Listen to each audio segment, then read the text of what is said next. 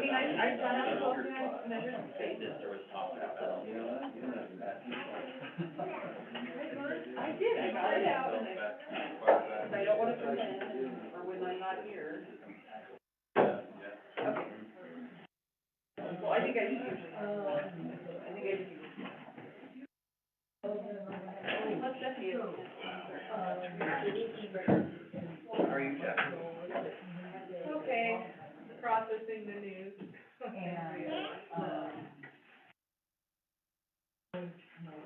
You're using certain, weird, they lose sight of natural causes. Yeah. Oh, yes. New password. That's the thing tonight. New password. I can't get it off at all, so, No. I think, I wonder if we could put a request in to have ours like change like yearly. Rather than. Well, I hate these surprises. That'd be So are they supposed to change every month or what? It seems like it right now. I think it's every three. I never had to do it, other than when Sean asked me to. You get in it? That'd be nice. I want on that plan. I don't know how it works. All right, so. Hey, how's it going? Good. Hello. By that computer, just don't touch it, like through Facebook. Okay, cool, or you have an extra question. Okay, thank you.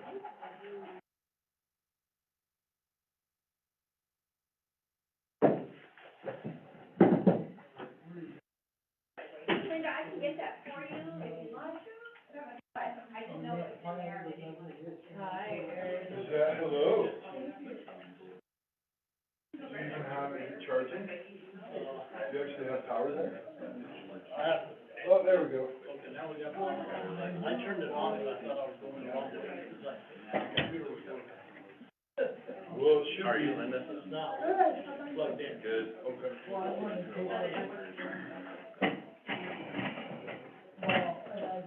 Myra, Yes, sir. do you have a moment? I do, sir. Do you have a hammer? I do, but I'm not gonna give it to you. 4 moments and 3 hammers? Maybe 4 hammers and 3 moments. Just to break the computer backwards. You can use the gavel over there. No, it's in the drawer too. Okay, so I enter in, The old password. right, and it's. So the agenda for the session is on 2 pages. One side and then you flip Then it you have over. to change your new password. And then that They want you to change your password. So you're already gonna do a new one. Number 2 fast. Okay. And that's all in your mail. And then your new password is probably gonna be the one that you wrote last time. You're very welcome. And I gave him your initiative. Yeah, I got that one. I used to have to read it like 2 weeks along. 196. Okay. These are hard to come by actually. Don't forget to But I actually went home this afternoon. Get them because I forgot. I leave it at.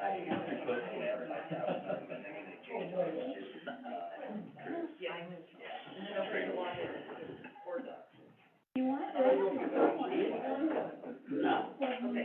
That's a no-go. Do you want a hot one? No. I only have a couple of those left, and I finished up the bag. Trade off the cinnamon one.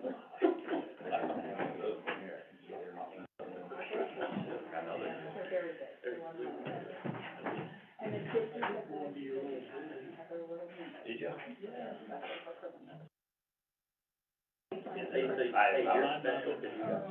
Do you, would you like? I'm good. I'll shoot it, why did you get this morning? I don't wanna know that. Because that's all the candy I had, that's 3 points, so I gave everybody 3 points. I was thinking it was a joke or something, but. He's really worried, and that's not.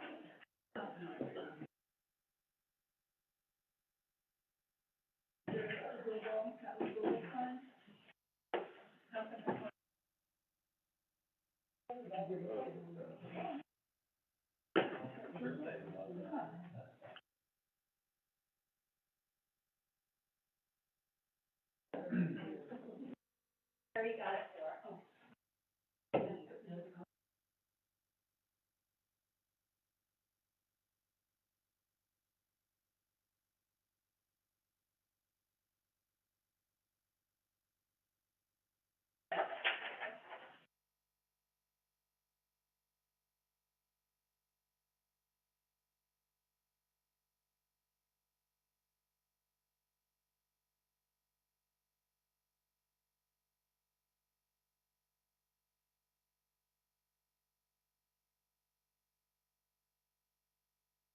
Yeah, I have a little,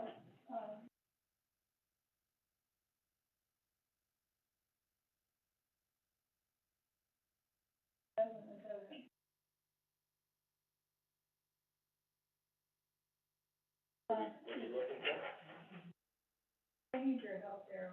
We're trying to, mine I have a little Google and it brings me up to Board doc. Board doc. You might have to go to your email and find board doc, just search board doc through your email. First. Mine coming up on, Yeah.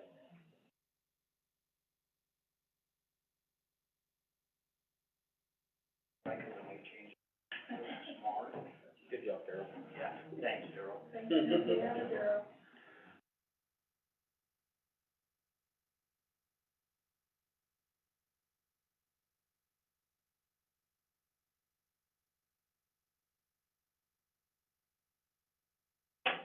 All right, I'm sorry it's taken so long, but, is everybody ready? You're waiting on me, I know. Okay, I'll call this meeting to order at 6:04, and this is a workshop, a work session. The first thing on the agenda for that is, going to be, the discussion of the solid waste sorter and treatment plant, and the presenter is, lots of people, so I'll turn it over to you. All right, thank you. I'm assuming that you all received the information by email, but in case you did not, I will do.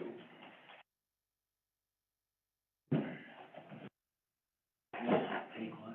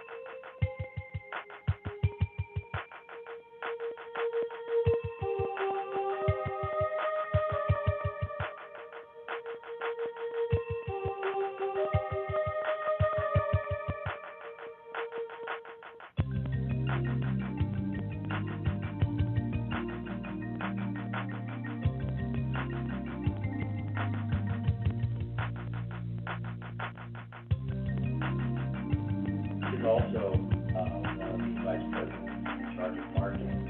Again, as we begin to gain some traction here, he will be very instrumental in getting our website, social media, et cetera, et cetera. I know we were, working on website up, right. Those are essentially, obviously major players. Of course, you already know Rose, who is the president, and she basically is president and all-around, expert on all things solid waste, guides the direction, with regard to that, and she, do classify her as an expert in this field, and she's the one that is the catalyst for all this. Of course, you know me, won't get that. Anyway, as we move forward, I'd also like to acknowledge, Yvonne Johnson, Executive Director of Carter County Economic Development Board. She's been very helpful, and we have, as I said, since our last meeting, has really, done a fantastic job for us getting the information out to outlying communities and actually communities in the state.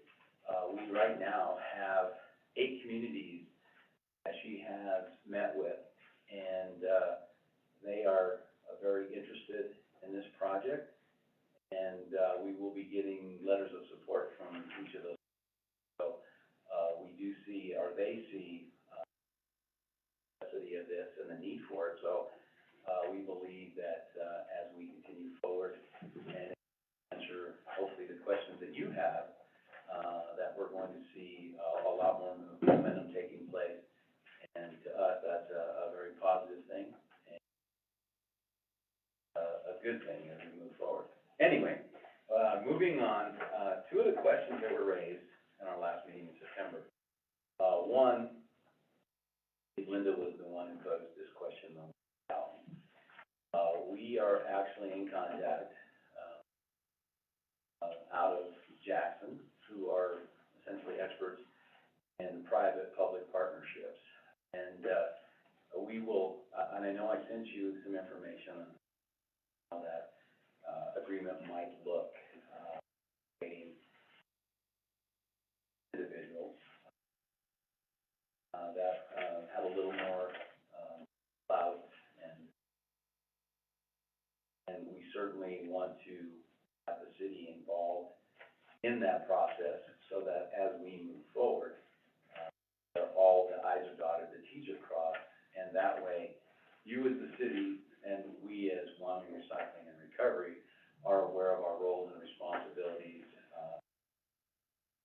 I think one of the things that probably should be mentioned here, city, and every large project that you have, you already have a public-private partnership as you with this city municipality are not experts in a lot of the areas, so you have those individuals and companies do that work for you, and it would be no different with what we're attempting to do here. That was one of the things to you specifically. Those agreements that you draw up would be no different than what we're looking at, because it is a service that's being provided. Again, we want to be clear that we want everybody to understand what their roles and responsibilities are, to minimize any values or legal problems that might crop up. So, we are definitely, wanting those groups and organizations that are going to be involved with this to kind of steer us down the path so that we all know where we stand. Second question that was asked, and I did worry, there was a concern about, your property, I know it's, your, sorry if I'm not mistaken, correct me if I'm wrong, was about having the location of the facility run on the landfill site. If you look at the plan that we provided to you, and, I believe Rose has had these conversations with Sean, and I think she might have also had these with the mayor. Where that would be located would not really be in direct proximity to the current, transfer station and landfill. It would be more along the northwest side of where the current transfer station is, and probably a little bit north. So it would really, essentially be away from the landfill per se. So it really wouldn't be on that site, Devari, it would be a little bit offset from that. And actually, in gun between, range, yeah, in between the, on the side of the gun range. exactly, a little bit to the north of that. So that's an area that would be obviously away from the current landfill transfer station. You know, and I started to know that we're trying to, really, we wanna put it in a place that has recommended, that one that makes sense, and then it also does not confuse people. Zero waste energy plant. You know, that is, that makes a lot of sense.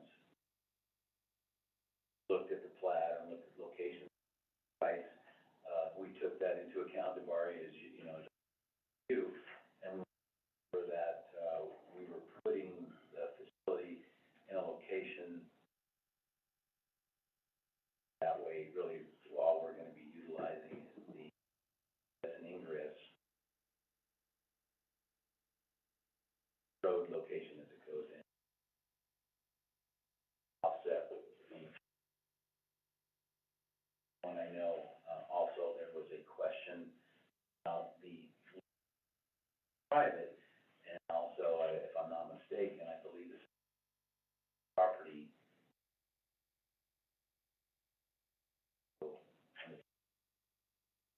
Is it BLM property? Pardon me, I'm sorry. That property you're talking about, is it BLM? Oh, where the plat is? Yeah. No, that is actually owned by the city. Oh, okay, I always thought it was BLM. Yeah, it's, yeah, we looked very closely for that very, you know. I was gonna ask the Yeah. question, my question was gonna be,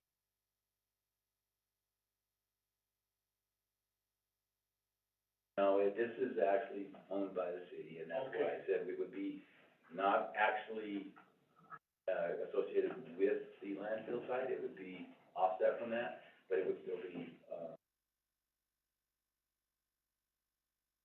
and those are really the two big questions that I wanted to make sure that addressed, because those are the first two. I believe, the mayor has, asked a few questions, those, and I will convey to you, and I apologize for this, we're still waiting, cost capture, obviously, because we've been obviously more details of size and looking at it as a facility. I will tell you what we have communicated to them, the facility would be a 55,000 square foot facility. It would need approximately 3 acres, possibly 3.5. So we're not looking at a property in terms of building, but 55,000 square feet is, inside that building would be quarters, plastic, glass, some of those other materials. Of course, the digesters were your organic solid waste. So, good-sized building, 55,000 square feet. It also houses a lot of manufacturing equipment. And there will actually be, equipment in there, front-end loaders, be able to put, tractor trailers in there, waste in it, and that facility, but acres, 3.5. Those numbers, then we can actually question Terry about costs and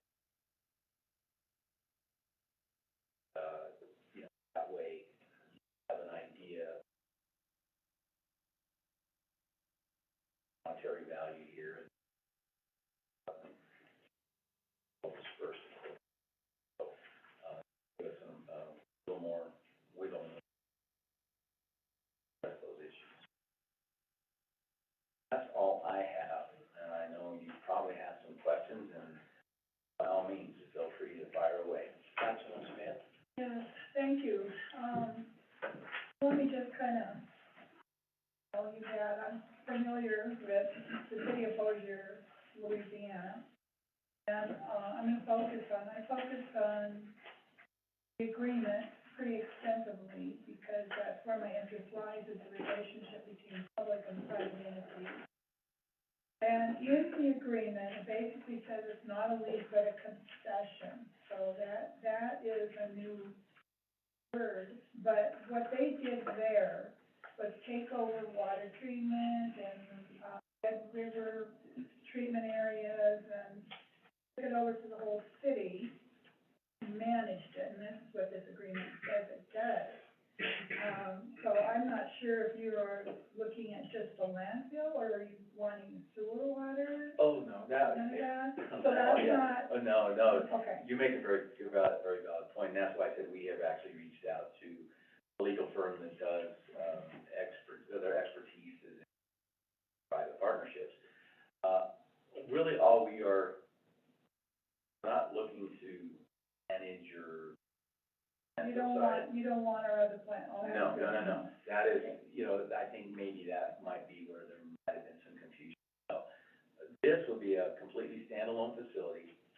Yes, the solid waste that would be going to the landfill, obviously, whether it's, private enterprise or, local citizens that are bringing stuff, yeah, that would be moved from the landfill to the facility, go through the sorting process, and all that, but our intent, never to manage or run the city's land.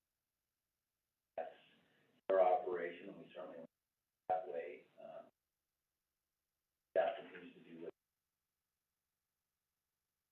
look at this plant and realistically, what we're looking at is all the solid waste and recyclables. You have a very large amount of construction and demolition that we really don't want any part of. That's not what, part of what you want. yeah, You that's just not want what we're, organic. yeah, we're just looking at the organics, household, anything that's recyclable. Not saying that, construction is not, but that is not something that would be processed through that. So that's why I say the city landfill would still have a lot of. We would still need to continue our contract with Casper, and Exactly, we just want our organics, okay? pretty much. Now, in this contract too, the city of Bossier also, when they turned this over for management session terminology, they gave over $1 million to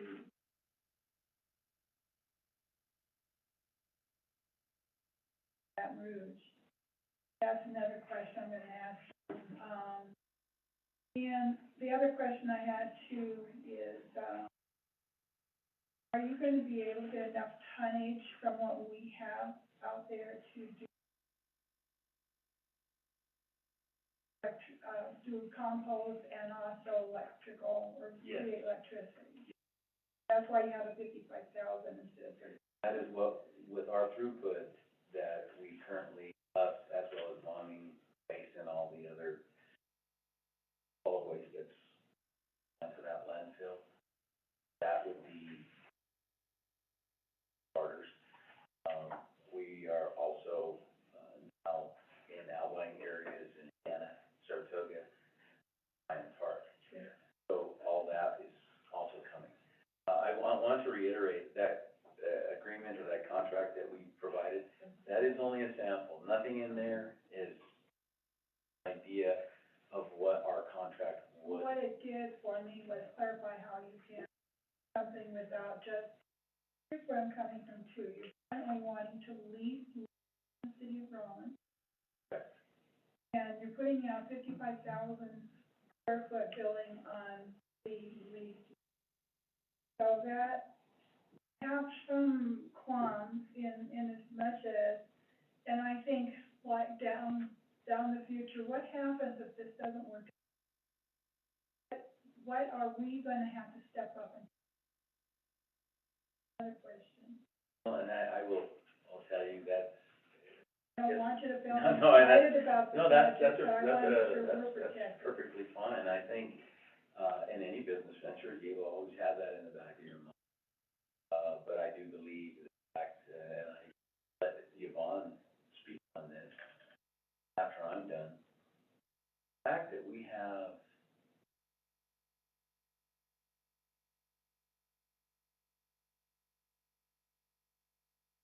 fact that they recognize and see viable option. Yeah. To, cycling and energy, will tell you our solid waste is not going, in fact, it's probably going to increase. That's some of the information I provided you. The Wyoming state legislators appropriated $21.6 million to shut down 12 different landfills in the state of Wyoming. There was another 7 or 8 of them that were purposed. They've already put in a lot of money to close these facilities down, which means all that solid waste has to go somewhere. It is going somewhere. I believe most of ours is going to Casper, am I correct? Okay. So, all these other locations around the state, their solid waste has to go somewhere. So while they solved one problem because of our landfill use tax, that means the landfill that currently exists in Casper that has a 200 lifespan or whatever it is, eventually is going to be done because the amount of solid waste that's produced on an annual is not going to decrease. Studies have shown that if you look at a global perspective, tonnage that's created on an annual basis is, and most locations, if you look at larger cities like, they have to put their solid waste on barges and ship it out into the ocean. At some point in time, you have to say, you have to do something different, because, that's one of the things. Yes, there's always that risk that it could fail, but we're going into this with the entire intent and the, we're going to make it succeed one way or another. And I want you to, and I want you to, I know you be terrific. Well, we appreciate that. But as a city Yeah. council person, having had industrial bonds go sour in the city of Rollins, we over them. Look at, cautious, we set this stuff up, I budget, I think it's budget for your our economic attorney to help if we could. But when it gets, tell me if something goes so wrong that the city of Rollins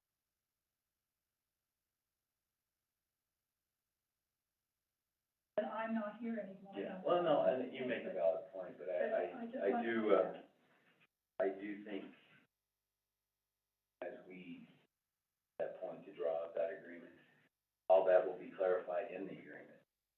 Honestly, I don't see that happening, to be honest with you. Like I said, solid waste is not going anywhere. If anything, that facility's gonna get bigger.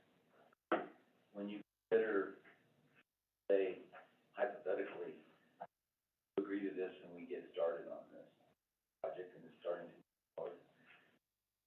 Juan continues to do her job and work her magic.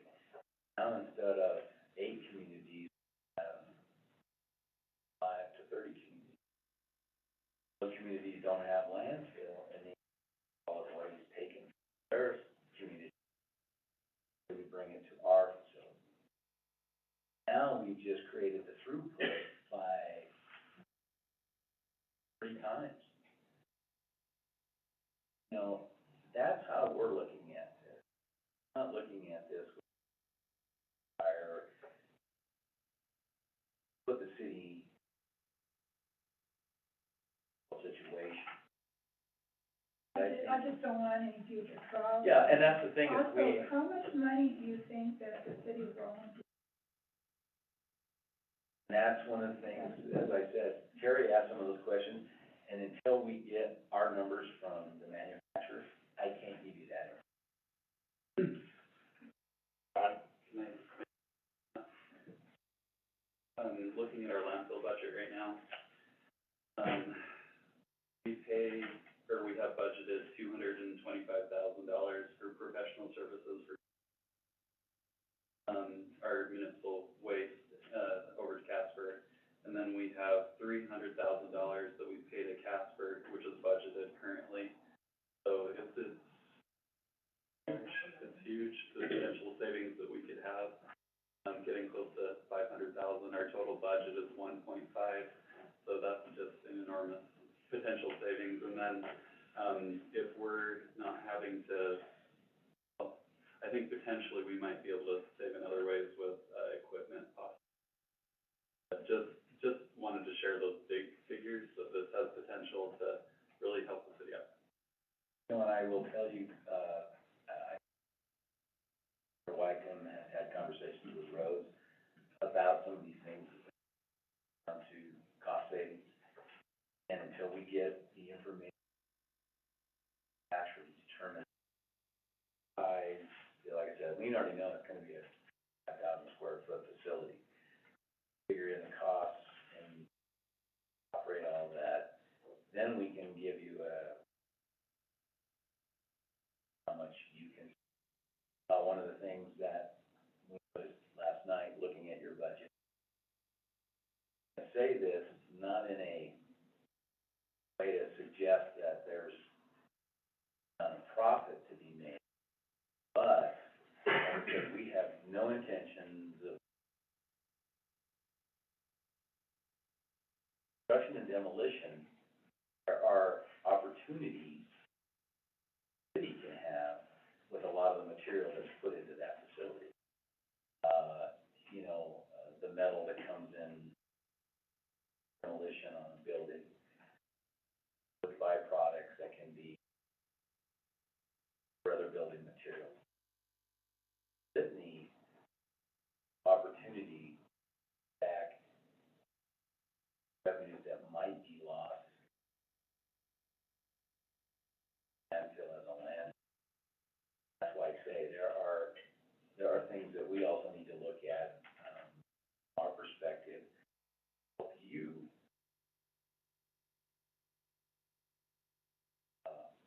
My job has always been to solve problems. That's what I do, and this is an issue that has been brought to our attention. I tell you, we will work with Sean, we will work with staff to help you find those solutions so that you're not, one, going to be losing money, that you're saving money. Purpose a lot of things, just like for natural gas that's created from the plant. If you converted all of your diesel equipment to natural gas, save yourself an enormous amount of money just in fuel costs.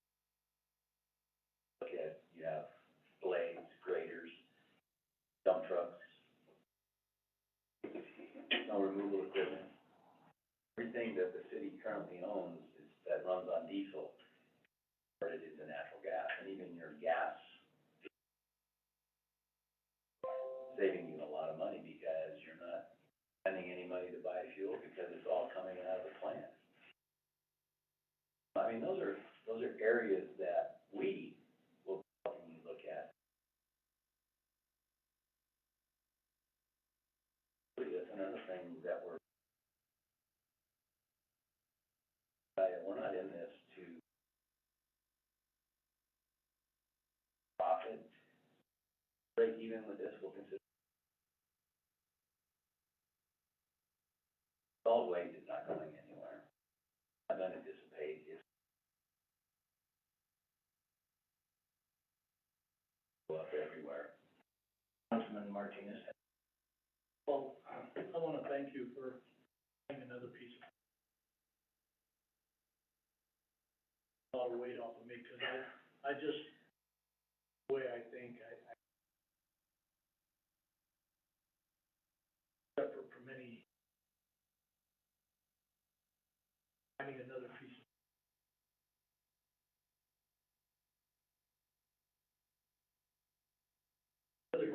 The other question that I have, what else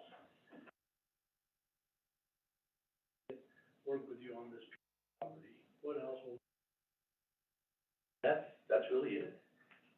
You know, that's, I will tell you, The only other thing that we can think of is the road. yes. Gonna have to be widened and probably made so it's not going both directions. Ingress, egress. Right. And then, yeah, and that's great, and so, the other thing I got is that, yeah, it was basically that, just how much more involvement the city would have. Because I'd hate to leave this,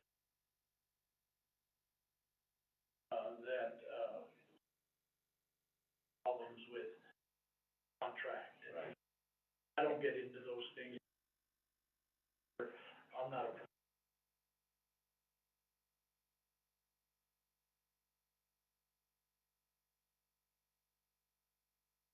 No, and that makes perfect sense, you know, that was the whole intent too, is, when we communicated about the feasibility study. That grant for that feasibility study is really to look at the current infrastructure in terms, just the road itself. Sure. What would need to be upgraded for the truck traffic or the amount of trucks that would. Because we anticipate it's gonna be immense. Good. Honestly, we will. Patrick. Hello. To me, it sounds like a win-win for the city. I did what, and it was probably in your presentation, how would this, affect the, Yeah, it would. okay.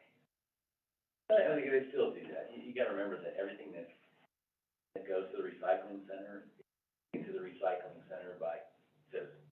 That will not change. We're taking all the recyclables out of the current solid waste that's put in the dump trucks, or the garbage trucks, or the, you know, that is, you're not gonna wade through that, trust me.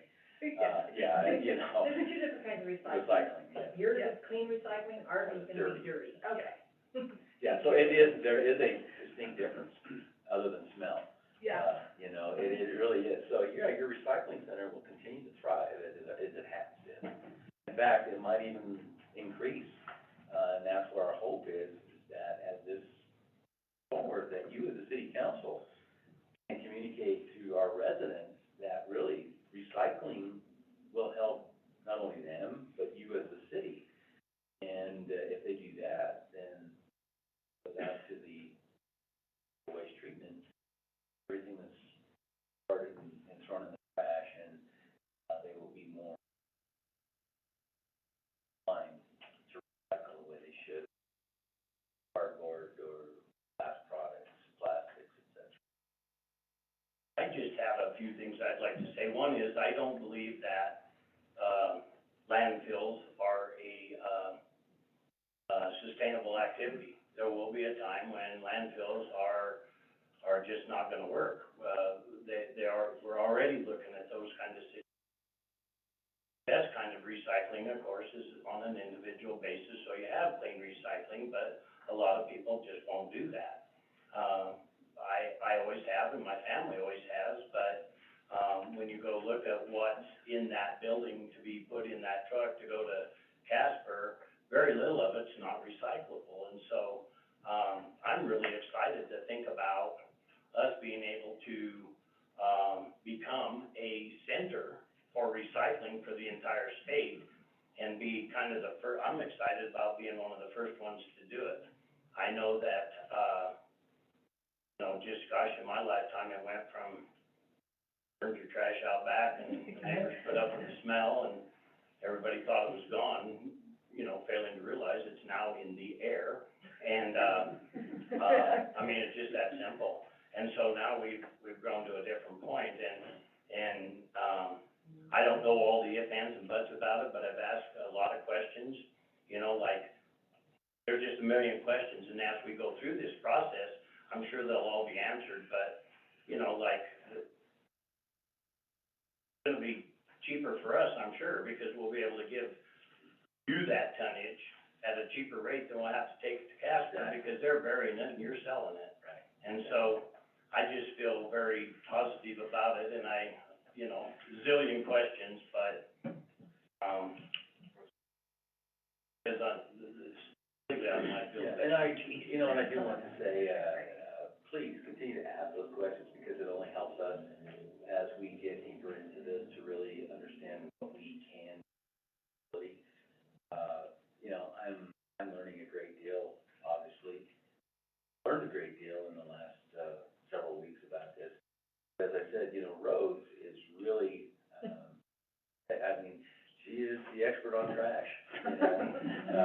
She knows her stuff, and, she's always posing questions to me that, you know, start looking into alternative, sources and possibilities.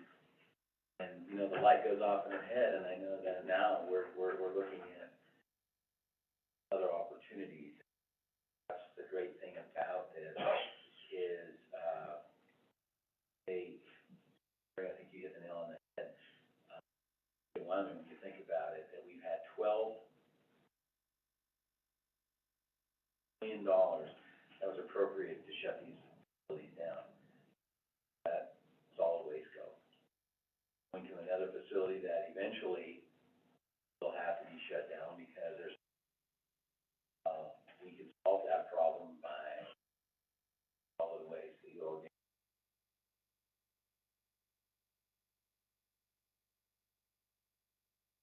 Well, you know, that's one thing I think that captured natural gas also too. That means utility costs, or we could repurpose that back, Rocky Mountain, or the Black Hills Energy. We can actually recycle that back through their system so that it heats homes that people that use natural gas, or just that have gas heaters. So, there's opportunity, have to look at the possibilities that'll help us as a community, and certainly the city of Holland and outlying areas. And our goal is that we want to make, Wyoming, Carbon County, and it already is. And I know I'm past my time, so I'm gonna go ahead. There's no other questions. We have one here, Councilman Weisenberg wants to ask a question. Yeah, I have a couple questions for you. I know I read it in there, the percentage of actual waste that comes out of the facility is how much? The percentage of waste, Yeah. what do you? When all the recyclables are through your process, there's a percentage that is actual waste. Yeah. 10%, so, Might even be less than that. okay, so then, from the 8 communities that, are interested already, what's the average tonnage that they produce right now from their communities alone? And that I don't know, because we haven't had, all we know is that they are willing to work for the project, but we haven't sat down and discussed. There's an opportunity. So when we get that information, I'll be glad to share it with the city council. And I'll keep that in the back of my mind, just like these 2 questions that were asked in September. That way you have an idea, but I can tell you, those 8 communities, based on what we know, average waste that's produced, or, annually by one person, I would say in those communities, they're probably equivalent, larger than Rollins. So if we are generating over 5,000 tons annually, possibly up to 10, or from 10 to 15, possibly even 20. That's just a guess. And I would say when one takes her trek westward, probably get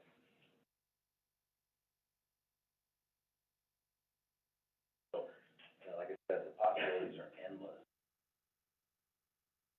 I think the reason, there's one reason for that, and everybody's in the same boat.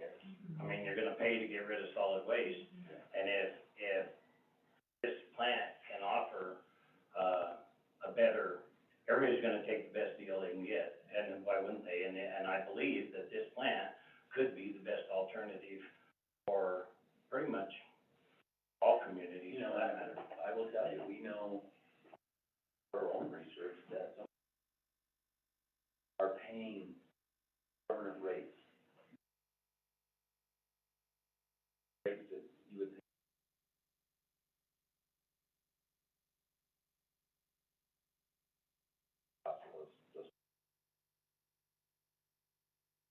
Why wouldn't you want to go with somebody that can rate much cheaper?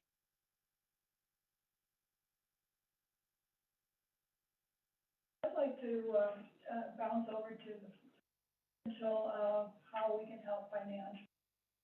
And I think in past, was the grant writer. A lot of the things that I saw, like industrial bonds, also had community development block grants for like roads, that we could apply for that for roads. And I think there's, FHA program of some kind, it's called a capital. Will you want us to be able to help you in that?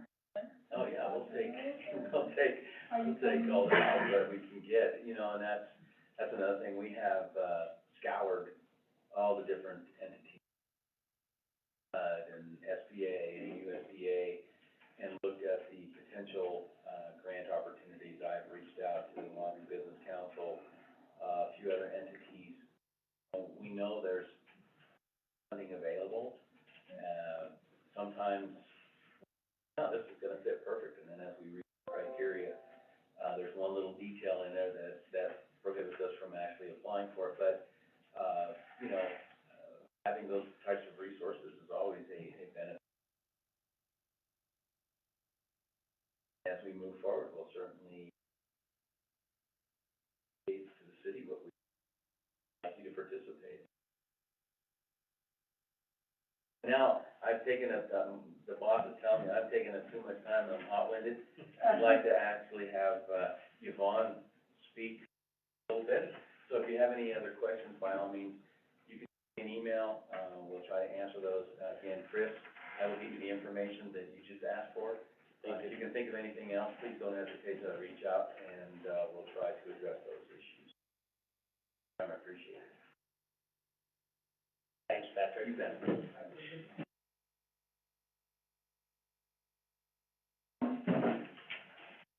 Good evening, Mayor and Council. So, as you've heard, during Thanksgiving, the week before Thanksgiving, I, took a trip to, Morrill, Nebraska. And so what I did was, I've already gone around the county presenting the PowerPoint that you have before you, to all the municipalities, and I've talked to the mayors, and everyone is on board. I have not had one negative. So then, I'm taking the cruise to, as I make my way to Morrill, I did the I-25 north, going onto Highway 26 into Torrington, and going into Scottsbluff, Lyman, Morrill, Mitchell, Scottsbluff, and Gary, Nebraska. Almost went to Alliance, the day after Christmas, or Thanksgiving, but found out their, offices were closed. One of the very interesting things was when I was in Guernsey, the city clerk there, she was so excited. I mean, like, she saw just the title and asked me if I had 1 hour to wait for the mayor to come, because he was, or I don't know, the day or she was coming, and they were ready to write a letter of support. And I could write, she just, well, whatever you need, we want this. So, and that was the verbiage going into Fort Laramie. So I went to all the rural communities, and I cannot tell you how happy that they were to even be involved and to have me in their office. I mean, like, because I don't get the information that is what is going on around, you know, around our state. So that was very, eye-opening. So I'm in Fort Laramie right away. I don't even know if he was the town clerk, if he's a councilman. Gets on the phone and calls Torrington and says, do you know that, and so I didn't know that he was calling Torrington, I was already going there after we talked. So get to Torrington, this was very interesting, so I'm, with Lisa Miller, who I just found out is retiring as Economic Development Director, and, Braden Conor is coming on board. So, I meet with her, and she has 2 board members that, are on the city council and in the city office, and then she wanted me to go to TDS. And TDS is a, disposal service that runs from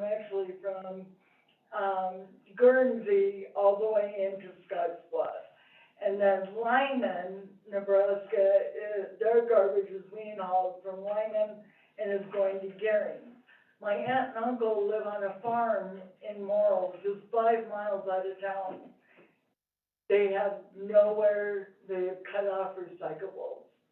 They can't even take it to Scottsbluff because they don't live in Sioux County. So as I'm going through and traveling, in Nebraska, they are like, sign us up, we are ready, we will bring our garbage, it's all about money. You save us the money, we'll bring it. So supportive, so happy.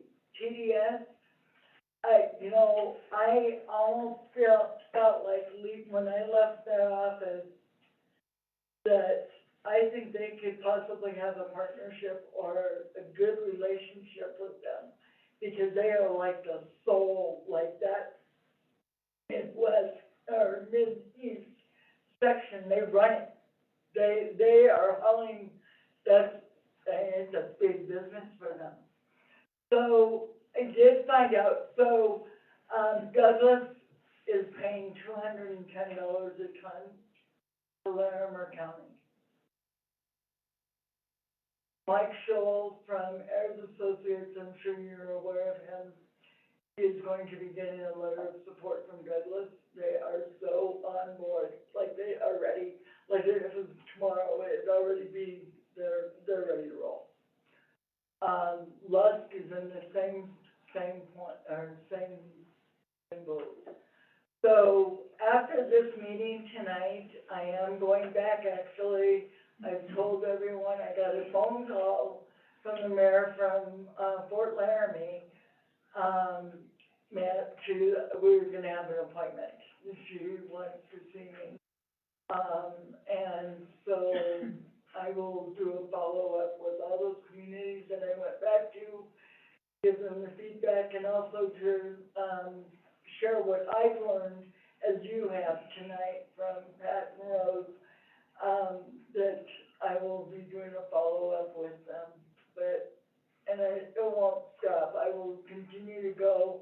I ran out of time, I made it to LaGrange and did not make it to Alvin, Chipwater, Cheyenne, Laramie. I already know Cheyenne, Laramie, they're already on board, so it isn't like it was like this big thrust that I gotta get there, because they've already heard about it. They've heard about it at the state level, was in, Cheyenne for the business, Governor's Business Forum, and 15 of those went out. And our legislators, a couple of them have got them, and boy, they are just happy as all get out. They really wanna see this happen. And I feel that this is really gonna put us on the map and, save us, because as they said, it's gonna save us a lot of money, and we're gonna make great friends. So that's all that I have. I will, be back to give report again. How many employees do you anticipate? Well, right now, we have about 20. Got admin, yeah. That's good.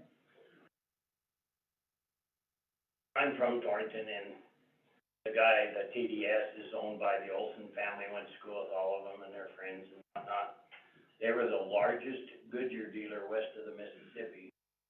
And the old man, Buck was his name, the father of them all. He started his own landfill, one garbage truck, and it just, that's what they've grown to. And, huge business. Garbage is huge business, and if we can be number one, hey, we can be that and stay that and really transform our, I mean, it could be a real transition for our town, so. I don't know all the details, Right. not ready to vote yes or no, but as far as the, theory goes or whatever, totally interested and can't wait to hear more. So, and back to TDS and why Goshen County, so I started in this position, as you all know, almost about a year and a half now. After I, did some mentoring with Lisa, and we had already talked about this system. Well, Torrington already, TDS already tried to, and thought about doing, a recycle plant, but they have dissolved that idea. And so this is why she has been emailing me all winter, you know, what have you heard, what is going on? They are so interested in this, and just, I cannot tell you, the woman almost was jumping for joy, and like to make sure that I get to the city council. Councilman Smith? In reading through your materials and just watching all over time, technology is already proven on the West Coast. It is proven in the states. So it's not, we don't have to prove the technology. It's already there. I mean, you've already got a place where you purchase. I think, you know, it's much further down the road. You're not starting from ground zero. Starting it here, and I just believe in an exciting, very successful. From my point of view, for economic development, we can,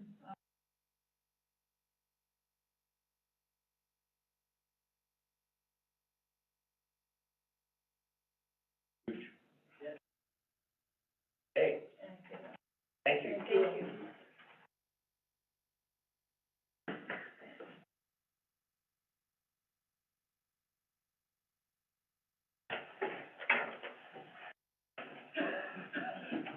I'm from Torrington.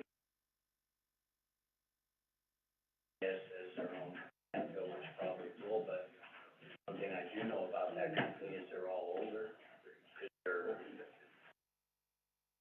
Everybody, the owners are older than me, so they're not, they're ready for something else, is what my age is. All right, so, go back here to, and then I think there's one other thing on the workshop, and so I will,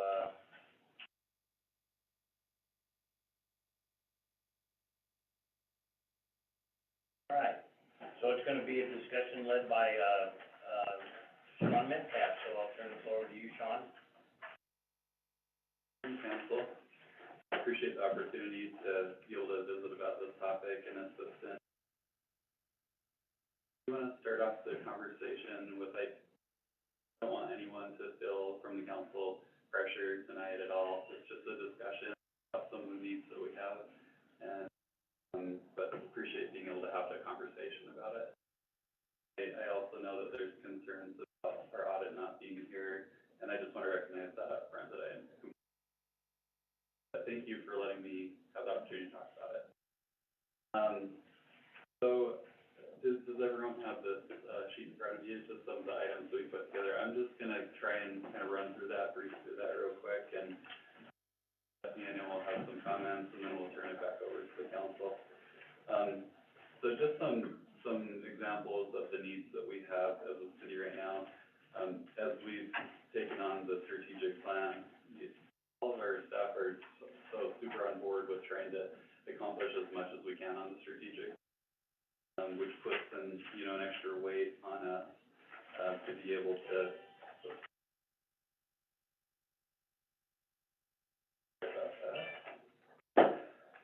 That's my alarm to go work, as if I were ever gonna actually do it.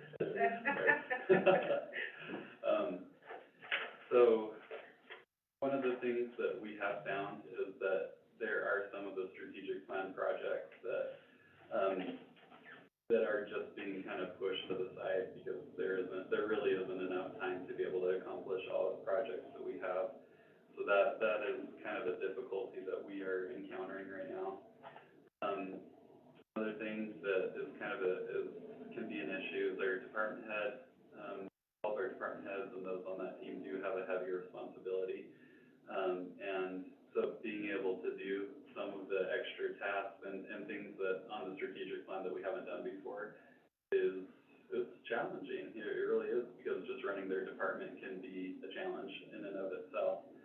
Another example is just like, for public works, our failing infrastructure and those sorts of things, they take, 100% priority. And so, which means when they're doing all that, plan, some of those other things can go down the list of priority, basically.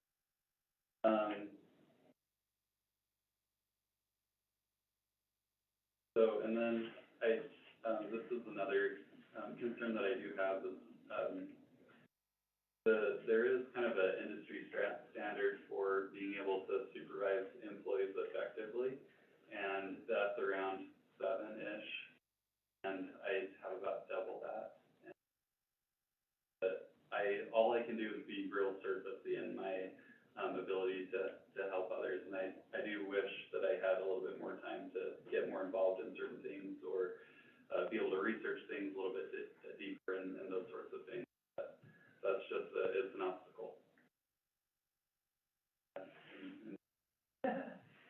One of the things that, is the biggest concern that I've seen is throughout the city is I see, a lot of the time that employees are putting in. It's causing a lot of, stress and burnout, and their wellness, I think, is really what's being affected, and that is a big concern to me. And I think that, if structured correctly, given it would need to be structured correctly, but I can see that as something that would really be able to assist, be able to see like, maybe community relations has a huge project on their plate and they could use the help, and so that individual could go over there in that area and take some of that weight load off. And that would help, Lou in that position to be able to go home and see his family, or be able to spend that time that he needs in order to rejuvenate. And that's across the board. Maybe it could be in parks or whatever position it is. And that's kind of what I see this position would, as a benefit that this position is really help our employees to be able to do what they need to get done, those projects that they need to be done, but also not, affect them so much that we lose them or we cause them, their family situations. So that's my big thing, so. I don't necessarily need to go through all the examples here and read one by one, but I think hopefully the point is made that there are just like endless amount of things that, if we had someone that I can say, hey, go and tackle this, go help this person, I could keep this person busy and then some. And Bethany kind of already alluded to some of the potential results, but improved wellness in employees, and which increases retention and effectiveness, ability to focus on employee needs and provide appropriate support, ability to accomplish strategic plan in a more timely fashion, quicker response to citizens, improved operational effectiveness, they're overlooked, better best practices, or when we can send someone to say, hey, just go check, just like Yvonne just did. She just mentioned what other cities have done, and that's just one of those things that that person could do, that's like, hey, go really research this thing and bring it back, your thoughts. One of the things when we get our economic development director starting next week, I do wanna be able to spend some time with, go and meet with, businesses, potential business. And if I can say, hey, go take care of this for me today or whatever, so I can go and do these important meetings where I could potentially, you know, bring businesses here. So that definitely will, take. Last one is just the cross training, if I get hit by a bus or whatever, hopefully that doesn't happen. But you know what I mean? We can just go on vacation or something too. So, but I think it does put the city in a better position anytime you can have more cross training like that. And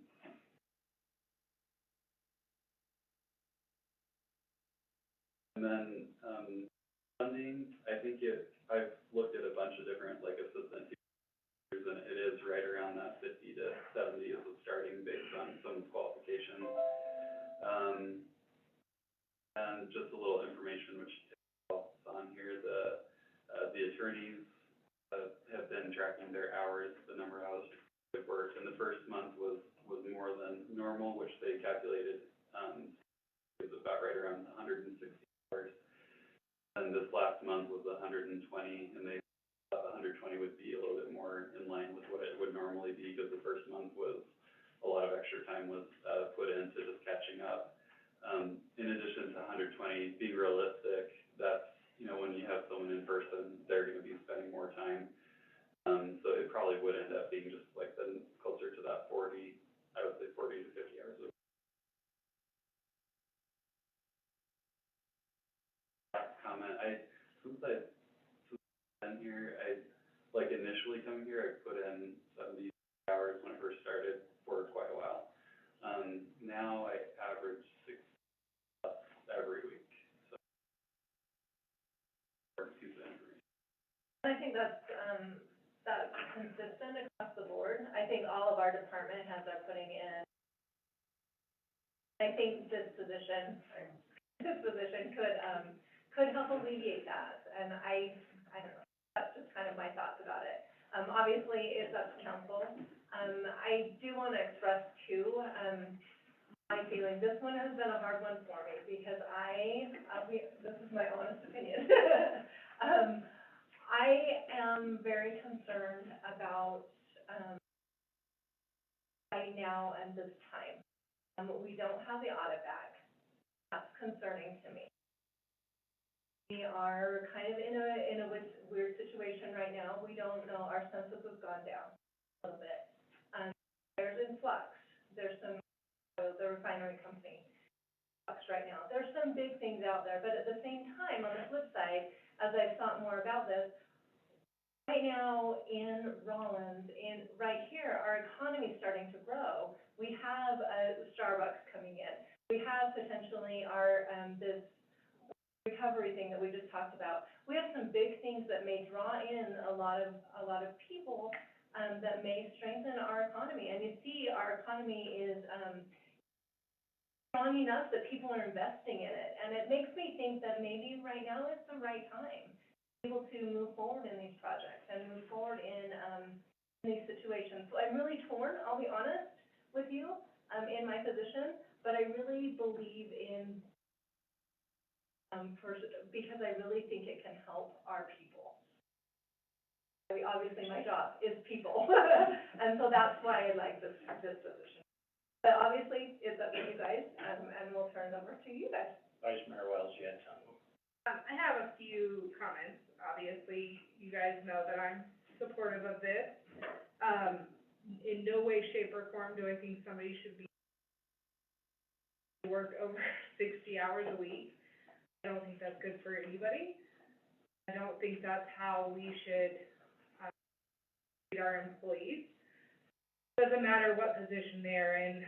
To me, that's unacceptable, especially when they have families. But also, I did want to point out, we had budgeted this, be an assistant attorney so we did put the money forward. I also feel like,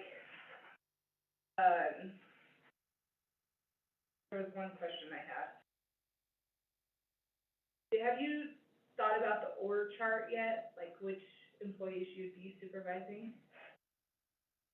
Versus If I, who this yeah, person if would I be? had this person, I could have them supervise a couple, 2 or 3 people, but the intent is just, if I can have someone that I can go tackle this for me, go figure this out, Gotcha. that will, provide a lot of relief. And then the other question, if anybody watches The Office, why the name assistant to the city manager? There's a pretty big difference. An assistant to is someone that, maybe they're just getting out of the master's program, they're just getting into their, they're gonna be your younger professional probably. The assistant would be someone where they're gonna take half of your department, and they're gonna oversee everything. And so I don't think that that's what we need so much as just.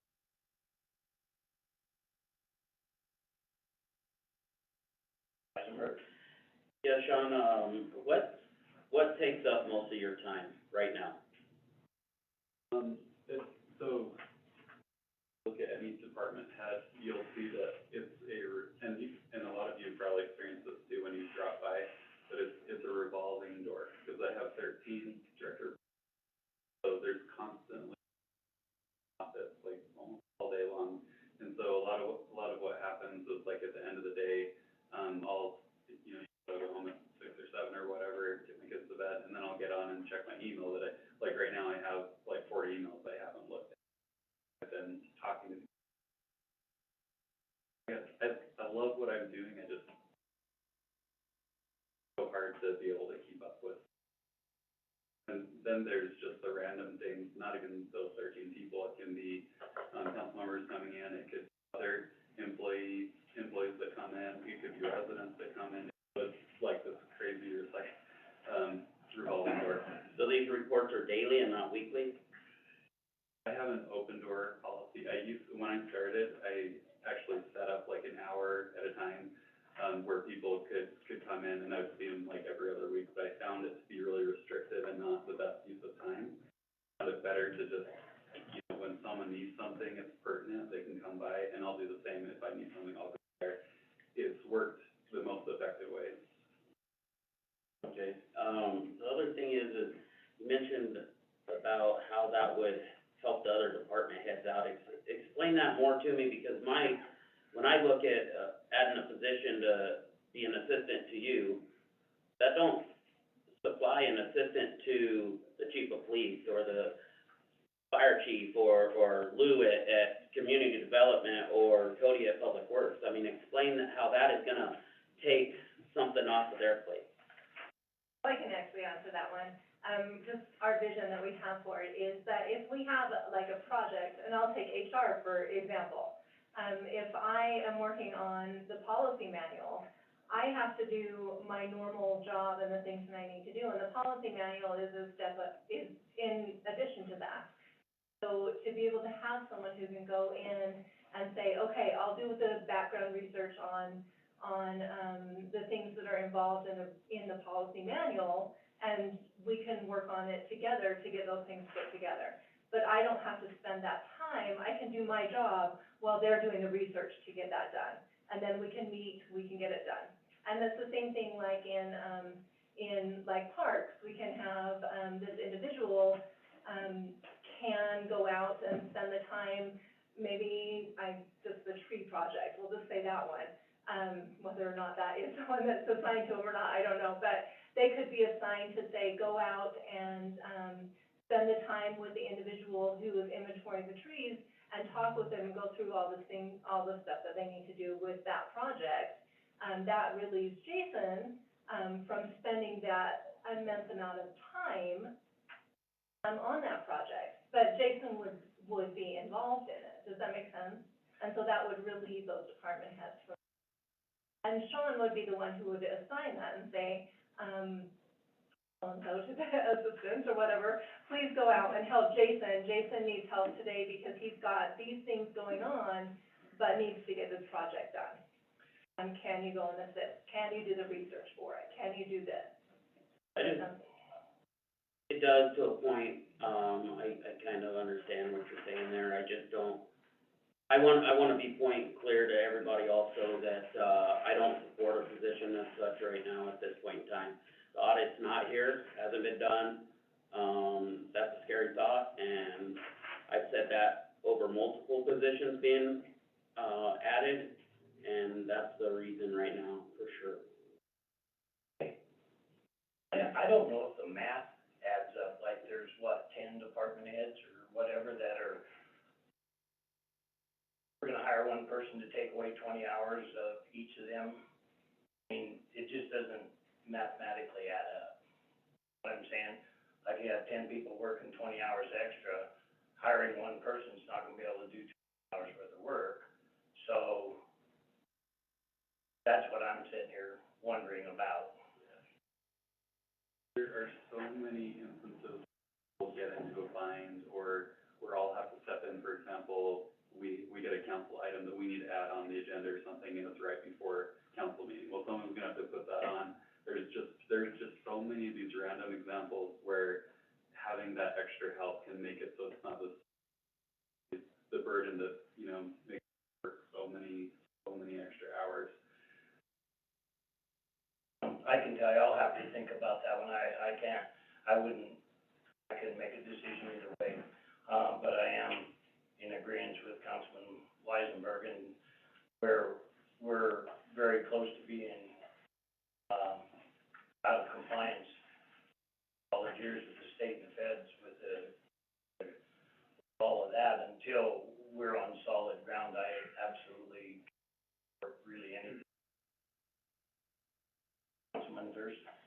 So I'd just like to say I'm in full support of this 100%, and I would encourage us to push this through as fast as possible.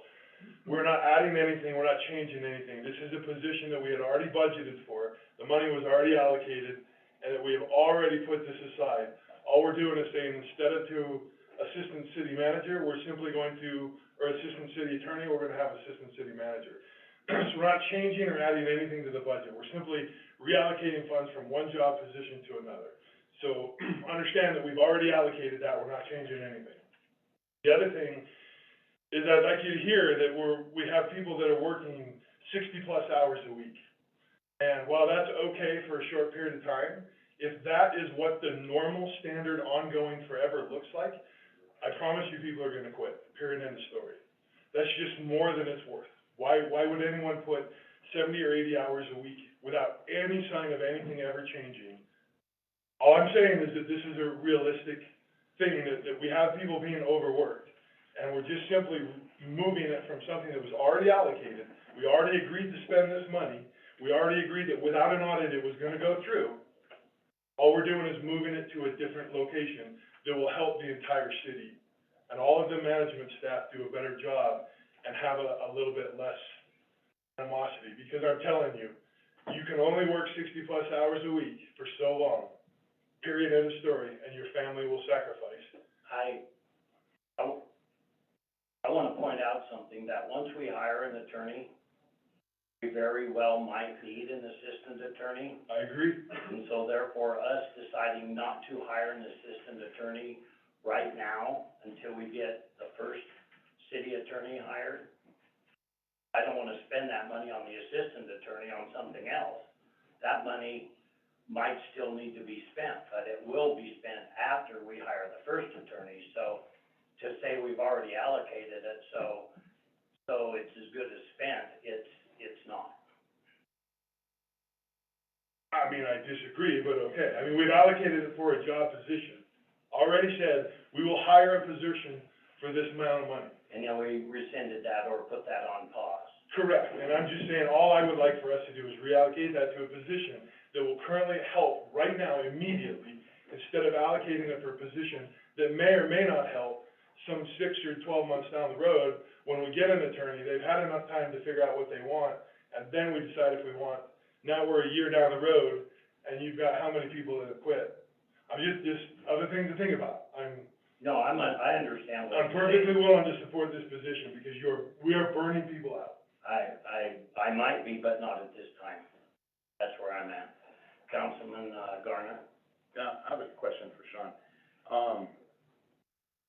With the assistant attorney, would we keep that position and we hire, let's say we hired an attorney and then we hired an assistant attorney, how much is that gonna alleviate for the staff? Is that gonna be beneficial to anybody more than just us or the attorney? Or is that all that position is really gonna support and help alleviate workload? Right, that would just be for the, Okay, and that would be for us. I don't think we need any alleviation in what we're doing. So the same would support getting rid of this position and putting this in place, because we have amazing people here that deserve their families, and to put it off just because we may need this position, it's okay. We can wait to put this back on them. But I don't think we can wait on this anymore. If I knew how much where our finances were, and I felt solid about that, like we're not gonna end up in some sort of a jam or whatever, this can be criminal, you know, if we mishandle our finances badly enough. And I, with knowing where we're at in all of that, I don't wanna scare anybody or overemphasize it, but, you know, we're not in a good position that way. And until I feel solid about the finances, and, you know, we're days away from being out of, compliance by 2 years. And when, you know, it's kinda like saying, well, our checkbook still has checks in it, well, that doesn't mean nothing. I wanna know what's in, you know, where's everything at, and we don't know. So that's why I'm a dead set no, but that's just me. We've already approved this money. It's already budgeted. We've already taken this into account. We could have hired somebody tomorrow for this amount of money, and you would have all approved that, because we've already approved this money.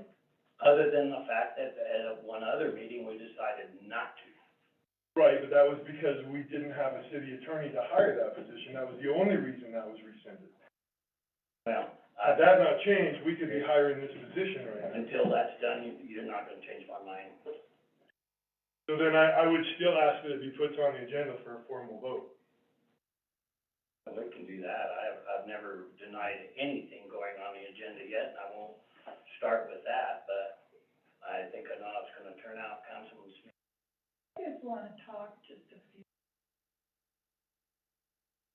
And I'm falling back upon years that I spent 13 years or so with community development and when I look at what, assistant city manager is doing, it seems to me like that should fall in the community.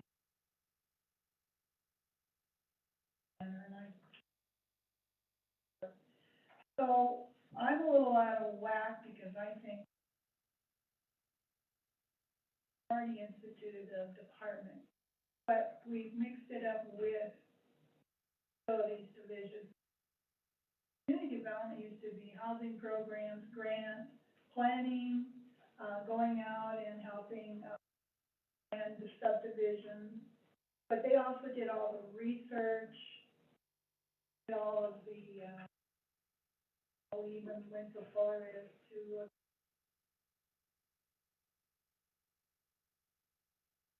hired a lot of outside. That bottom line was enough. But anyway, that's kind of where I'm thinking, but I too share overly concerned maybe. I just cannot, in good conscience, I don't know how much money we have, I don't know how much, I don't know what our reserves are. I've also been told that we loan millions of dollars to enterprise funds. I don't know that for sure because Ralph's numbers were raw numbers. I don't feel that we're gonna have to loan as much. We're looking at how much we have sitting out here plus we have the Rollins, Palm Springs in our district. We've got big bucks going out there, so I'm really concerned, I'm feeling like I don't have as a handle on where the finances are. Not Jody's fault, she came into the situation, auditor's issue. And I feel like we have to get that under control. And again, I have no problems talking about this, putting it in the next budget, looking at what we can. Right now, I just don't feel comfortable.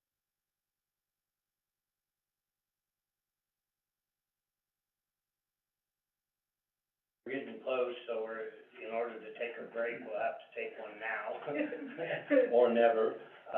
Is there anything else anybody would like to, Councilman Garner? I'd just like to say, just ask a question. I think part of the issues we're seeing, part of the pipeline, from the lack of running too thin.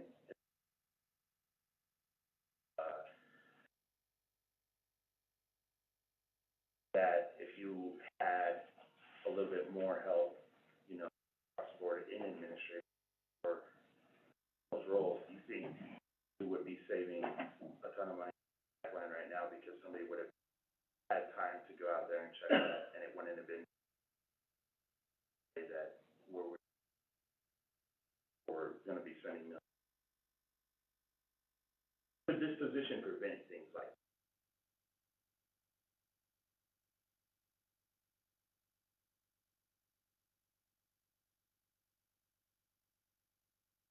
Part of that, probably lack of, we could use extra people that were just checking their.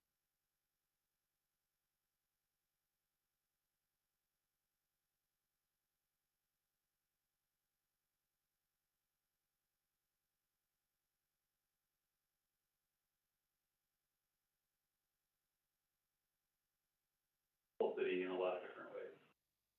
At a good pace that we want. Good conversation, Thank you. We'll be in recess till, for a few minutes, and Always hopefully we can come back.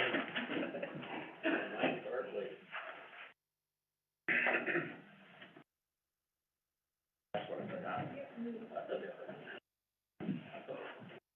Well, I had trouble with this.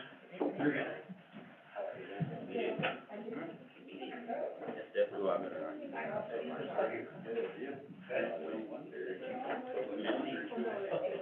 She said it had like, Weird.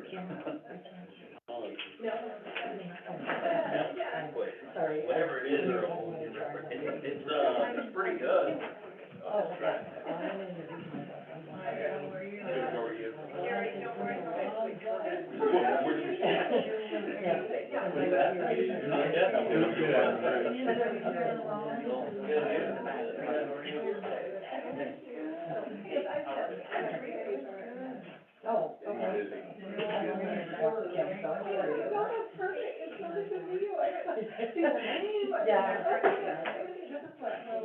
Wait, I'm going over here, Yeah, I work there with the phone.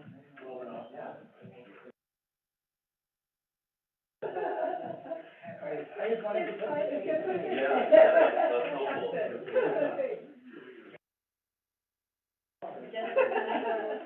that's helpful. Either way, yeah, I'm over here. One of the things that, gonna get out there is the, contract. I don't know if anybody's looked at that, mandatory requirements for. Well, you left it. I will say, I'm looking at the, but, right, maybe it's something that we could get out, but Yeah, right. Yeah, 'cause I've represented some municipalities that aren't into that contract, and I remember it was a long-term commitment. Just trying to recall when it set in, and, it made it difficult when it went there to renegotiate, so,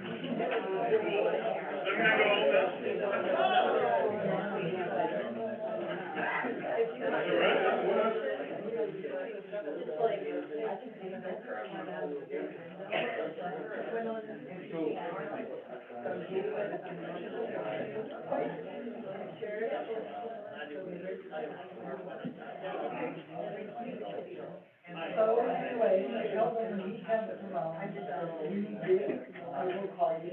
I'm not even.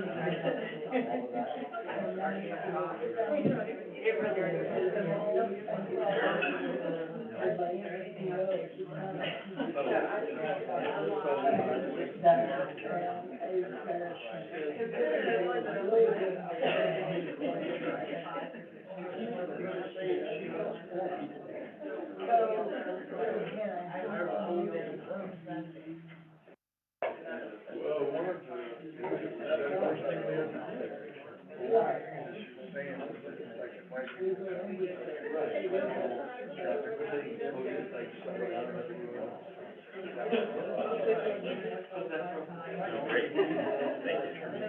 I took, I got half, a whole one, and then a short.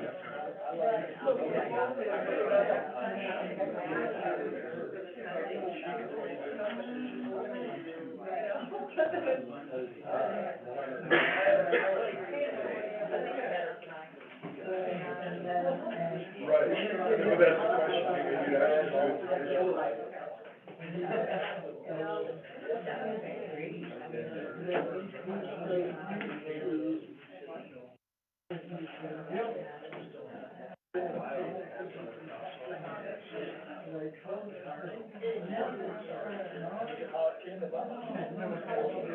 change around and then there's no more time, right?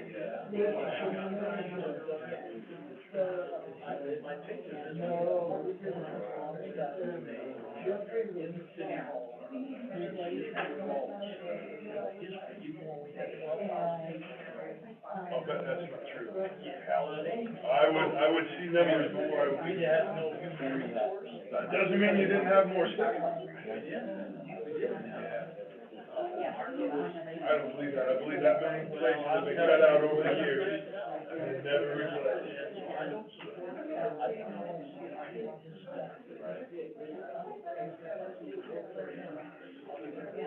I'm gonna do what everybody questions.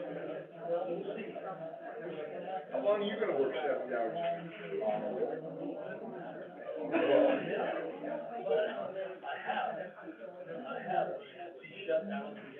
Exactly, but you knew that it would end, and at the end, there was still an end of the tunnel, right? You guys don't see an end. What's the end?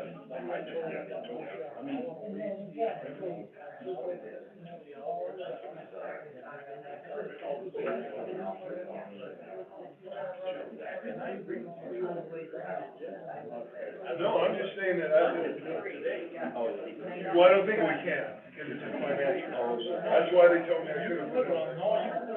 No, because you have to advertise. Yeah. No, you don't. Because it's a budget.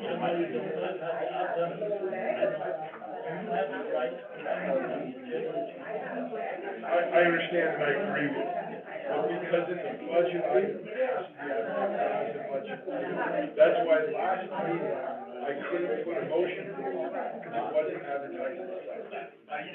So that was just, it's a very specific,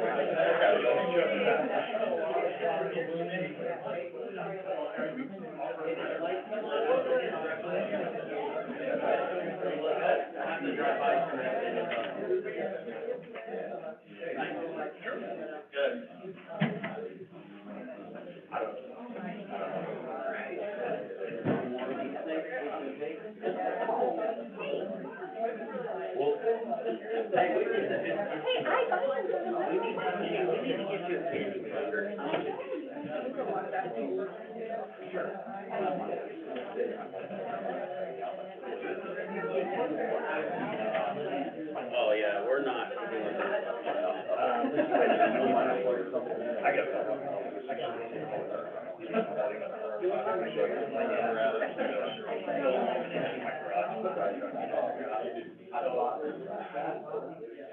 I better just, if it has to be done today or tomorrow, I have to do it today, so.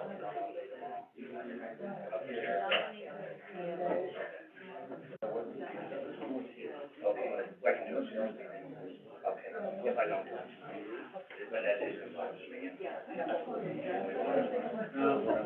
It'll come up. All right,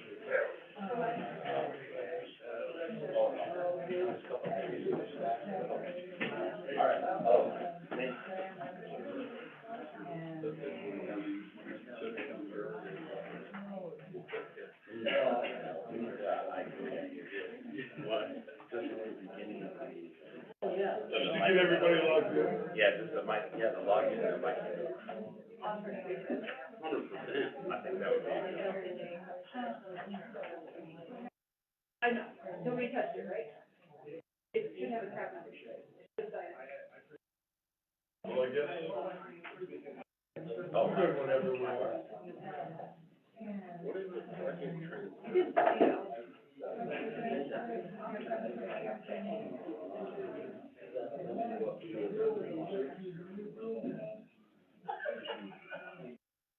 Right here.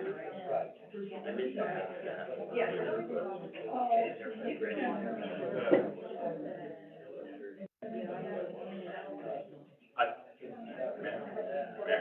I think they're trying to fix the audio real quick, because it was cutting out during our meeting. I got a text from him, so. Oh, okay. Sure. As far as, he cuts out like a mad one. Seriously, it's horrible. It's because he sits back here most of the time. all right, Even when he does. are we ready? All right, I will call this meeting to order. It is 7:37, and the first thing on the agenda is please join me for the pledge of allegiance. Pledge allegiance to the flag of the United States of America, and to the republic for which it stands, one nation, under God, indivisible, with liberty and justice for all. Thank you. Next thing on our agenda is roll call. Present. Vice Mayor Jacqueline Wells. Here. Councilmember Aaron Durst. Here. Councilmember Darrell Gardner. Here. Councilmember Jabari Martinez. Sir. Councilmember Linda Smith. Present. Councilmember Chris Weisenberg. Here.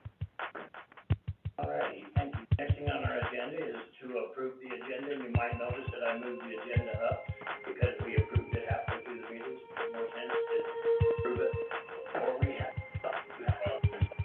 Anyway, now Vice Mayor Wells.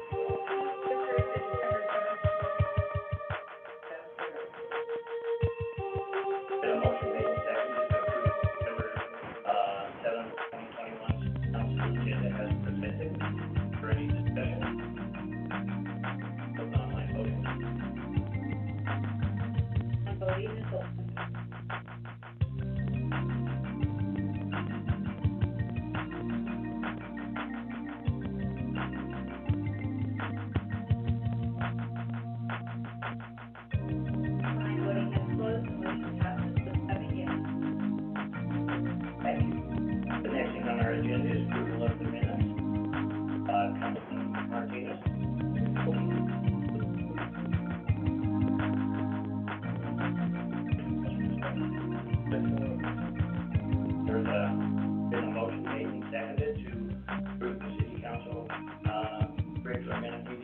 November 2021, as presented. Is there any further discussion?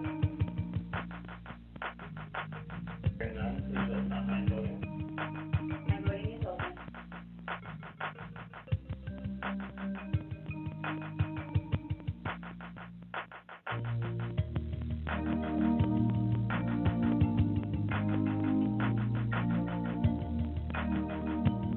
My voting closed, motion passes with 7 yeas.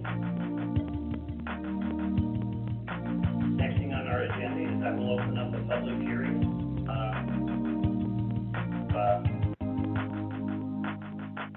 Any comments on the, amendment to the, year 21-22 municipal budget to appropriate funds to Volunteers of America for the operation of the Carbon County Youth Crisis Center? Is there anybody here that would like to speak on that?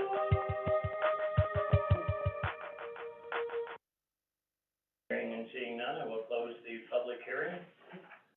Next thing on our agenda is, citizens' participation. This is the time when anybody that wants to come up and talk about something that is not on the agenda, you'll be given 5 minutes to speak to us, and kind of go from there. I wanna caution you before you do this, that when you get up and speak to us during this particular time, there's a lot of times we do not engage whoever's talking, and I wanna explain why, and it's because there's a lot of times we have citizens that sit around and think about things for hours and days, and they've got all of it worked out in their head, and they know all the details, and then they bring it up at a city council meeting. I want you to know that we're not up here sleeping, we're listening, and we'll probably get back with you if we need more information or wanna visit with you, but the reason we don't engage with you is because, we wanna do our research first, so don't be offended if we do not respond to what you're bringing to us.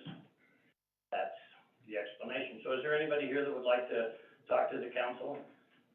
Please come up front, tell us who you are, and got 5 minutes.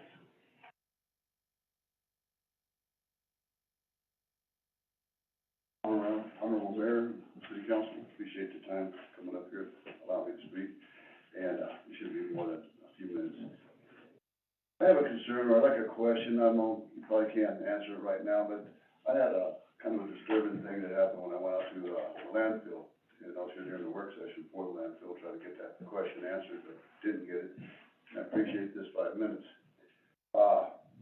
We spend a lot of money out there. I know we started out at $7 million, ended up sometimes a little over $14 million, and that's just the cost of trash. While I was out there, I felt that I had to do something that was uncomfortable, so I had to make sure it was actually done, and I have sent a, email to each one of you about that situation. Haven't got an answer, so I thought I'd bring it here. But the other question was, I guess this would be for the city manager, or the council.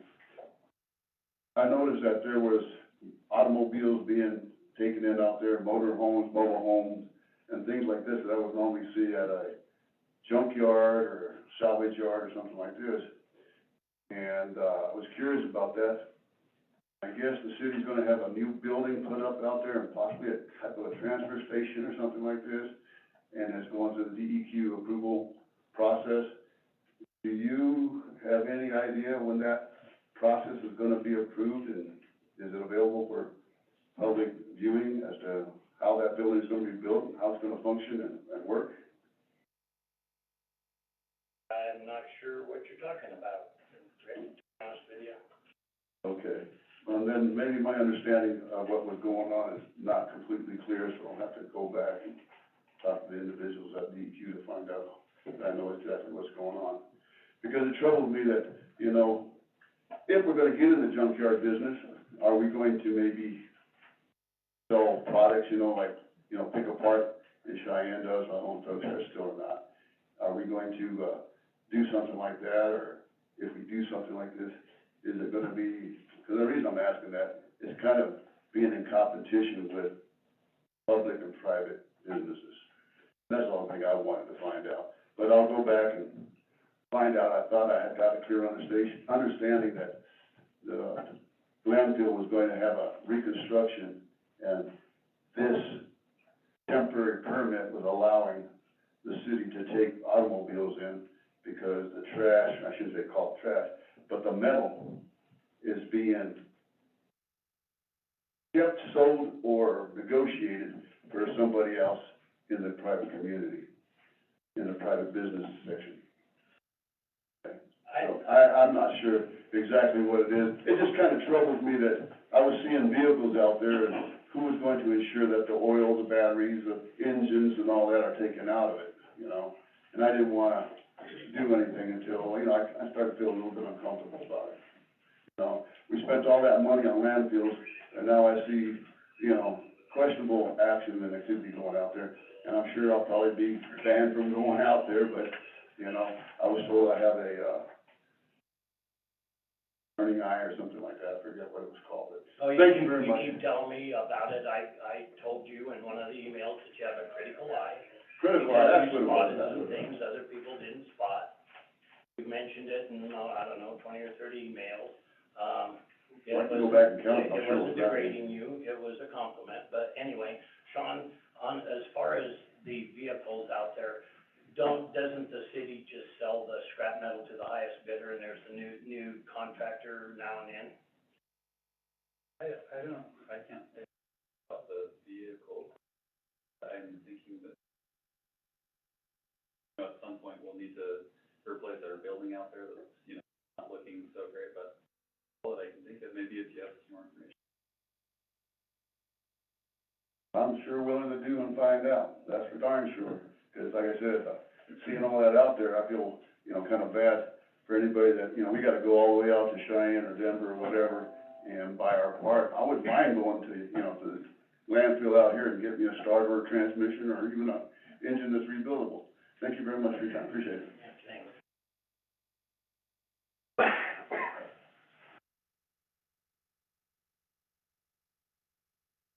Tell us who you are. Honorable Mayor and Council, I'm gonna wear a couple hats. I thought I was actually gonna have one of my board members, and unfortunately, they were not able to come, so that was the whole citizen. Sorry. I have packets for you guys. Take home. Thank you.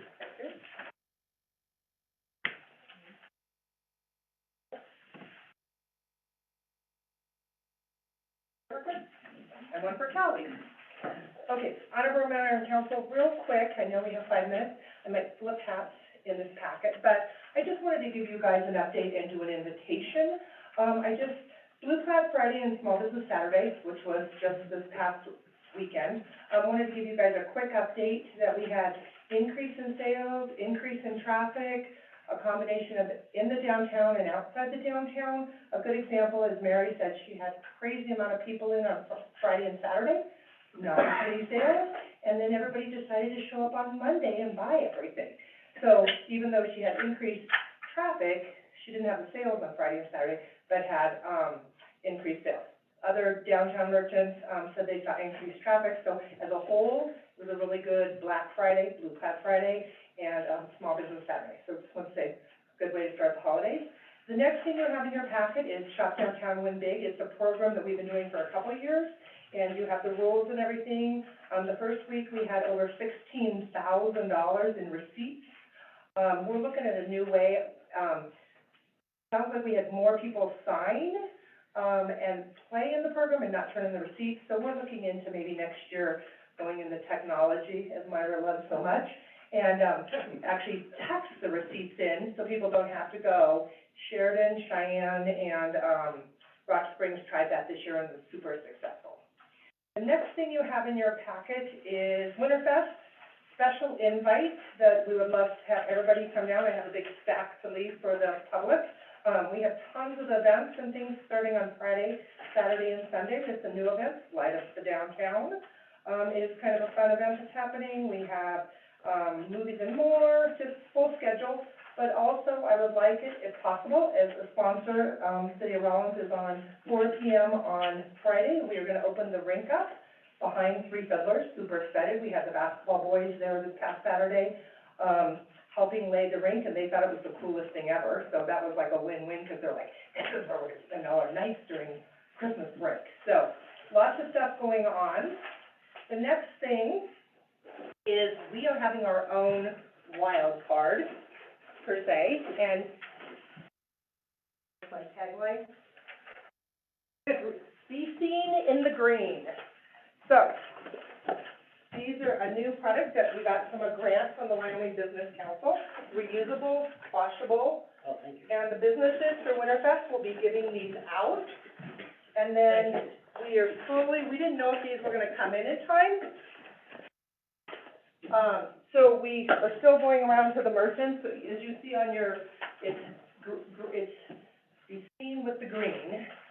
These businesses so far are participating, all businesses will be giving them out, and then you'll go to our website, and you'll find out, like Shogun's, we already know is doing, a free soda every time you purchase a meal. So it's kind of like the wild card. And so through the whole year, we'll just have different stores will decide what promotion, you'll have to go to the website, that's pushing people to our website, which is a good thing. So, save your cup for the future, because there'll be specials from downtown merchants, and they can just decide what they wanna do. Okay, that's my big weekend thing. The last thing I really wanted to talk about is this piece of paper, and now I'm gonna take off my DD Main Street hat, and I'm gonna put on my Wyoming Business Council Board of Director hat for the state.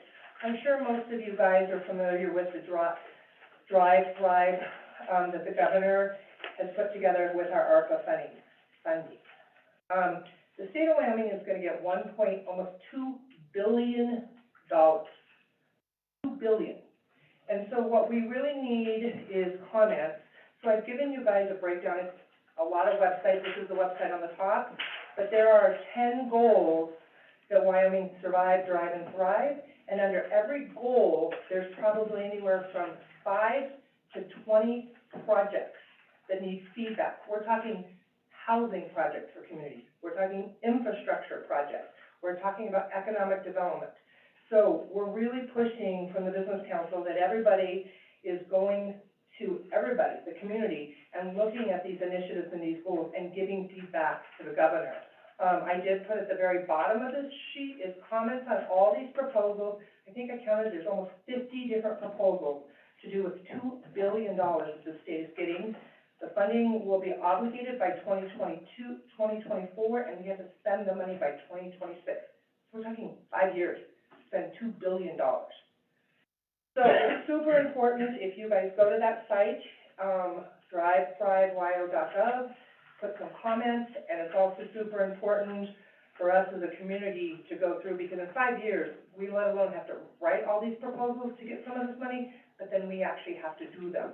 So I think it's a good time with strategic planning coming, in January, to look at these funding options and see where we would want to put our time and allocate. So, I was wearing my Business Council hat, but, this is super important, the, downtown stuff, the community stuff, but this is bread and butter for us in the future, so I just wanted to share this. Any questions? Enjoy your cup. In with the green. And then, there's a really good PowerPoint that they showed, this all just was released on Friday the 3rd. The whole governor's Drive Thrive. And so on this website, you can watch the PowerPoint. I don't know why it's so, because we're printing everything in green right now. But it's printed, so this is the PowerPoint to give you an overview. I kind of took this whole PowerPoint, put it on there for you guys. Interesting website, a lot of cool programs that the city of Rollins will be able to use. Thank you very much, Pam.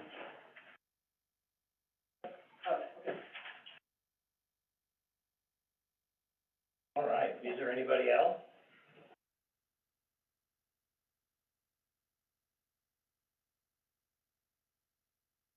Mayor and council, my name's Robson Brennan, and I'm coming to you tonight about some planning and zoning questions I have.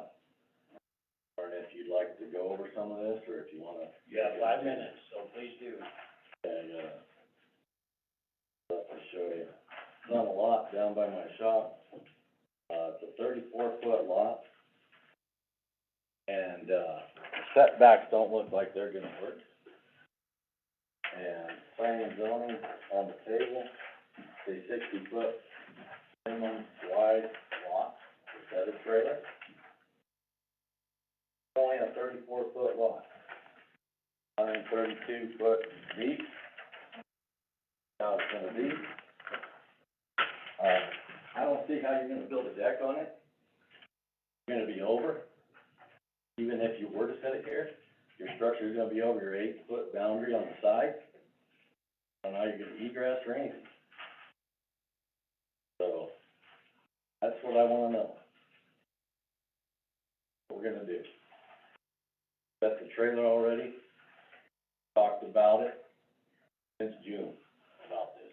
I have talked to you several times, I just want you to know I did approach the city manager with this 3 or 4 times, and, I would like you to visit with him about it. I have visited with him October 19th, told about my concern, and he has yet to get back to me. I guarantee you he will tomorrow. Okay. Count on that, Sean?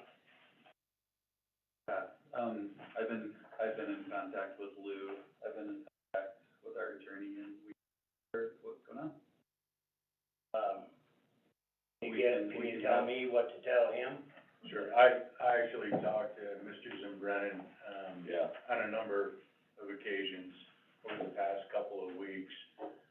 We discussed this is a non-conforming lot size. The current, requirements under the municipal code require 6,000 square feet. This predates the adoption of the municipal code. It was used as a mobile home residential prior to the code being adopted. So we walked through the ordinance in regards to that being a grandfather or a non-conforming use of the property of that lot size that's permitted. Rob then told me that, his concern was the setbacks. I have talked to Lou Lascano about that, and so, Lou actually I was on the phone with Lou today. When the mobile home went onto the lot, it was my understanding that the setbacks were gonna be met. I've had that discussion with Rob. Supposedly it's the front eve that's 1 foot over the setback, and then if a deck is added to one side or the other, it's supposedly gonna not meet the setback. So I've conveyed all that to Lou. I don't know what he's done since that. And the non-conforming, I know you read that first line to me, but you're looking at buildings and structures, and when you redo or you add or whatever, you can't extend the floor plan. That old trailer was probably a 12 by 60. There's a 16 by 80 on it now. 520 square foot bigger than what was there, under your article here. So how is that possible? I don't know if you want me to continue or not. Well, yes, I would like you to. I'd like to clear this up, because it's been brought up so many times, and I go by there and look, and I'd like somebody to explain to me how this happened, and... So the use of the lot itself as a mobile home being on that lot is not the issue. It was that way, Lou actually went back months ago and pulled up deeds. That property back in the 70s, I believe it was, had a mobile home on it. So it's always been used as a mobile home on that lot. The non-conforming part of it, under the municipal code, is the size of the lot. 4,000, and I need my notes in front of me, but it's 4,488 square feet. Under the municipal code, if you were to create, new lots for that specific zoning, you would need those lots to be 6,000 square feet. So the way the municipal code reads is if you had a non-conforming lot size prior to the adoption of the code, you're allowed to continue that use after the code was adopted. So that was my opinion in regards to this specific lot. I don't think it matters whether you put a bigger trailer on that lot or not, as long as you meet the setback requirement. My understanding, as to how this new mobile home would be placed on the lot. Again, I can't talk to what the setbacks are, because, I think Rob and I talked Monday, of this week, and I conveyed that information to Lou this morning. On section 1952-060, it says you can't extend the floor plan. So, on any structure or building, If the building itself is a non-conforming that's structure. under this same thing. There's just been so many times in the past that we have had, 1952. lots that a small building was taken off of, and a larger one could not be put there because it couldn't meet the setbacks. And in this case, where you come out the side of the trailer, the first step's a killer, it's like gonna be a 4-foot first step. So, you would assume they're gonna put a, landing or stairs or something that is in the setback. So, I don't think that's right. Councilman Weisenberg? I got just a couple questions for legal. Does this have somewhat to do with, Title 19 being rescinded too? Because I do know that some of those setbacks got changed to less, you know, during that time when that got rescinded. And I know Lou has presented that and working on that to get that back to, planning and zoning for review, you know, to make that, just a better thing for the community, you know? Does that have anything to do with that? I don't believe so. Okay, and then the other thing is, if it's a non-conforming lot, is there not should not be an issue if the gentleman goes to a Board of Adjustments and asks for a variance, there shouldn't be an issue with that because it falls within the non-conforming size of the lot to have a variance issued for building a deck, because that, Not sure if I understand your question. The size of the lot is non-conforming under the current municipal code. So prior to the adoption of the code by the city of Rollins, that lot size existed. So when the code was adopted, you couldn't just go in and say, you can't use your property as a mobile home residential anymore. It was permitted to carry forward as a non-conforming lot size.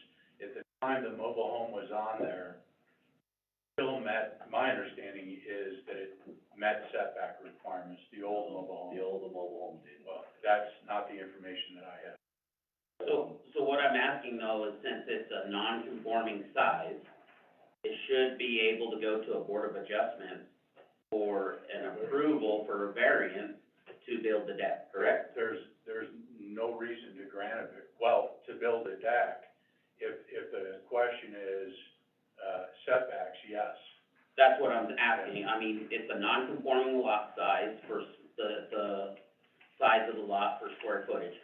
So it's already falls in a category that for an approval on that, possible approval. Possible approval. I'm not saying it's gonna be approved, I'm saying a possible approval. So if the gentleman went and filed an application for the Board of Adjustments with all the proper stuff, he should be able to go in front of the Board of Adjustments, and they could grant him a variance, and the problem would be solved, correct? I think there's gotta be 5 findings by the Board of Adjustments specific variance that's being requested, but the possibility is there.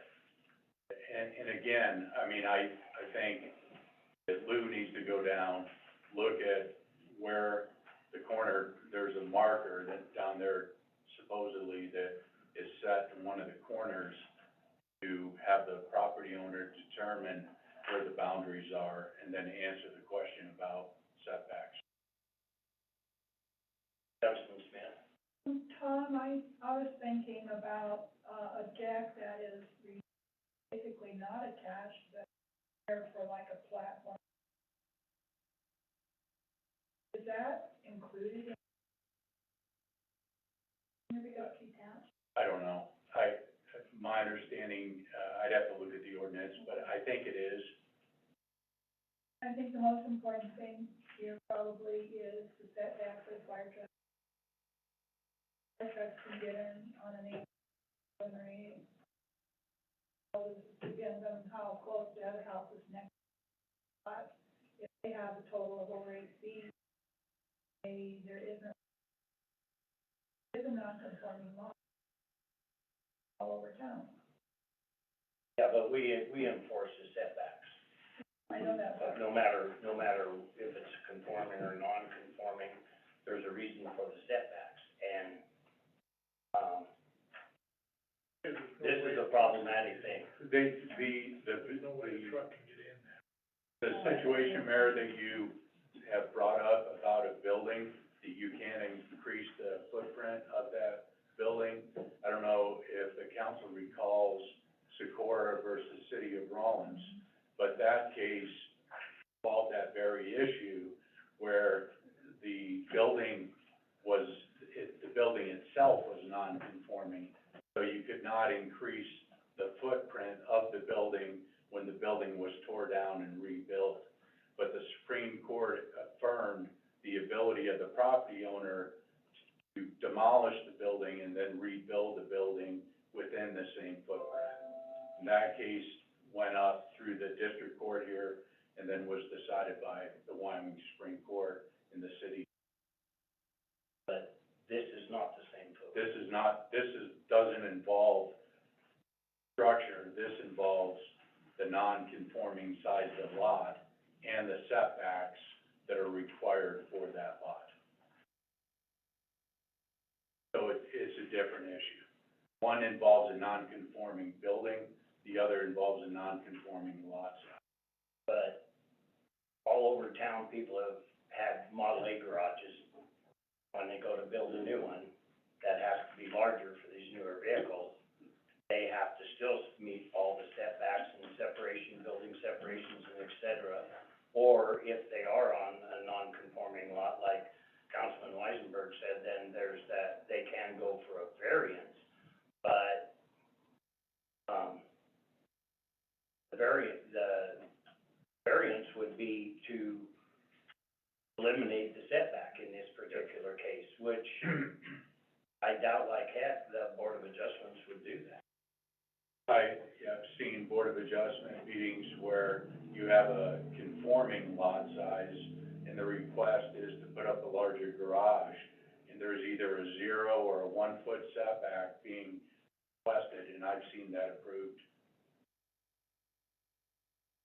I can't guess what they will do, but, but I understand Mr. Zumbrennen's heartburn over this. Yeah. I do, wholeheartedly.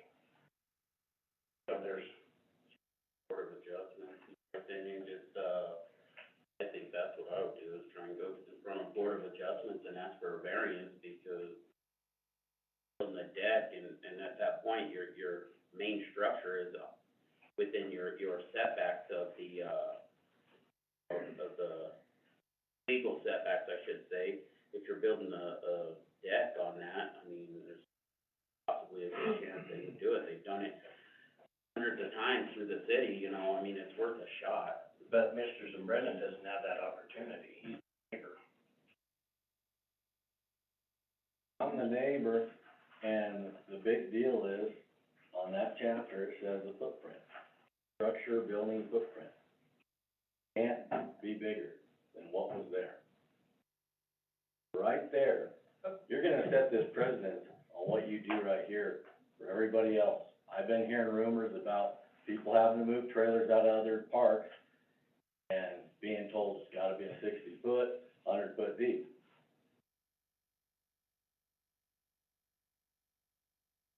I don't. Seemed to solve before they put the home into the, Yeah, and we wouldn't be talking. Perhaps the gentleman had bought it and decided that it'd be old enough. yeah, well, Where I'm at, and they've had it since 91. Her family bought that lot, So and the then next step that we can however do is long. send them to a variance board. And then I gotta sign off every neighbor in so many square feet, right? That's right. I've got another neighbor called me and thought it was mine. They're like, you building a park down here? What are you doing? I was like, no, that's not mine. I've been fighting that since June. I don't like the way it looks. I was like, I don't either. Adopted a 60-foot rule, it says not to get bigger on the footprint. On that very same chapter. That's been enforced several times in the place where I live. There was 2 trailers that back out because they didn't meet setbacks. Yeah. Well, when I bought my property down there, Olson had 4 trailers on that lot. Pulled them out. He came before the city and he wanted to put 4 more back. But he said 2. If you look at it, you got 100 foot between me and his fence with the shop. If you split 2, 132 back and 100 there, that's 2 sideways. That's all you're getting. For a 34-foot lot, I don't understand it. Being able to put it there. Same law on that. Thanks for your time. Anybody else?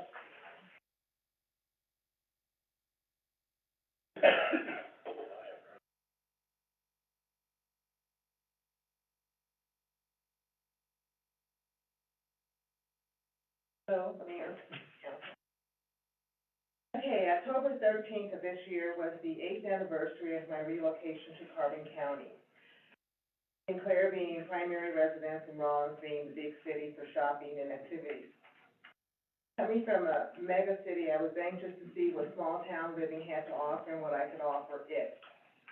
I've tried on my own to be a very positive influence in the community and to do what I could to improve the standard of living for myself and my neighbors.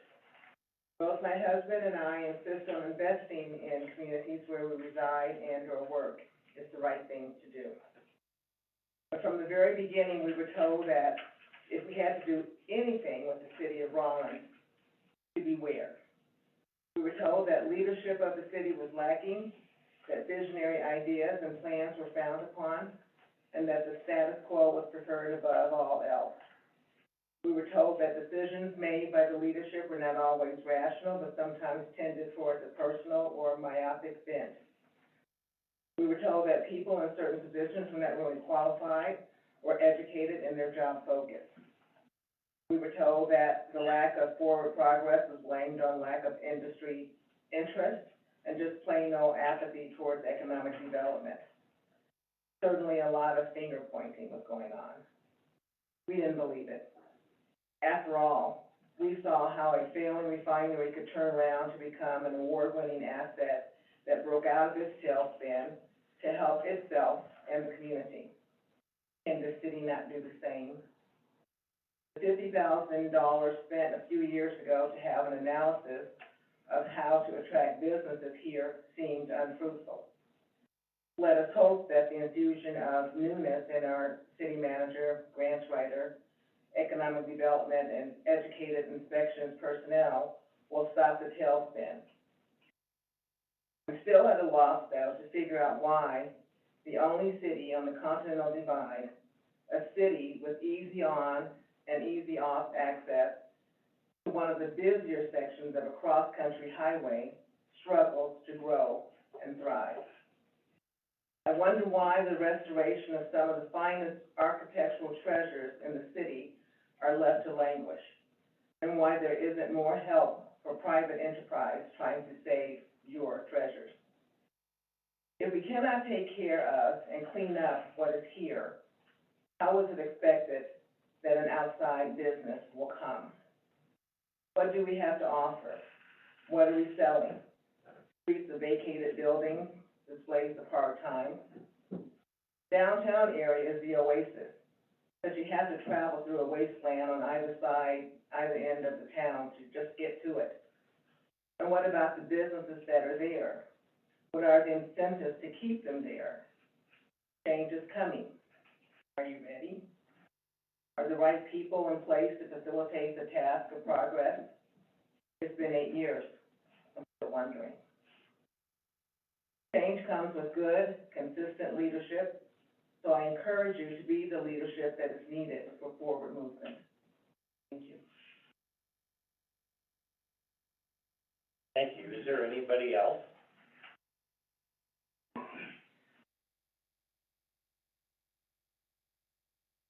Hearing none, we'll move on to the next thing, on our agenda is the update on the Walnut Street project.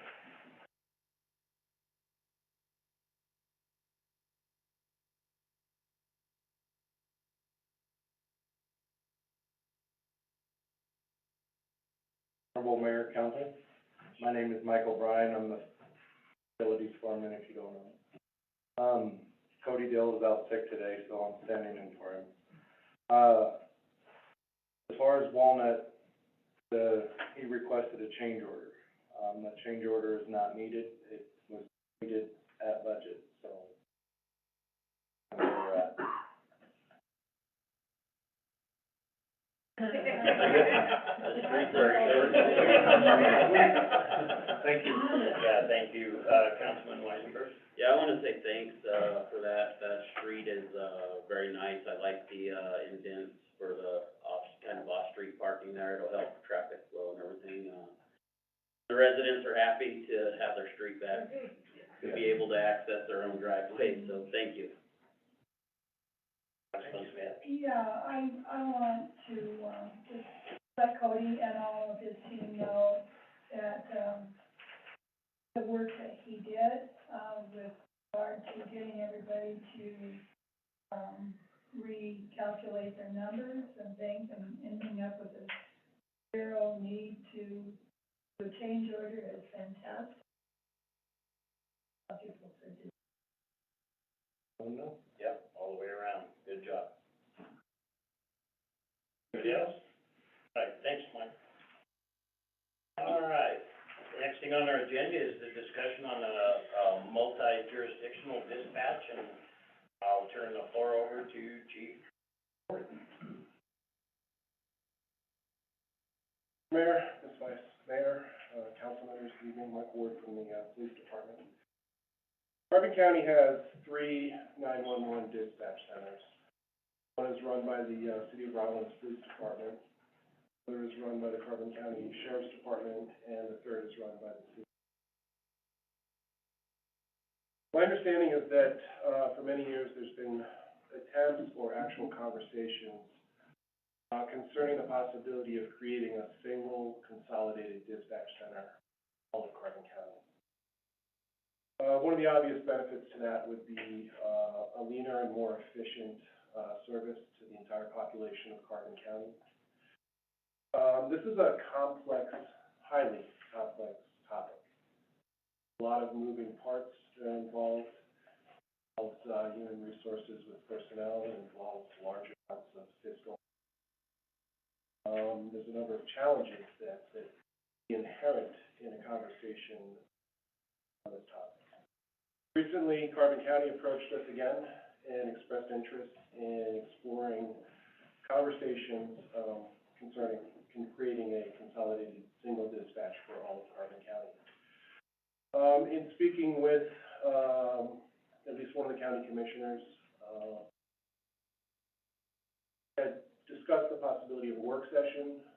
My opinion at the time was that I was premature. The county had not yet spoken to other jurisdictions within the county. We proposed a work group with frontline professionals that actually do the work. The men and women that are the call takers and dispatchers for the. They all know each other. They're all highly dedicated professionals. There is no current work group where they get together and discuss issues, work through problems that the different dispatch centers may be having. Talk about ways to help each other out. So we discussed the possibility of creating such a work group that would include representatives from Saratoga, the county, and the city of Collins. We discussed the possibility of using that work group as a vehicle to explore and research the topic of a consolidated dispatch center, so that we could then go back to our jurisdictions and back some data so that the people in your position can make. I just gave a thumbs up, I'm sorry, I apologize. Go ahead. Well, I can tell you that I've worked on these 3 different times. It was kind of funny. I went back and looked at my emails, and back in 2005, we talked about it. 2008, we talked about it. 2012, we talked about it.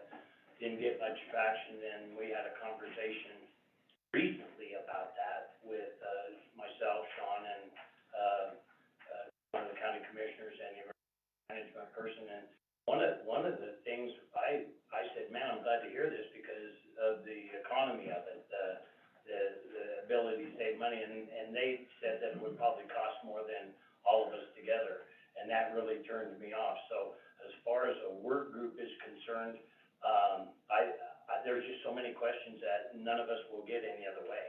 And so I totally encourage that, and would cooperate with that in any way, because there's just, like you say, it's very complex, and, there's just a lot to know, and so I would encourage that. Councilman Martinez? And I would echo what the mayor just said. One of the things is, we attended the, county of governments meeting the other night, and that was a subject that came up. I suggested to them is to put this, let know what they're talking about, rather than put a plan together and then get on the agenda for the county of governments meeting. All the communities get there and present something where they're at. That was discussed. Councilman, or Vice Mayor Wells? I just wanna thank you for being open. I am open to the conversation. I would propose that the fact that this has been a topic for so many years is pretty good evidence of how complex this is. We've started looking into it, and I feel comfortable saying that I'm only aware of the tip of the iceberg. Just off the top, there's a number of involved in this. There's a number of myths and misconceptions that I think, different people have concerning this. And, we'd just like to get facts and then present them to the people. Chief, when you're visiting with your group that you folks put together, this is just off the wall, but will you look at what a special district will do for communication center? And I know that, what that does though, it's no longer in the jurisdiction of the county, and it's no longer in the jurisdiction of the two cities involved, or town and. So that would take away that, but the special district would have to be passed by voters, but it would give a revenue source. There's actually 4 or 5 different possibilities in terms of a model that could be used. In the state of Wyoming, there's one county where the sheriff's department runs it. There's another county where the city police department, the seat of the county, runs it. There are other jurisdictions where, there's a joint powers board. Right. No single one of these options, in my opinion, so far rises above the others. They all contain advantages and disadvantages. Of course, there's always the option of doing nothing and leaving things the way they are. I don't know. It's too soon for me to say. The main purpose of this working group, by the way, was just to get the group formed so that the frontline professionals that take the calls and dispatch them to the first responders could at least sit down and begin working together on all kinds of problems that they may face. Then we're gonna try to transition them into a working group to, well, the potential exists for us to then transform that working group into a research body that could come up with facts and ideas. A lot of other states are going to these, I'm gonna call them neutral communication. From when I did the. So I think the joint powers board option is what you might be referring to. That solves some problems, but creates other problems. The employees would no longer work for the county or either city. And there's questions about morale and benefits and pay and equity. There's just so many different angles to this entire topic and all the subtopics below it. Mayor Rust is, the mayor of, Green River, and in a, land meeting I was part of this last week, he was,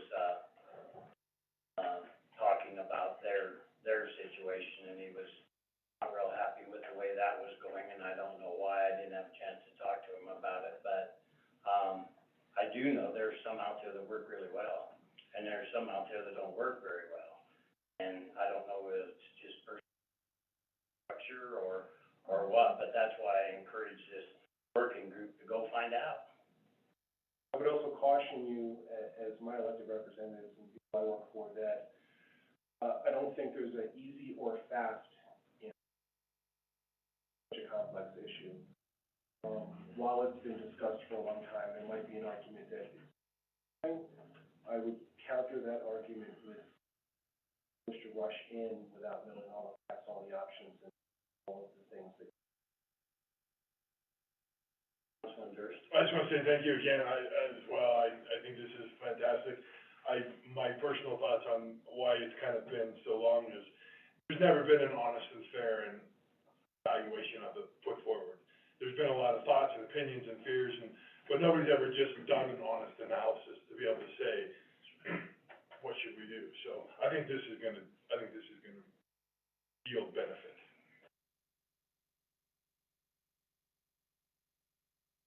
Thank you. Next thing on our agenda is the city manager's report. Mayor and council, just a couple of quick updates tonight. The community feedback survey is now at 227 that have come in. Quite a few that are physical forms, because we didn't do that last year, but I think, we'll have to add that to the total. Where's the last?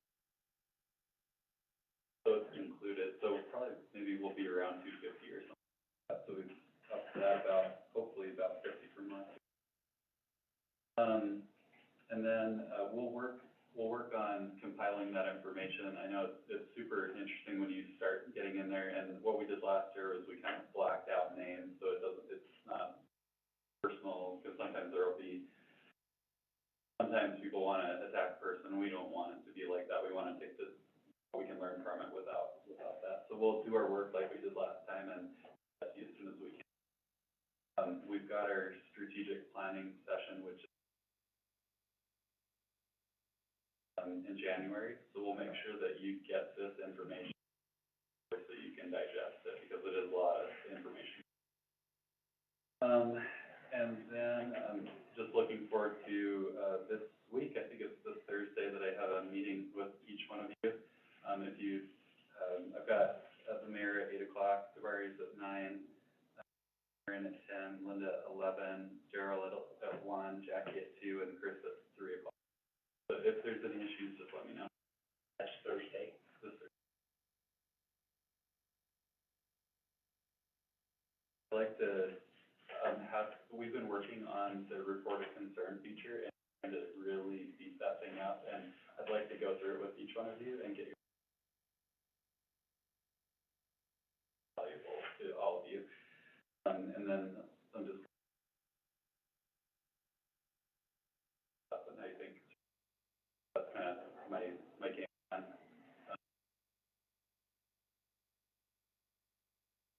I was just gonna say, I'll just email you. And then there is, for the next, meeting, we will need to set up an executive session, just a legal issue. I'll get that. It's not something.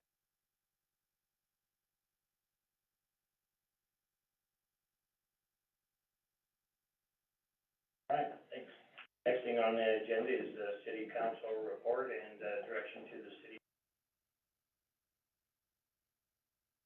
Do you have anything, Councilman Weisberg? Yeah, Sean, that time won't work for me, for sure. It's kind of the same thing as last time. I don't even know if Thursday will work.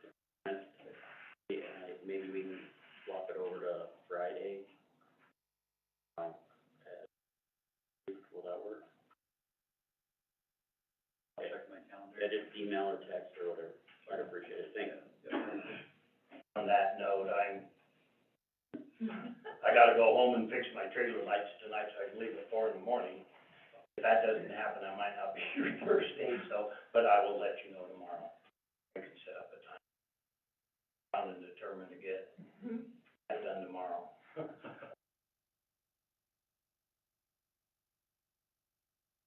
Anybody else? All righty. Next thing on our agenda is,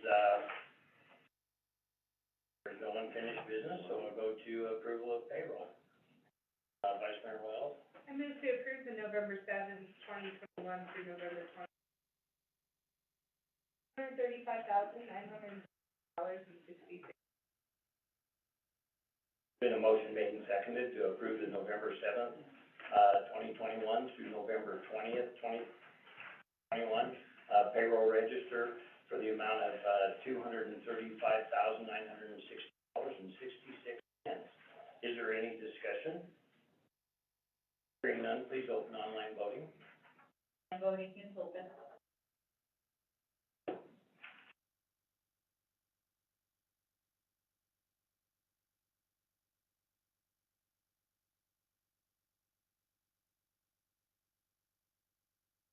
Online voting is closed, the motion passes with 7. Thank you. Next thing on our agenda is accounts payable. Councilman Smith. I move to approve the accounts payable register, period of November 10th, 2021 to November 30th, 2021, in the amount of $2,279,984.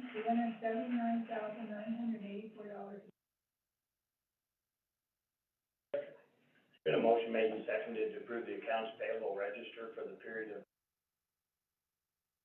November 30th, 2021, in the amount of $2,279,984.71. Is there any discussion? Councilman Weisenberg? What's, the transfers and all that, is that what's causing that to be the 2 million this time? I think it's streets. Is that what it is? For streets. Okay. Yeah. It's just now On hitting. out of the street. Okay, Well, That's the majority of it. and also paving a lot of okay, thank you. Yeah, I meant paving, so. Any further discussion? Please open online voting. Online voting is open.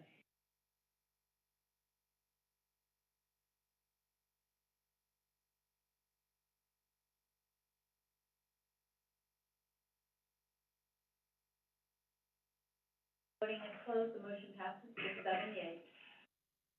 Thank you. The next thing on our agenda is to approve the local government liability pool election of board membership for the year of 2022.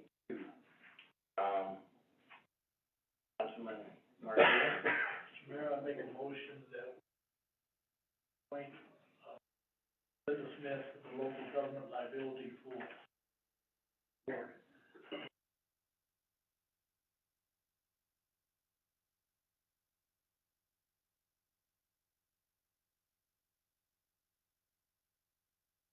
There's been a motion made and seconded to, elect Linda Smith for the,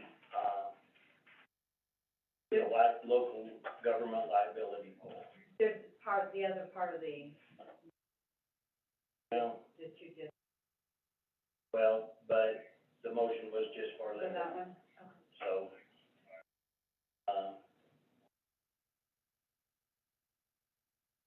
with that, I would ask for, any discussion.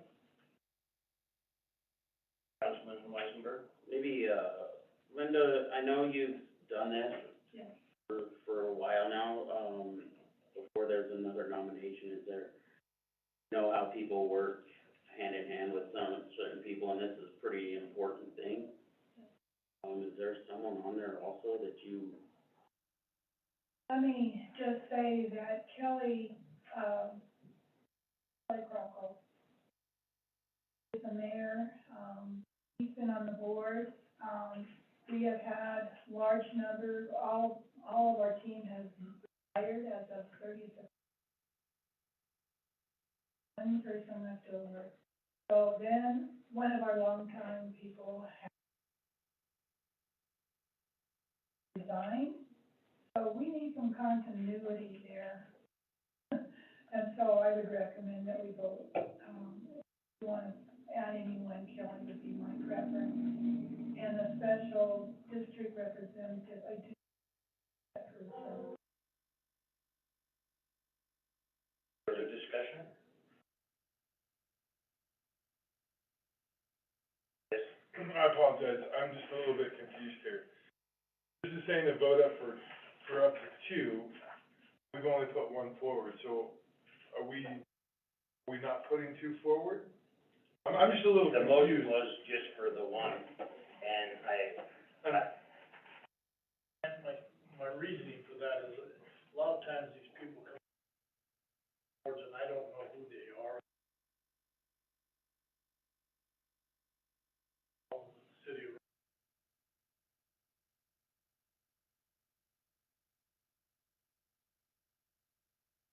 motion.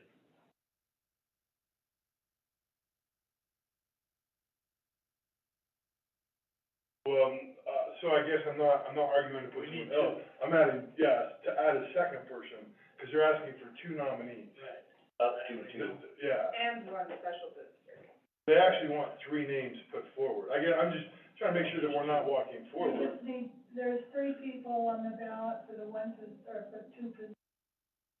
So, who the 2 of the 3 that gets the highest votes will, be on the board.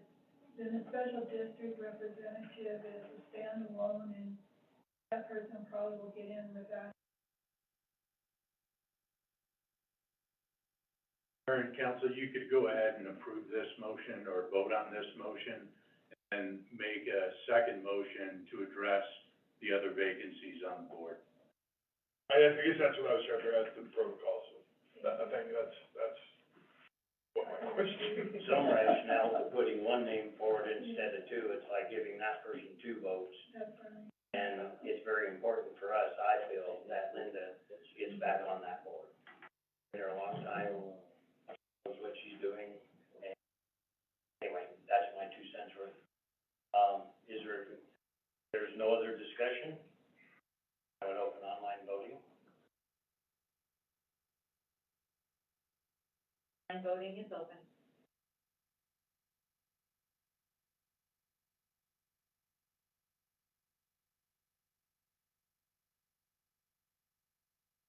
Online voting has closed, the motion passes with 6 yeas and 1 abstain.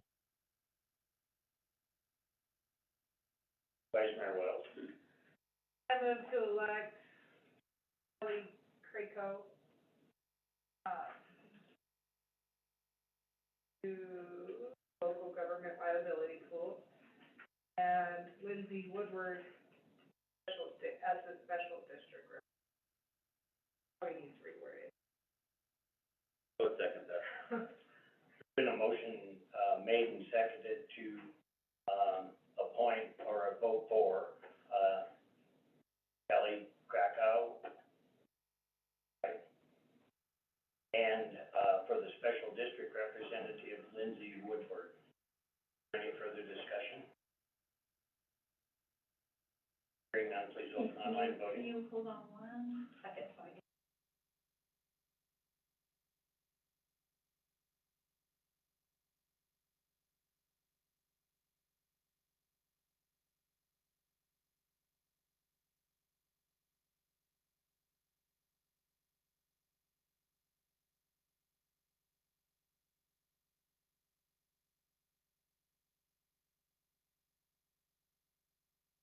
So online voting is open.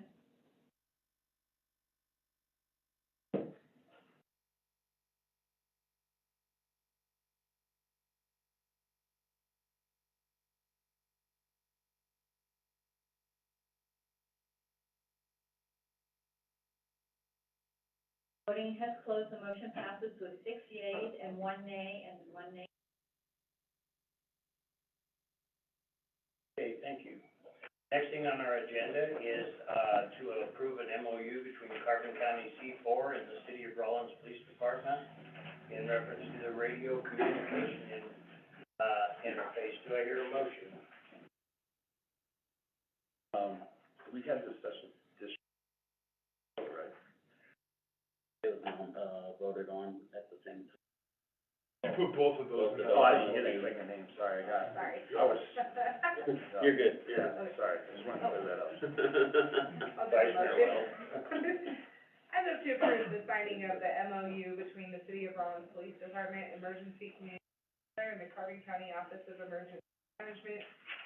Provide an interface to the radio communication infrastructure of the RPD communication. There's been a motion made and seconded to approve signing of a memorandum of understanding between the City of Rollins Police Department Department Emergency Communication Center and Carbon County Office of Emergency Management. Provide an interface to the radio communication infrastructure of the RPD, Communications Center. And I will turn the floor over. Mr. Mayor. I'm gonna, this is a memorandum of understanding that actually links to the previous topic that I was up here. I'll explain that link in 1 second. If it's okay, I'd like to go back and clarify a couple of the points I made earlier. Obviously, I'm here speaking to you as the Rollins City Chief of Police, and I represent that department. I wasn't here to speak for the county or the city of Saratoga, and I wanted to make clear that we are in the beginning phases of discussions with them, and we are proposing the working group. With all the jurisdictions that we work with, and always work well with them. Proposal for the working group is still something that is I see nothing bad from it. It has not been finalized, but it's in the works. So this MOU is actually good evidence of the relationship. MOU between the City Police Department and Carbon County's Coordination Center, or as it's known, falls under the Director of their Emergency Management. Back in 2020, the City of Rollins Police Department used federal grant money related to COVID to purchase 2 mobile dispatch centers. These are contained pieces of hardware and software that can be used to receive 911 calls and dispatch our first responders from any location that has internet access. Part of the theory involved in our purchase of this was during the COVID crisis, if our call takers and dispatchers were out, either because they were sick or exposed and they had to be quarantined, we would have the opportunity and the ability to deploy these mobile dispatch centers from people's actual homes and continue our service of taking calls, emergency calls, and dispatching. So they were paid for with federal funds. They've been up and running since December of last year. We haven't actually used them and deployed them, but they are operational and ready to be deployed. Recently, C4 purchased their own exact same system. And the purpose that they are going to use it for is to deploy or have the ability to dispatch for an emergency that occurs anywhere in the county, whether it's a wildfire or any type of an emergency where they want to set up a dispatch system and they can do so from any location. That was their desire, so they bought a twin system to what we have. This MOU between the City Police and Carbon County C4 boils down to 2 main points. The City Police agree to keep our radio system up and running, which we have to anyway. We are allowing them to piggyback on our maintenance contract with Motorola, and they will then reimburse us for the fee to keep their system.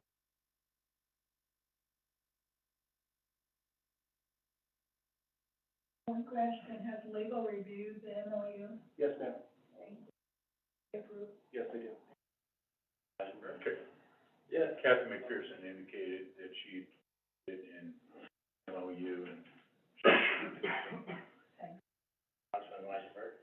Well, I look at the MOU and the signatures required, I do see that the chairman of the county commission has to sign off on theirs. Is there something that our mayor should have to sign off on instead of a city employee? I believe it does have a space for the mayor. I do not see that. The copy I'm looking at under City of Rollins, the signature is Terry Wickham, and then beneath it is the city. That's the copy I have also. The copy I'm seeing just shows Rollins PD Chief of Police, Rollins PD Emergency Communications Center Supervisor, and the City of Rollins Clerk. That's the copy I have right here. Or that's what's on board docs. Yeah, that's the one that you sent. So The only change that we had made to this after we received it was to change the review of the MOU from every other year to every year. Somehow I do have both copies that are different. The first one we used, that said every other year, that changed to every year, does have signatures for the ones I indicated, for the mayor and the city clerk. Underneath that, it has chief of police. Then it goes into the commissioners underneath. Second copy, which I think is the one I gave you the road, missing signatures, and I'm not quite clear.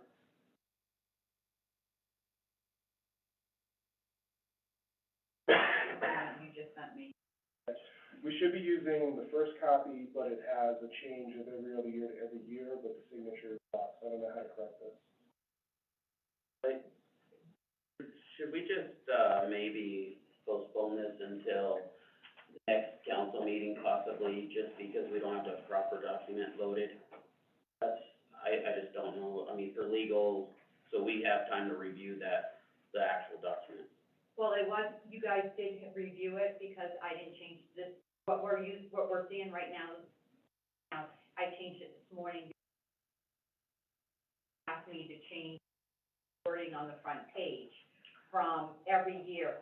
So when he sent me the copy, I deleted the copy that you guys had already looked at, because that's the one I had uploaded on Wednesday that had the correct signatures on this. You did see it. This was just changed this morning, probably around noon time. Is time sensitive? The question I'm asking you.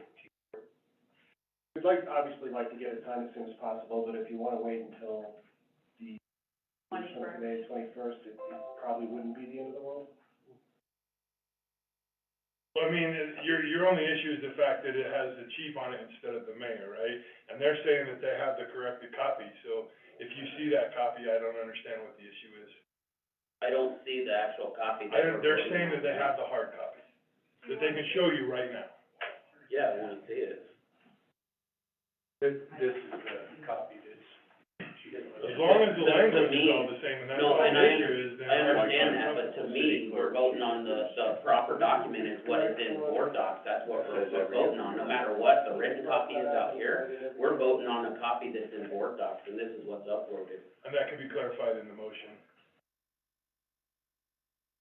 So we have the hard copy that council has is the one with the correct signatures. It has every other year. What we're gonna do is cross that off and make it every year, and Up to the council. Well, you're just gonna, if that's all you're gonna change, what about signatures? Got me confused. This copy does have all the proper signatures. It has your signature, Mayor, attested to by the city clerk, approved by the chief of police, and it has the other signatures.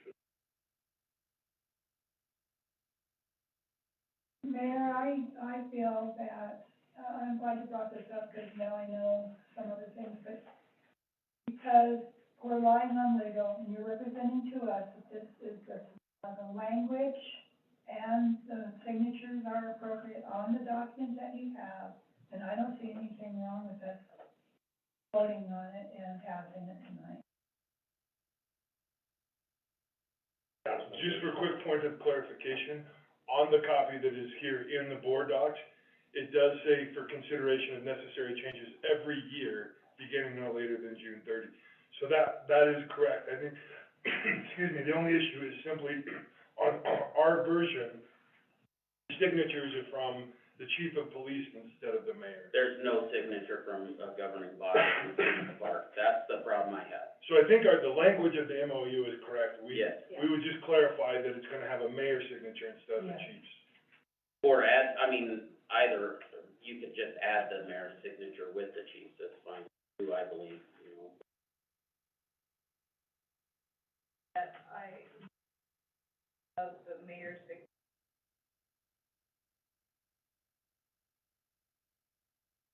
All right, with that, is there any further discussion? Open on and voting? Can you hold on 1 moment, please?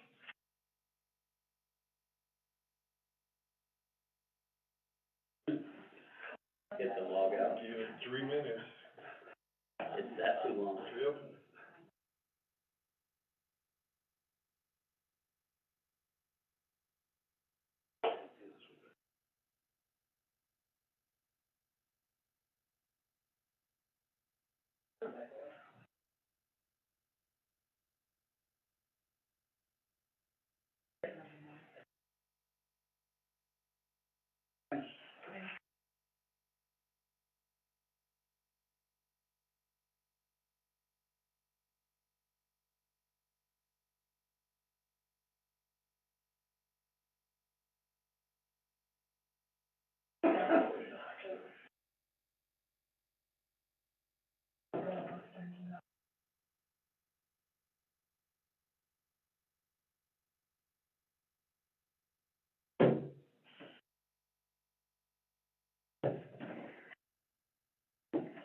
Thank you very much for bearing with me. The voting is open.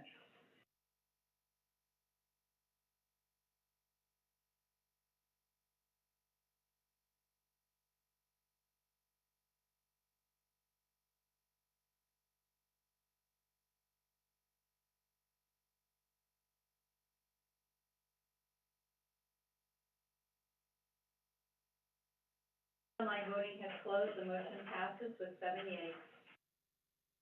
All right, thank you. Next thing on our agenda is item E, it's a resolution authorizing, amendment to the municipal appropriate funds for Volunteers America for the operation of, Carbon County Youth Crisis Center. Entertain a motion. Councilman Martinez. Mr. Mayor, I make a motion to authorize the amendment FY 21-22 municipal budget appropriate funds to Volunteers of America for the operation of the Carbon.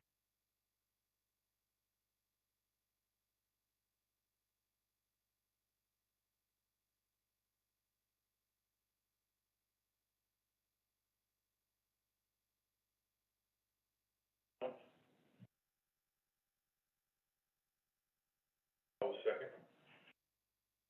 Let's see, that's a little different than what's written here, so there's been a motion to approve, a one-time payment to the Volunteers of America for $25,000 for startup costs,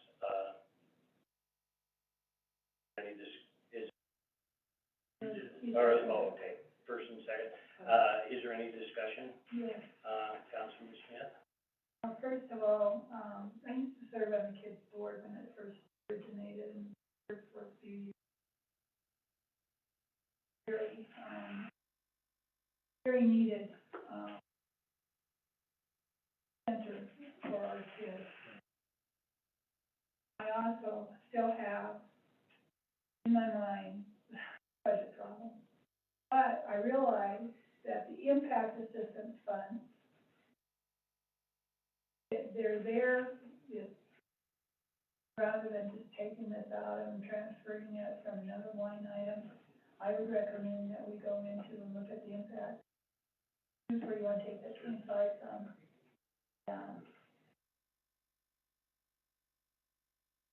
Councilman Weisberg's next. I would, second what Councilwoman Smith had said there, just, I mean, due to the reasoning behind the, audit issues and for budgeting and stuff like that.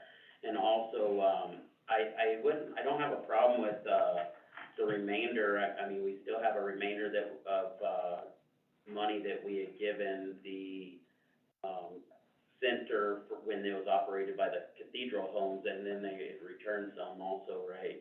That I don't have a problem with, releasing those funds to help out with this, is what this is kind of showing, you know, because it's showing it would only need to be the 15,000, correct, added to that?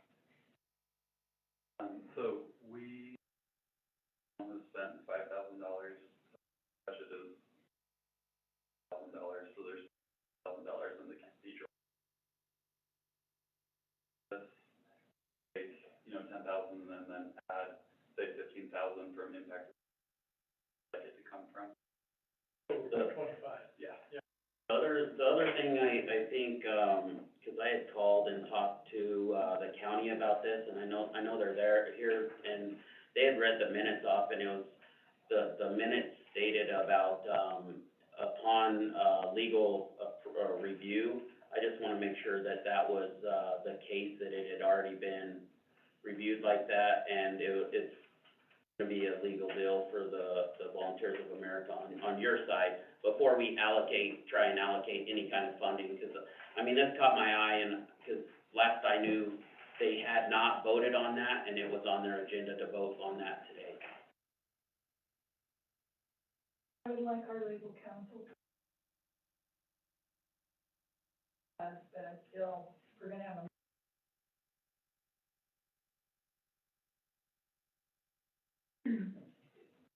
Mr. Mayor, members of the council, the commissioners did, approve today a contract. There are gonna be some grammatical changes, it's kind of some minor changes to the language.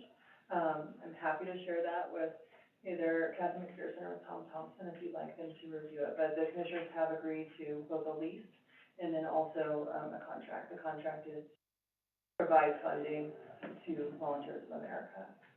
So that is already in place. I guess the other thing the council may wanna know is that there's Volunteers of America is working with the Department of Family Services because those are licensed beds.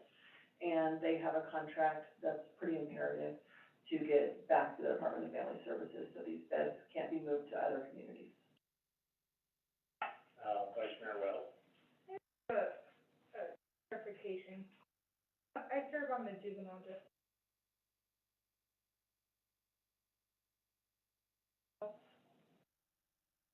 I wouldn't think you don't have pecuniary interest. Thank you. Councilman Durst? So I know they just approved it today. Is there, and I don't, is this like a long-term contract? I mean, do we know we're set up for at least a year? Is there? It's about 5.5 years. So the way it's written is it will go through the end of this fiscal year and then 5 additional years. And so the commissioners are in for about $1 million is what they've agreed to unless we can do some So great as we- fundraising to reduce those costs. I think the date that they stated is something like June 30th or something like that, is it? June 30th of 2027. Okay, okay. Yeah, I got all that, So that's what we have committed to at the moment is perfect. That's, I'm glad to hear that. And then Volunteers of America has 2 representatives here, if you would like them to address the council. Heath Steele and Susie Arnold are, the individuals that have been working with the county to reach this agreement. Do you have questions for them? Councilman? Yeah, Ashley, then, do you believe that the county commissioners will come back to us each year now to ask us for $25,000, or what do you think what are their minds? So I think Volunteers of America is likely to come back to you and ask for funding. It sounds like there is a turnaround time to build relationships, and I think that's the best way to describe it, and to build fundraising efforts in a community. And so I think they're anticipating fundraising really might take another year before that gets off. So I mean, if fundraising goes really well, maybe not. The other thing that could change is right now we are licensed to have 4 crisis beds and 4 long-term group home beds. And so the state reimburses a certain amount for those. It's just not enough to run the whole center and pay for all of the employees and everything that's needed. So the proposed budget that Volunteers of America has submitted, if I remember correctly, is around $600,000, $650, something along those lines. And so between the money from the state and what had been provided by the city and the county, they would be operating at about $136,000 of a loss. And so they've asked the county to split that with them. So that's why the county is give about $75,000 more than was originally proposed. Councilman Weisenberg? I guess maybe this is a question for them, or maybe you, but it also is, what's the other communities around Carbon County, given to the crisis center at this time? Because I understand Rollins is a county seat and we hold the crisis center here, but it's not that, like, we're the only residents that have youth individuals going there. There's, people coming from other communities throughout the county, and my understanding possibly sometimes even throughout the state to, house here. So what's the other communities donating into this too? At this point, they have not donated anything recently. I mean, I think that is part of the plan, and is potentially to involve the Juvenile Services Board as well, as to go to each of these communities and say, we all need buy-in, we all need to participate in this and collaborate to make this successful. And so we are seeking. Thank you. Are they gonna do the diversion program? Actually, the county commissioners, has given the funding to the Carbon County Attorney's Office. And so we are going to supervise it for purposes of, I think, to provide longevity, because it's been in the sheriff's office, cathedral home, and now we need a new home. And so the goal is going to be for it to be a little bit standalone, because I think it's important for kids to build a rapport with whoever's supervising them, through the diversion program, and I don't want anybody to be uncomfortable coming to the county attorney's office, because, you know, family drama. So, I think the goal long-term is to be a little bit separate while supervising and letting them run the program, the diversion officer. So that was, is official, and the diversion officer should start with our office on Monday. I can tell you, I'm very passionate about this program, you probably know that. Took 8 years as a county commissioner to get it built. Part of the reason is because of the way we treat juvenile cases. They're not out in public, no one even knows they take place. We serve the juveniles by, not having to be public, to protect them. And it kind of worked against getting the thing built to start with, because as we went to other communities and asked for help, we don't have that problem here. Well, they don't have that problem there because it's not visible, but one of the towns, was worse than any other town in Carbon County, and they swore they didn't have that problem. So it'll be an uphill struggle to get the other towns to participate, but I think they should, first of all. Second of all, having a business right across the street from this and watching some of those kids come in, the condition they were in, and seeing how they reacted. We all talk about what we want to do for the youth. This is what we can do for the youth, and it will save people from being out south, and I appreciate the county being so, vigorous at replacing the cathedral homes once they quit, and I appreciate, you folks back there for agreeing to run this crisis center. It's so darn important, and so I cheer you on, I really do, and if I can help in any way, convince some of the other communities to help support that when the time comes, please call on me. I would love to help you. Thank you, Mayor. The other thing that you may want to know is that the State of Wyoming Department of Family Services has also allocated $50,000 for the startup costs as well, to assist, Volunteers of America with hiring, training, all the things that are going to be necessary. It sounds like it's going to be around 60 days to get the program when it stops. So, Yeah. you know, very thankful for Volunteers of America. Councilman Smith. I really agree that this is really important, but to just, housekeeping matter, I would, really amendment to take 1,000 balance from the former, funding. And that's pretty assured, and then,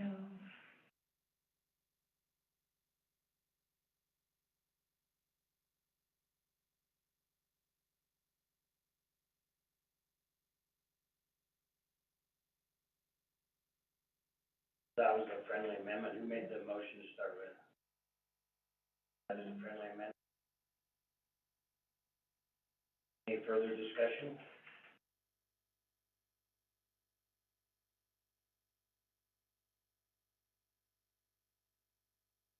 Tom, you were looking at me. Are we doing this right? Yeah, okay. Haven't seen your poker face for a while, so I better ask.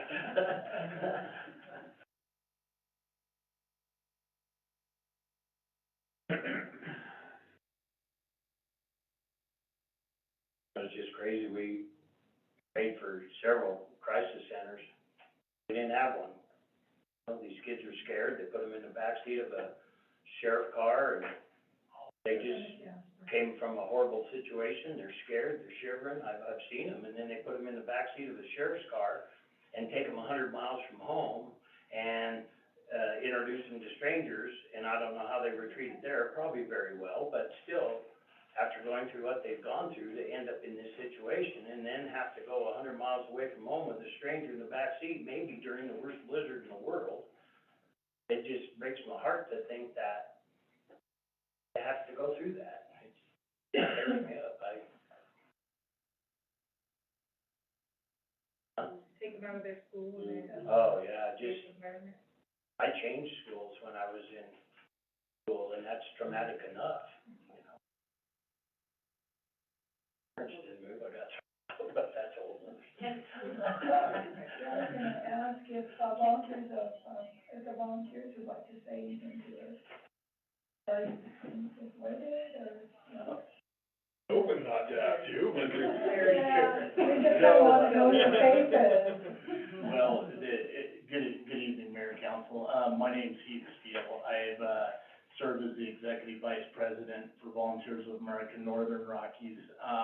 Been with VOA 20 years, kind of from the build-up here in Wyoming, if you will. We operate community corrections, behavioral health, youth and adolescent services, homeless services, and elderly housing here in Wyoming, Montana, and western South Dakota. You guys have an amazing advocate in Sue Jones and in Ash. They came to us, they asked a lot of questions, very curious, had very strong business discussions. As Ashley shared, this has got to be a partnership. And, you know, it's a sad state. I appreciate your passion. I appreciate your advocacy for the kids. Shared with the county commissioners today that it takes a city, county, and a community partnership to have a program like this. There's no reason that, the reason it's failed is because the Wyoming system is heavily underfunded. In Wyoming, the contract that was here is really small scale, and we have a scale issue. We have 8 beds at $117 a day, which we were able to get that raised to $117 a day. I'm staying at your Holiday Inn Express tonight, and I'm not paying $117, and I'm not getting case management and a ride to school and a warm place to sit and 3 meals and help with my homework and attending court. We have a lot of work to do in Wyoming in this system, and we have heavy lifting that needs to be done. I think what you guys are doing with the city and the county coming together is gonna stand this program up. Make no mistake, I've been through the budget multiple different ways of what was in place with cathedral homes, and there was no way to be successful. Ashley shared, we're looking at about 136, the negative number was 136. We started to back away until the county said, let's come together and figure out how to partner in Carbon County with all the entities. Your question, we've not spoken to the other entities. My goal is to come in and get operationalized and get up and running. That meant we needed Carbon County on board, we needed the city of Rollins on board. PFS contracts are finalized, and in my email, the county was aggressive with the 2 contracts today, and then ultimately our ask this evening. The one thing I would address is, you know, I don't know what next year's going to be. Talking with providers today, and inflation, we're paying $1.36 more for gas than we were, food costs are up. I won't stand here and tell you we won't come back next year in partnership for this $25,000. What I will tell you is we're gonna do everything we can, as we have in all of our other communities that we serve in Riverton and Sheridan and Cheyenne and Torrington and Wheatland. We've taken great philanthropic work with Wyoming's wonderful foundations, and we've been able to help build into that. You asked me what my fear is in this, right now is workforce. We've targeted some really good benefited positions. Volunteers of America is a 125-year-old organization. We're a 35-year-old organization here in Wyoming. Wyoming board, we have Wyoming roots, deep. And that doesn't make hiring any easier. So I think you know, here's where I need your help. If you know good people, if you know leaders, you know, we're gonna hire a director, we're gonna hire a lead, we're gonna put 9 other positions in there to make sure we're staffed. If you know good people, send them our way. And, that's gonna be where we have to get really aggressive over the next half. You know, the county commissioners were curious about relationships with schools, and where it could go. Right now, I wanna stay focused on getting operationalized. We, worked really hard last week to help a young man from down here in Carbon County potentially get to our group home in Sheridan. We do operate a group home in Sheridan on our human service campus for the last 20 years.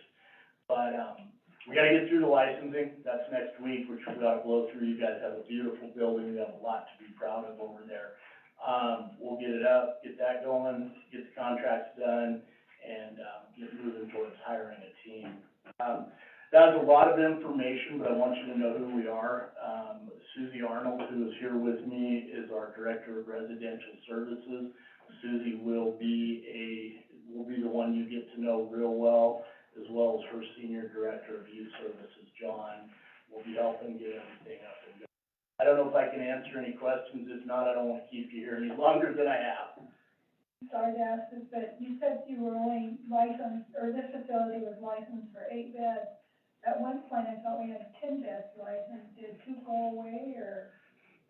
So, Mayor, Council, looking at, the history, it does appear at one time you may have had 10 beds. I'm gonna speculate that and I don't know this to be fact, I'm gonna speculate based on what I've looked at, that through state budget cuts, through legislative cuts, through reduction of the need, it may have been reduced to 8 beds. I have no idea historically why that happened. We wanna get back to 10 beds. I need you to hear me say that there's an economy of scale here where we have to double staff at anything past 5 into 6. So if I'm double staffing anyway on every shift, I just simply maximize, and then that economy of scale changes a little bit. Any other questions? Thank you. Thank you for having us. And thank you. Thank you. You have a question?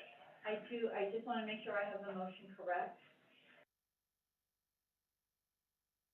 One-time payment, OA, $5,000 for startup costs, housing coming out of the home, and 15. Leave it at fund, or did you wanna specify, did you specify? But, whatever impact fund that you can pull it out of. Okay, for the new Rollins youth center. There's no other discussion, and you, whenever you're ready, open online voting. And again, thank you, folks. God bless you. Thank you, online voting is open.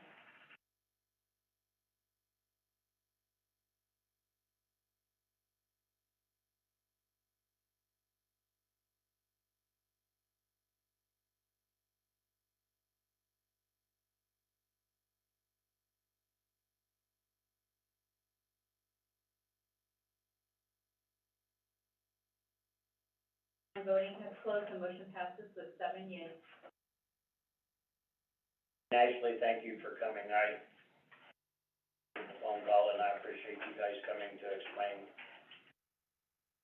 Thank you very much, thank you for having us. All right, next thing on our agenda is a resolution about the liquor licensing, and then, like, I would entertain that motion. Vice Mayor Wells.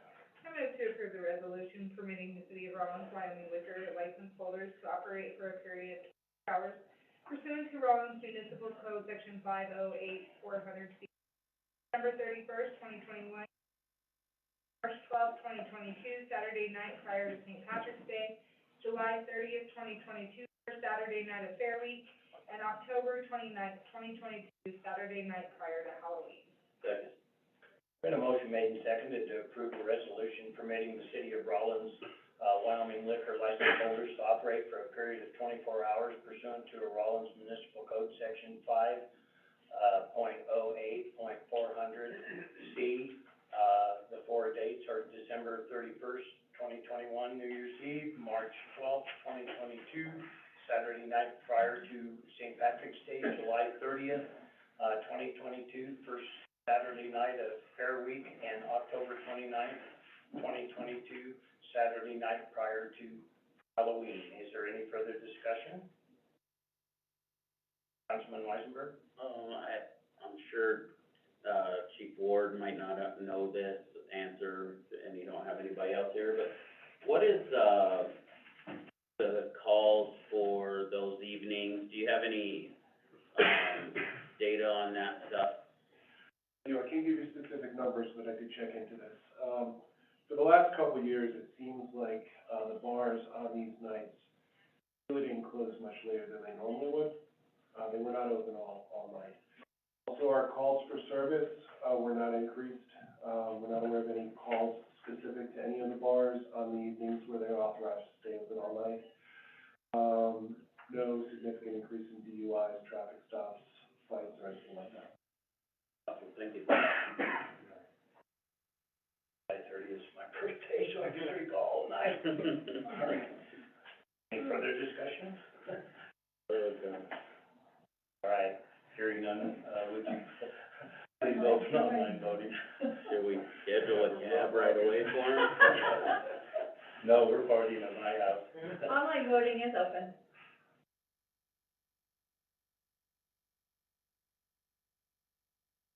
Party too, Chris, I'm turning 70.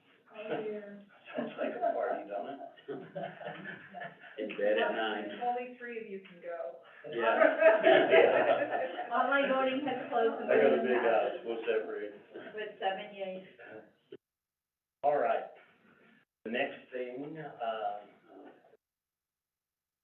on our, agenda is, the St. Clair Water, feasibility study. And,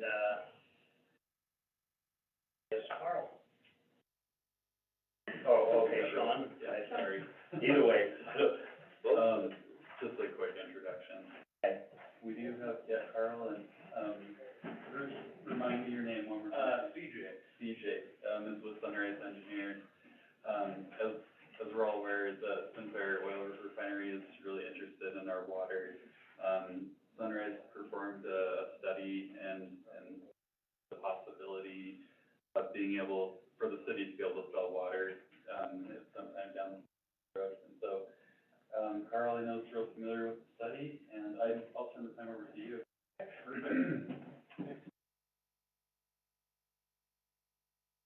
All right, so first, I would really like to thank everybody, I really appreciated the personal invitation over here. One of my coworkers was really hoping he could make it, he's a Rawlins native. We really, really like it over here, and this is a project, I hope I can convey my excitement. We engineers aren't too great at it, and I don't think a lot of people are too excited to hear anything we have to say most of the time.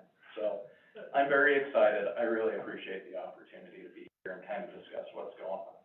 And, I'm also happy, I'm gonna try and keep this, brief, concise, to the point, but I'm happy to address any questions, talk about this as short or as long as any of you would like to, because I do believe this is a very important study, and it's also very important in the future of Rawlins. So, why I'm here specifically, a little bit of background. So my name's CJ Walker, I work with Sunrise Engineering, and back at the beginning of this year, we got hired by the city of Rawlins to perform a water portfolio study. Essentially looking at where you get your water, how does it get stored, how much of it do you have, water rights, the whole shebang, as far as that's concerned. And so I was able to finalize that report right around March or April. And then down the road, we ran into the Sinclair Refinery, and they started talking with us a little bit more. And we had actually prepared a study for them a couple of years ago, where they were talking about, hey, we've got some issues with water, particularly during droughts. Are there any options that we have? What do we need to upgrade in our system to get this taken care of? And then they said, we'd kind of like to revisit this idea a little bit. Do you know anything about the city of Rawlins water system? And so I would also really like to thank Carl as a proponent. We talked with him a little bit, wanted to make sure that everybody was okay with this. And then the Sinclair Refinery did hire us to perform an independent third-party study about what it would take to perform water sales from the city of Rawlins over to the Sinclair Refinery.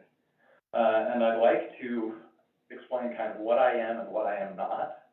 I'm not a salesman. I've been awful at it clear back since the days of Boy Scouts, trying to sell that popcorn, that kind of stuff. I'm not here to try and make a sale, but my job as an engineer, I've always felt, especially in consulting, is it's our job to get through the numbers, dig deep into them, get a thorough understanding, and present those to the decision makers.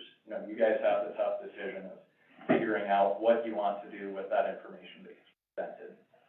So with that said, I made every attempt to make this an unbiased, third party, you know, you've got all of the numbers in here, and I am fully available if anyone on the council would like, my email, I've got business cards, I can pass those around.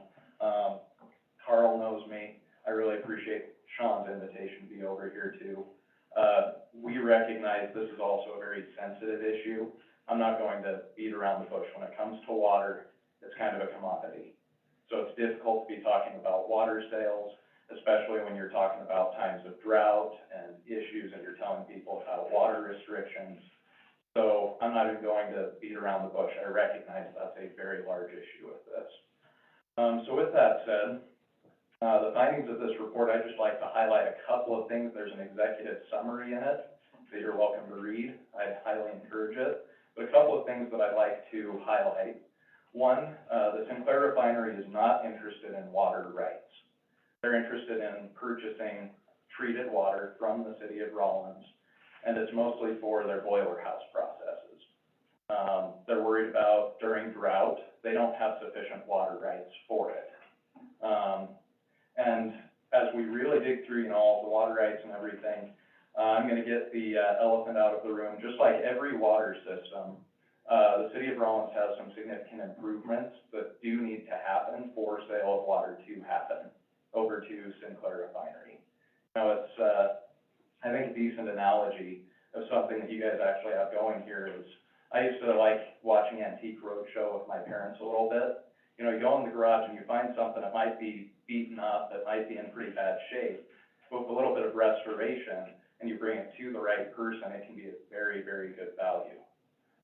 So something I'd really like to highlight is, as far as water rights go, even in future expansion, the city of Rawlins, in my professional opinion, has water rights that they will never use. So you have the capacity and infrastructure to treat this water, but it will never be used in future expansion. You have so many water rights available, and again, we're not talking physical sale of those water rights, but you can physically treat that water, and it would not be used for anything else. Even at full build out in the city of Rawlins, my professional opinion, it would not be used. But there's an ample excess supply. And with that, it makes sense, just a point in here. The Sinclair Refinery, and I'm sure Sean could probably talk a little bit more with this, I'm not gonna beat around the bush with this either, they're interested in buying. So if there's an ample supply, and there are these, improvements that need to be made to the, city of Rawlins infrastructure, and in my report, I've thrown out a number there. It appears to me to make all of this viable and work, it's a little bit scary, but it's 11 million. These infrastructure improvements in the city of Rawlins would have to happen regardless of whether this deal went forward, just to handle the future expansion.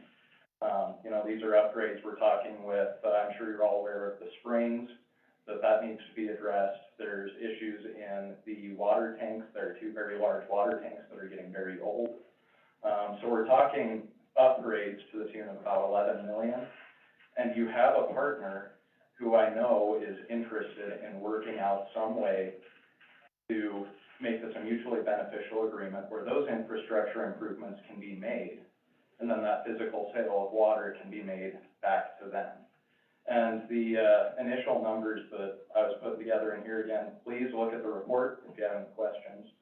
But it is my professional opinion there as well. The city of Rawlins would be receiving over 1 million in additional revenue every year out of the water account from these sales. Again, in water that would otherwise go entirely unused.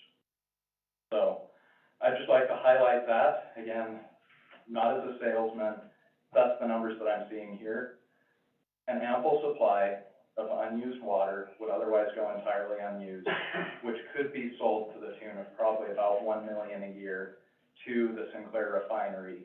And they have shown that they're willing to help with the infrastructure improvements to make this deal happen and make it go forward. And I'd also say that right now is where I would say that the teams that we have in place are actually the right teams to make something like this happen. The town of Sinclair has already been talked to. They're on board. They have people on their team. Sunrise is intimately familiar with this, with the City of Rollins water system as well as the refinery's water system. And Carl has done an excellent job. You know, I'd like to publicly, notice him on this. He has been a wonderful proponent in working with us to try and figure out how we can make this something that can really fit into the long-term goals of the City of Rollins. So, I think I'd kind of leave it with that. I don't know if Sean or Carl have anything additional to add to that.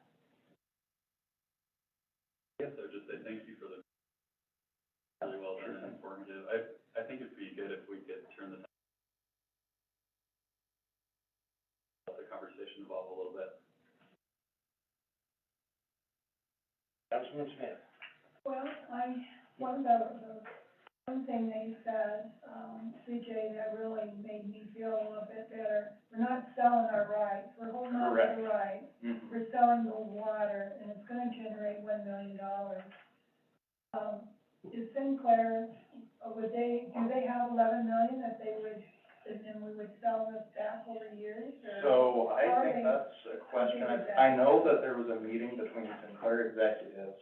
I know Carl and Sean were there. I'm gonna turn that one over to you guys. Yeah.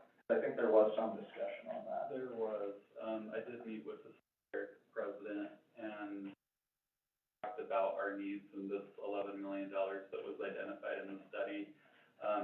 And I just asked, if Claire is really interested in this, would they be willing to help us out with this situation that we're in?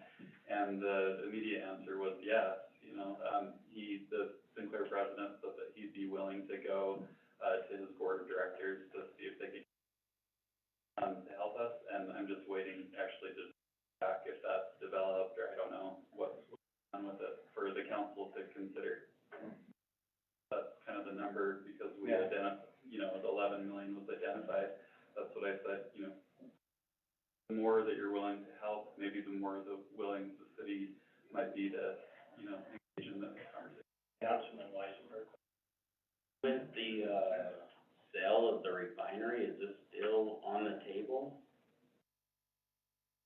That was something that they did address, that President Sinclair said this should in no way impact it, especially because if Hollyfield does take over, then they're gonna have the same interest of just having that water. That interest isn't gonna.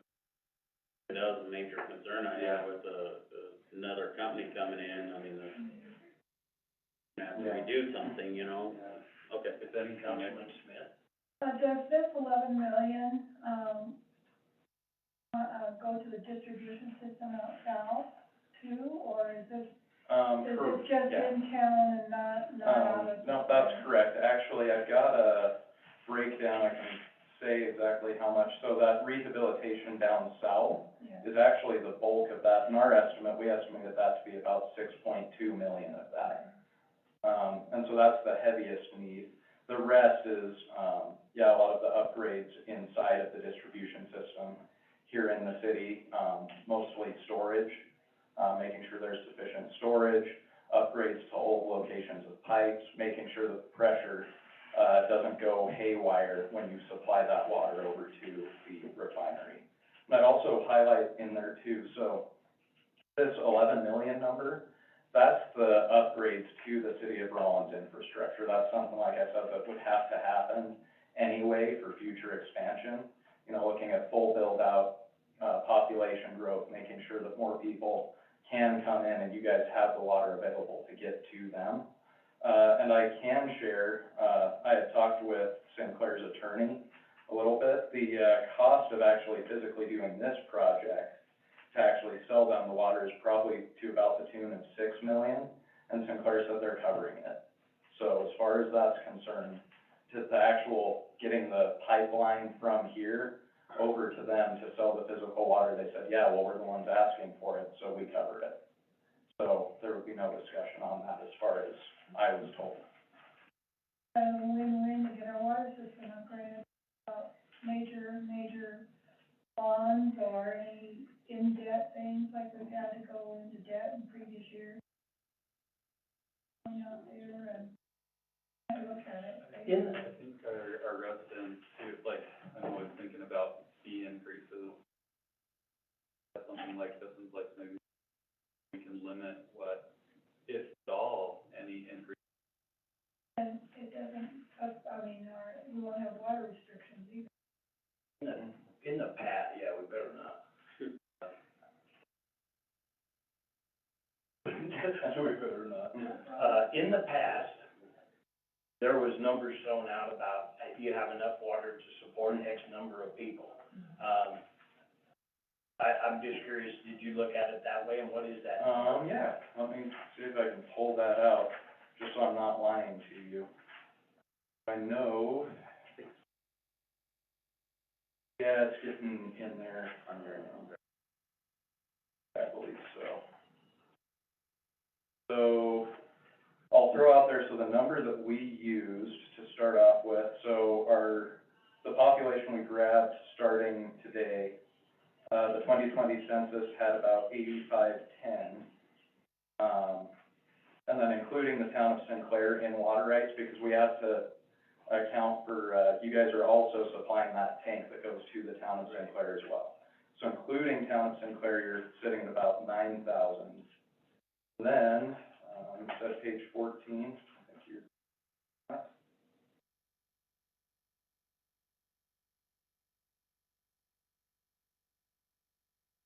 we're getting there, is, so an estimated population increase of, we're seeing 2,098 would bring you guys to saying that you developed 20% of the area around you guys. So the fully developable area would be anything that's not mountains, anything else. This would be, full build out would be 100%. And we did a number at 20%, saying based on current, growth and everything, you guys would grow by about 2,100 in population. So that's a hefty increase from the 9,000, increase it up to about, 12 or 11,000 there. And then you would still have an excess during drought years of about 1,200 gallons a minute, is the numbers that we came to. All I need to know is how many gallons a minute do people, to get the number I'm looking for. Oh, yeah. Can I address this just for 1 second? I don't Yeah, really sure. need gallons a minute. This was, when I saw the study, this was actually one of my first concerns when I was thinking about it, because I know that our population has been like 16,000 or something at one point, and so I'm like, if we're projecting, we gotta project based on something like that or more. And on average, and please correct me if I'm wrong. Yeah. On average, we use, I think it was 240 gallons per person per day. And, we use 2 CSF, on average, CFS, throughout the year. Mm-hmm. So if we were to double in population, let's make this estimate way more, okay, we're using 4 CSF throughout the year. We have 13 point something CFS, plus we have, our well water that's not taking into account this, and then we have our river water, which is another 2 CFS. Did I get all that right? So there's subtleties, but you're very. Yeah. My point is, if we double in population, we triple in population, we still, we could be at 6 CFS with tripling our population and still have all that, like, another 6 to 11 or 9 CFS remaining. Do you see what I mean? So I don't. River water now? Using There is, and selling it? there is part of that goes into this as well. So I'd like to reiterate something on there, make sure, hopefully I'm not, acting a jerk here. I do disagree with the tripling population. But I don't, when we did the full build out and everything, I will throw out there, doubling population, I took that into account in our original water portfolio study. Yes, this accounts, and you guys would be able to double in population with this 11 million in infrastructure upgrades and not have any issues in the foreseeable future. We did a, 50, 60 year looking at build out, and I see no plausible scenario where Rollins would grow so much past. I think we're passing each other here, you're making it more complicated Yeah. than my mind will accept. We have X number of gallons or millions of gallons of water rights. Correct. Okay, if you divide that by how much everybody uses Oh, per okay, person, yeah. how many people worth of water rights total could we support? What population Give could we me- support? I've heard that number before, but Yeah. I don't necessarily, I wanna know what Yeah. you think. If you want the exact number, I can calculate. It don't have to be for you, but exact. If you're off the top of my head, I'd say you guys are good up to about 20,000 with the agreement as it's written right here.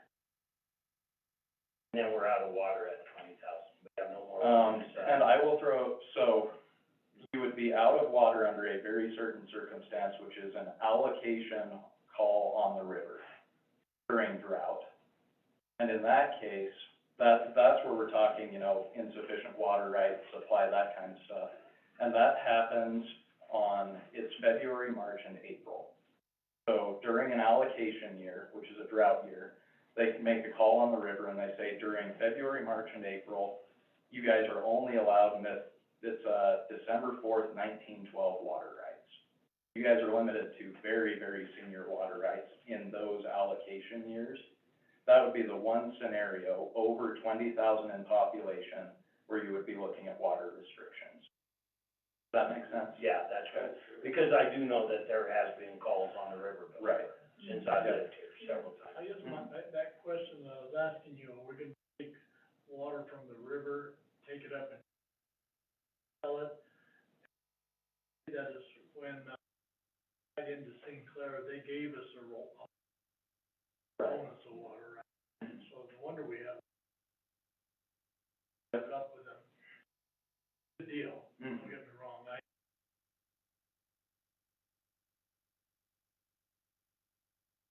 able to work out a system where to get it to our treatment. Yep, yeah, in fact, I think we've Yep, and that's actually a very wonderful question, because that actually fits into a big, grand, you know, overarching scheme. When I talked about the right team in place, one of the things that I know Carl's been really talking about is this cemetery water line.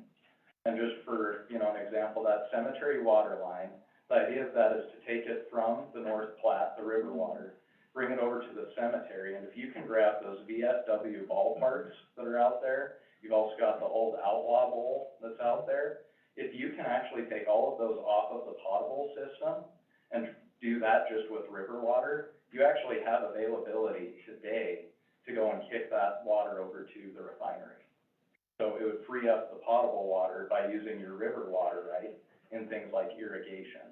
And I would see that, cemetery line being kind of a backbone for utilizing the additional water right there in the river.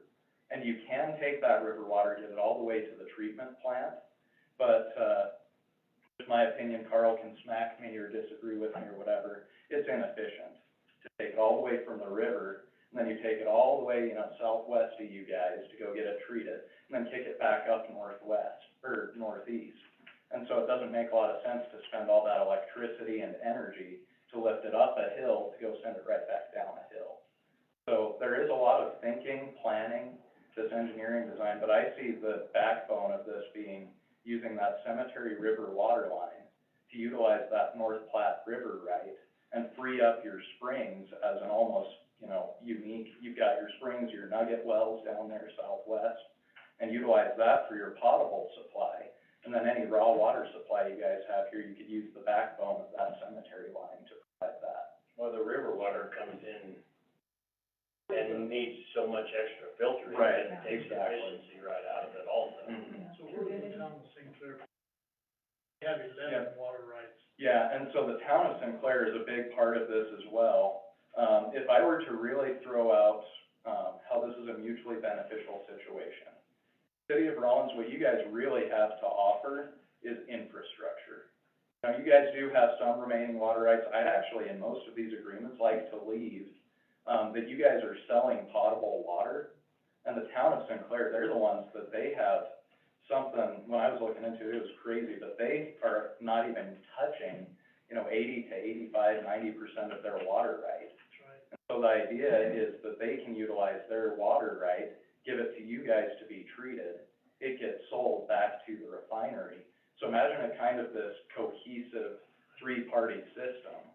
And that's what we're looking at here is we're not doing the physical transaction of any water rights. It's, you know, I've got an engineer's brain that ticks my wife off like crazy, because I'm always thinking efficiency, right? And I don't care that that looks super pretty on the wall. I want it to be efficient. She's all into pretty and everything, but, it's all about the efficiency here. We've got inefficiencies in the city of Rawlins infrastructure. We've got the Sinclair refinery that's ready to help pay to fix those inefficiencies. And you've got so many extra water rights sitting with the town of Sinclair. And then the discussion is, can't we just put all of this into a pot, make sure that, and I'll throw it on the engineering side, we can control through valving, through flow meters, what water right is being used by who, how much water is being sold, where's it coming from, keeping all of that organized. And, again, like I said, my job is the easy one where it's just numbers.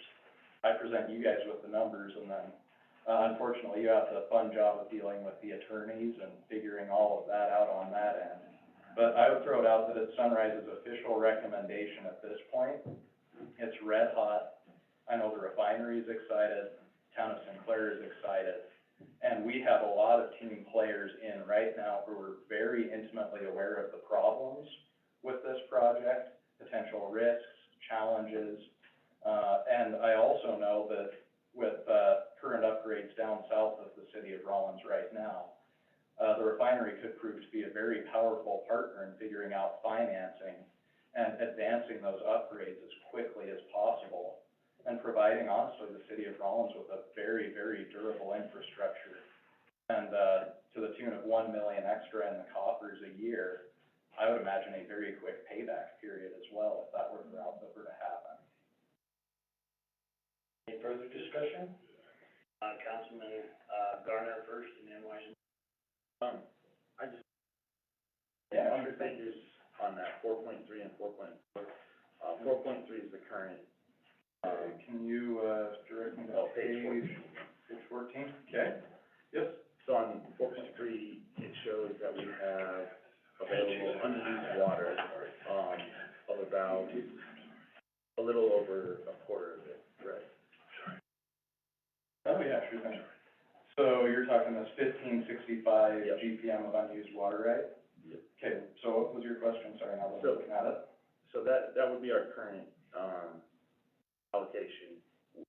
Through the 20%, we would have, it looks almost like it'd be less than 8% of headroom. We had issues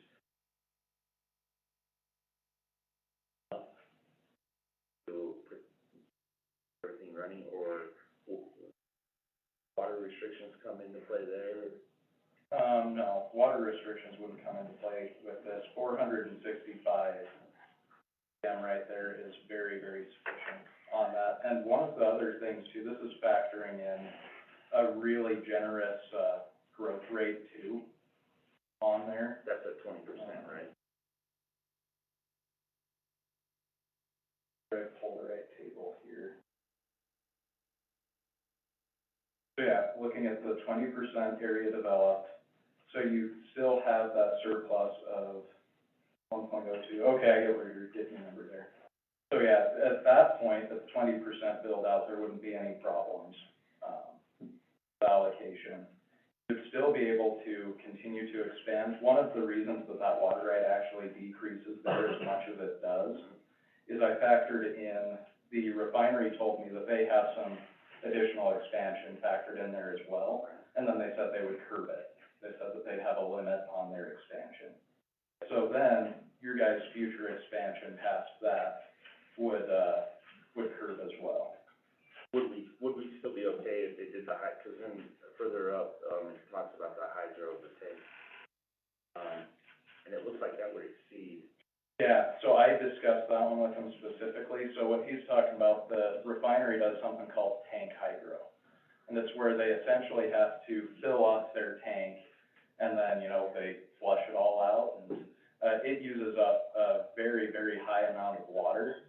And I talked with them about how they would do it and what they would do. And they pre-allocation is February, March, April. They said they can change their operation such that they can do tank hydros either in January or after April, or they can use on-site water storage. And that's actually another thing that I'd like to bring up with this too. So there are two things in this report, which is where I can so confidently say you can double in size, is because in my engineering mind, I always factor in factors of safety. My number one goal as an engineer is always the public safety, regardless of anything else we do. I have not factored in any of your nugget wells in any of these water rights. They're not. Yeah, this is an assumption. There is, in the attachments, I don't have them with me, but you can actually go into the water rights itself and see exactly how many you have. The nugget wells are not factored into this, as well as storage. So the way a water right works is you're limited to pulling a certain amount out of the river at a time, call it 1,000 gallons a minute. If you actually take that water, pull it out in January pre-allocation, and then you store it, which is a big part of this upgrades to storage infrastructure. Either store it in the reservoir down south, or store potable water here in town. That does not count towards any of these water rights. So all of these charts you're seeing is actually assuming technically that you guys have no storage, that you're pulling directly from the river. But, you guys actually have right now, you've got about 4 million gallons sitting in the two tanks up north. I think the two tanks south, they're 15 million there, and then you've got the Peking Reservoir, Atlantic Rim Reservoir. So there is ample water there, especially factoring in the storage. Does that kind of make sense? So at 20%, you still have that, but that's if you're pulling all of it from source water and using no storage. Then on the pipeline pump, that I assume they're gonna need a pressure up, that they're gonna, 20. Actually, they are not, because you guys are so much higher in elevation, so they're actually going down the hill there. If there was a disruption in their flow of water, since that's a critical process, where would the legal question, but liability lie, if something happens on our end, and we shut down the pipe, and they have no flow of water into their system? Yeah, I'd say that's probably a more legal question, but typically, again, legal on this, but the way I usually see it worked out is when you write up those agreements, you talk about who the operation and maintenance falls under. Next question. And then you would specify whoever the operation and maintenance of that particular piece falls under is the one who assumes liability for it. Okay. In that case. Do they designate, I don't think I've seen it in their report, whether or not they wanna run that pipeline that goes directly to them? Where they want to run it? Or no, whether or not they wanna operate it 100%. Oh, So that I they have, don't know that I've heard discussions from them.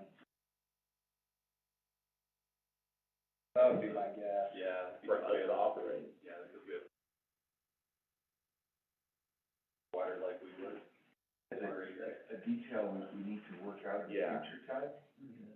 A lot of implications. Critical infrastructure, the early vision of it is actually parallel lines going. One for emergency backup if one fails. Once they start taking that water, and you lose the ability to treat the water, and years go by, because that's the way it's self-organizing. Only suggesting that they have a line and then conversation. Line and, Yeah. and so they can shut down the one line and do repairs. Almost like I wish we had two. Yeah, I will second that recommendation. Our report just preliminarily sized one line and shows kind of the direction where it would go, how it would connect. But, we did just finish a project, over in Rock River where we put in redundant transmission mains. It is so much easier doing it that way, that if there ever is a failure, you have a fail-safe, that it can immediately switch. And my last question, sorry, Chris. If we can't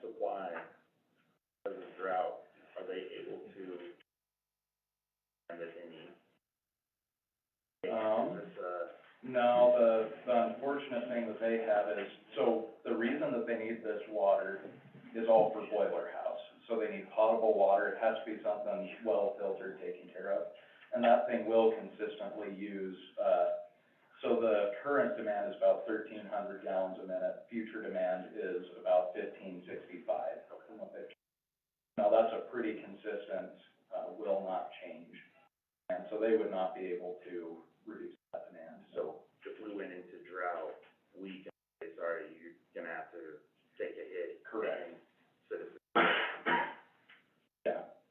But what you may have some control in doing is if, so they make allocation calls on the river prior to February, March, April. It's not, you know, a snap of the fingers, hey, guess what, you guys are drought. You could probably work in, again, this is legal, and this would fall out in, the actual full design. This was the pre-design feasibility. But my recommendation would be work in some stipulations in the contract where if an allocation is made, they should have some on-site storage to address some of that stuff, so that it would be on them to potentially use some of that water that they had stored, you know, in January to make up the difference, so you guys wouldn't have to put that. Does that kind of make sense? Yeah. I think storage is a wonderful answer to anything in allocation too. Hey, For a couple of minutes. yeah, he's in a hurry. All right, I really appreciate it, thank you, sorry for, all the time here.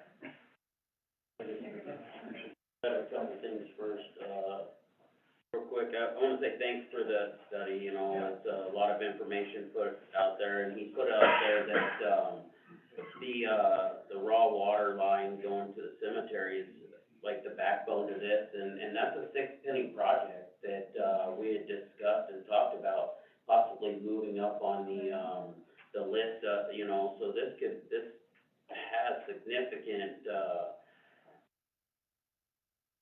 potential for the city to upgrade not only our infrastructure, but possibly in the future, with funding, of $1 million or excess of that, funding possibly a newer, modified water treatment plant, you know, for the residents of Rollins and reducing cost of water. So I wanna say thanks for that study, and, hey, Sean, thanks for, being willing to pick up where this had left off, in the past, because some people didn't even know this had happened, you know, a long time ago.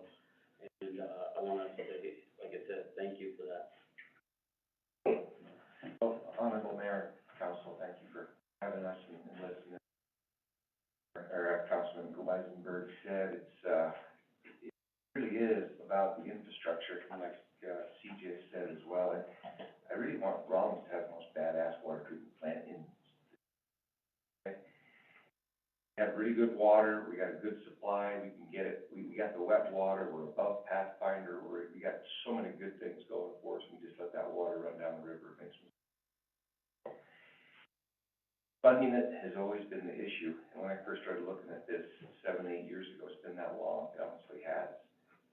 We needed a big customer, we were losing customers across the state, and the refinery was the obvious customer. I went to the refinery and I spent 8 hours there over 2 days with John Moore, the old general manager there. And, I saw how they were using water, and I said, you need to get drinking water in here, because water is not just gonna help the operations of the refinery. Allow them to grow their operation, create more jobs, invest more money into the town. It's a well thought out study. I sound like the salesman now, and I am, I really. The city have, the next 100 years covered, you know, we gifted the last 100 years by our forefathers back in the 20s when they found water, the refinery, the cemetery line, firming up the pipeline, and just kind of putting all these projects forward and getting them done sooner than later, just to survive the next 100 years. And stuff like that. And just one more note on the study, 'cause I know it's getting late, you guys want to get out of here, is that work that CJ did, that's an all the faucets on, kind of. All the faucets on, and I kind of kept some cards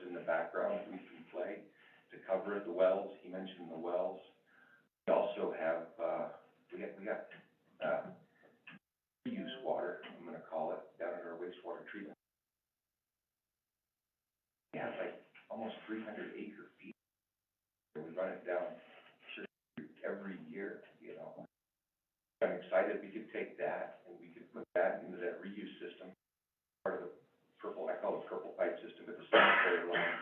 That's gonna be the backbone of a reuse water system. That positions us really well as we look forward to a lot of uncertainty in our water future. Okay? So all of these things work together to just assure them. Thank you very much for letting me, okay? Work on it. You mentioned the treatment plant, Yes. water,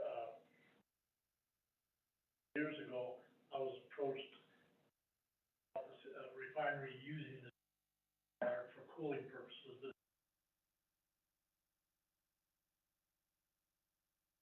We're gonna fix that.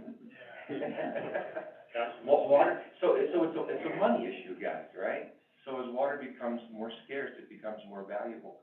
So we're gonna look across the landscape and we're gonna put more and more of it to beneficial. We're gonna quit flushing it down the toilet and send it. It's a money deal, so that's very good to Mark, thanks. Okay. Carl, could you, Your voice is coming from over here. oh my Sorry. goodness, that's weird to me. Anyway, my question to you and to CJ and Sean, what do you need from this council at this time? This is just a discussion, so we can't make a motion, but where do you want, what directives do you want us to give you? You know what, it's been at least 2 years that I've been trying to get in front of you and talk about this stuff. Maybe longer, all right, just things have happened, there's been different managers. That's how long this has been cooking, all right? Mm-hmm. I'm just thrilled that we're up here talking to you. I don't think we need anything right now, except that you guys look around and say, you know, Carl, Sean, CJ, we think this is important to this development, and we want to, that we can pull together. That's in at the higher level view of it, okay? And I wanted to talk about Sage Creek. I never heard a Sage Creek update, so let's just leave that aside for right now, but you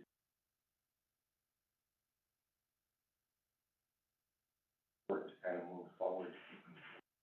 A lot of moving parts. There's the cemetery line, you know, lines, there's the refinery discussion. You know. I want to get any concerns about the specific projects out of the way now so we can address them. I think if you bring in a thing and show us where you wanna go and, Okay. and, we know the price tags and CJ's work is, I'm an old farm girl and my family has water rights in the Big Point River where we can pull right out of the river, we don't have to go through the ditch. So we've been through this year, and the number one thing that the city has to always do is keep the water right. And we need to sell what we aren't using, so that we can generate more revenue, so this sounds like, to me, like a win-win situation. Win-win situation, and something that, you know, CJ, you know, he called me out publicly. I don't wanna say that the team that's working on this is Tyrell, he's the state water engineer. He was the state engineer for, I think, 15 years. Really, I mean, he's a idol of mine, he wrote the book on water rights in the state. He's working on this specifically for us, okay? We got Dave Parmalee and, the old governor's, Rubendahl's, brother, the other water attorney. Yeah, I mean, we got some really, really, really good people looking at the legal issues, okay? We got really good engineers, water issues, and, you know, all the parts and pieces are powered by you guys to kind of work openly with people, and there will be agreements on the road. Hey, Sean? Here's what we need from and just kind of see where they're at with bringing some for us. Carl just mentioned there's all these attorneys, but I think we, for to go down this road, we need to get a water attorney that out there. But I can kind of make that come forward to the council I also, Carl, if you can just real quick, that's the project right now, and because I think this is important to this discussion, of when we fix the water lines currently, all this pipe that we're bringing in right now, the potential of water that we should be seeing coming to the city after this is done this winter. Yeah, this is, I wish we talked about this actually before the whole refinery thing. So, about a month ago, you asked, Cody to kind of make baby steps for looking at the spring line. And then we moved forward on doing this Sage Creek project, okay? When we get this Sage Creek pipeline project done, and this is based on many visits to the springs and looking at, we'll have installed 10,000 feet of 18-inch plastic pipe to replace one 8-inch pipe that's bringing us water and one 12-inch failing wood stave pipe. We expect to triple the water delivery to at the peak runoff. How much water we're losing. We're gonna fill our reservoir in 3 weeks, you know, we're gonna have more water than we know what to do with. We're gonna be spilling it out everywhere this year. So that's what installing that 18-inch PVC, that's gonna be the backbone of the whole collection network up there. It'll be done, and I think we have to pay for it. I've already ordered the parts. I have a contractor. I've already hit the buy it now button. It's definitely within budget, and the engineered costs were like $700,000, and this contractor has come in at $500,000 to do this. The engineer's estimate was over $1 million to install the pipe, and then I have the last of some contract details to take care of. The current estimate is about $500,000, $490,000. So we came in substantially under the engineer's estimate. We had a super contractor, Rocky Mountain Industrial, over in, the refinery, Jeff at the Valdez, if you know. Valdez, I work. Having them on board. So we're gonna get this, you know, possibly the toughest part of the pipeline installed. And we're gonna do it in the winter. We're gonna start working up there next week. We're gonna start. That was something that you asked us to do.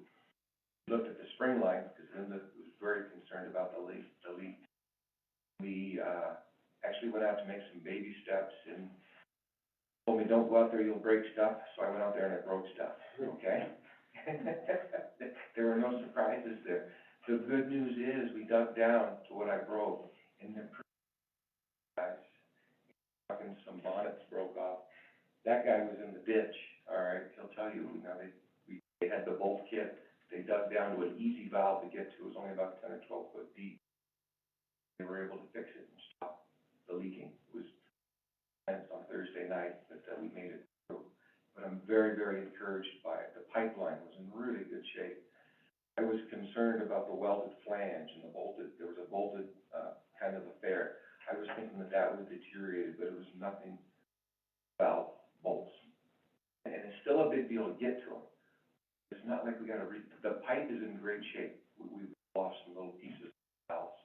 So, the pipe is gonna give us another 40 years of good work, and Cody Dill, your new public works guy, has just been fantastic.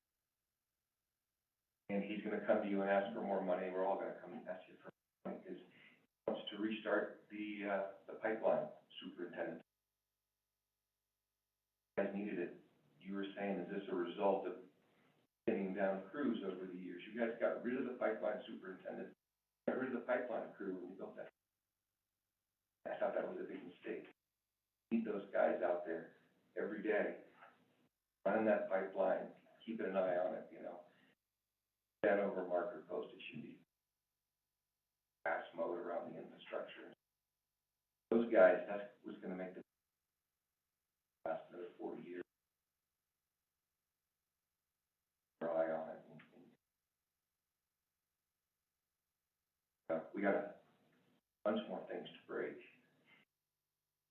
I'm really, really encouraged. This is the best I've felt about your water system. Like when I got the last of my gold caps, I started, you know. I think the pipeline's good. I think that this Springs project is gonna firm up our water supply in the short term. This refinery deal is gonna take a few years, you know. The refinery is patient. The city's obviously next 100 years, that's the future, you know. Good in the short term, I think you're good in the long term. Ponds that have formed on the line, they're using, is not, we're thinking by spring, we'll be able to knock out some of, hopefully, some of the bad ones, right? The worst one is Lone Tree Creek. They're on Bigfoot 99. They're disappointed. It'll be a big dig, but when we get down to it, I think it'll be, I don't think it's a structural issue with the pipe. On it bolts, you know. Dig is so huge.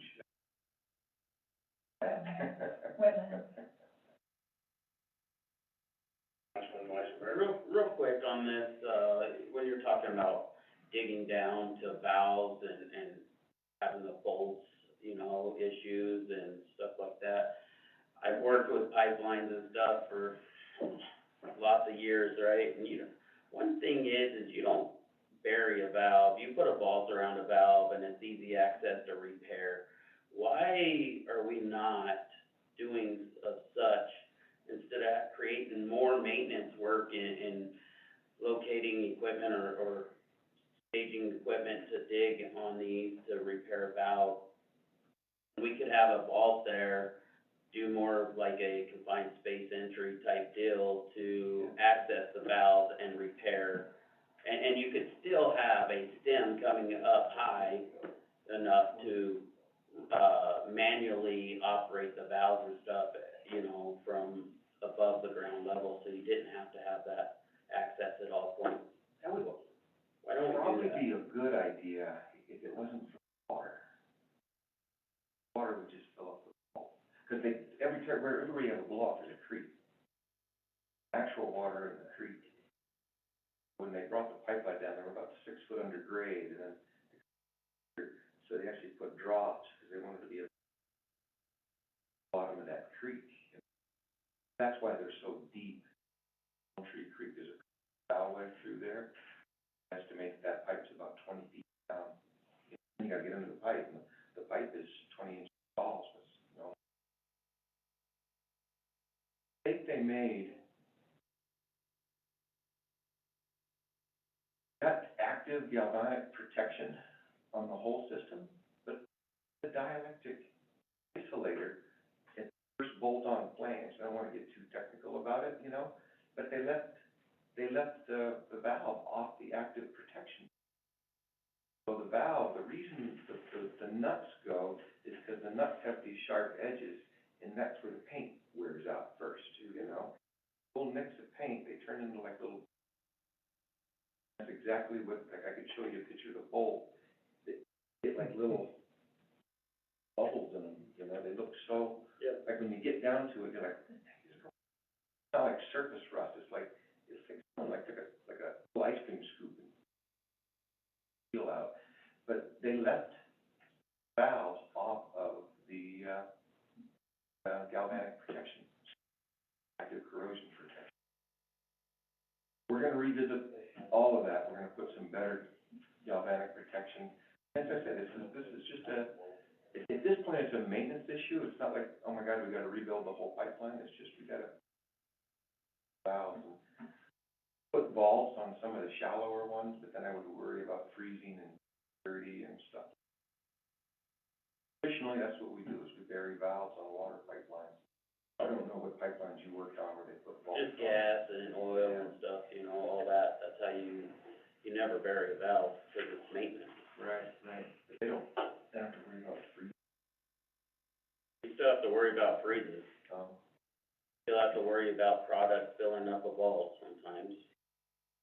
So that's why I say it all works the same in pipelines. Hey. Just want to thank you, Carl and CJ, for all the information. Pretty exciting, actually. Next thing on the agenda is a, 5-minute recess. I thought you were gonna just keep going, Barry. Sounded like it for a minute. Yeah, I'm good, thank you. This would have been a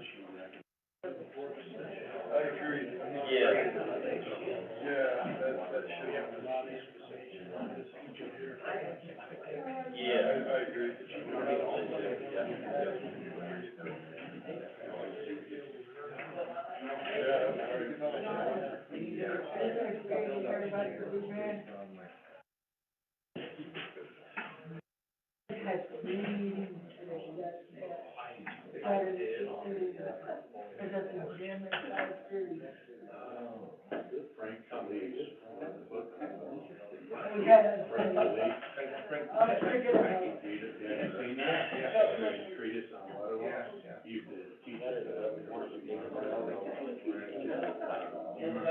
one of the biggest, you have to be in the pipeline, you don't very well. defend it in the fire irrigation on the Wind River. And I understand the philosophy and what they're saying, but that's why you have a excavation point where it flows out. You know what I mean? So it don't fill up. I have no opinion. I don't know. One is the Department of Justice. Correct. Correct. I don't know anything. Lines I work for.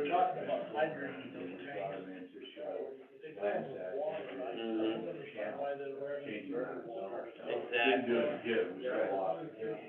You know, 'cause they could put a, you know what? Yeah.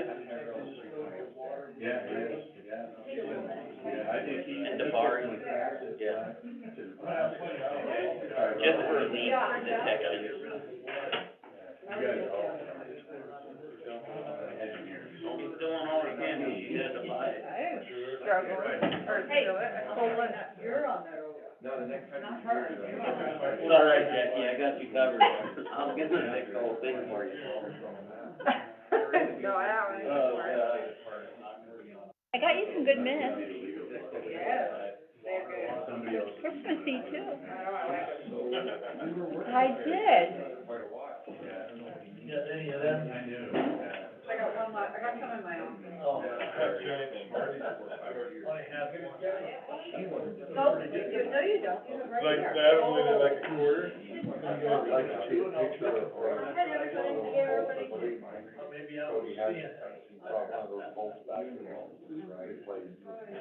And the bolts that are on the valve, it's the manufacturer bolts. They're iron bolts. Cody. But, Yeah. like you said, the ground out there just erodes it. And as far as the bolts, that would be a cost issue more than anything. You have 20. Yeah, I know, About 27,000. And you don't even have bolts on the side that are in the shape. Same manufacturers, whatever it is, Or both. bolts. But the bolts that he's talking about were, yeah, it's a cost, yeah. It's gonna cost a lot more to do it. Yeah. yeah, that ground out there, it's that metal, them bands, I used to band pipe out here. Yeah,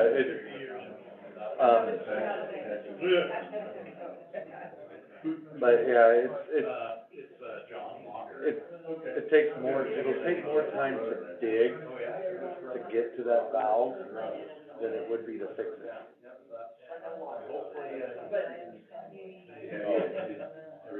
That was interesting to be out there on Saturday. All of us that volunteered to go out and work on Saturday, we all took a day off earlier in the week for personal, so that wasn't even overtime when we went out there on Saturday. Just penance for trying to be human. No, oh, no, it was a little windy, wasn't too cold, but.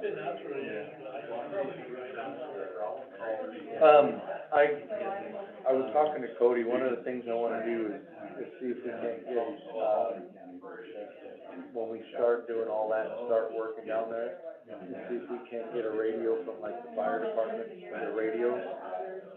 Because that's cost inefficient, and if, you know, if you're missing a part or you need something, you have to drive all the way back into town, get it, and then they're all waiting out there until we get the part or whatever out there.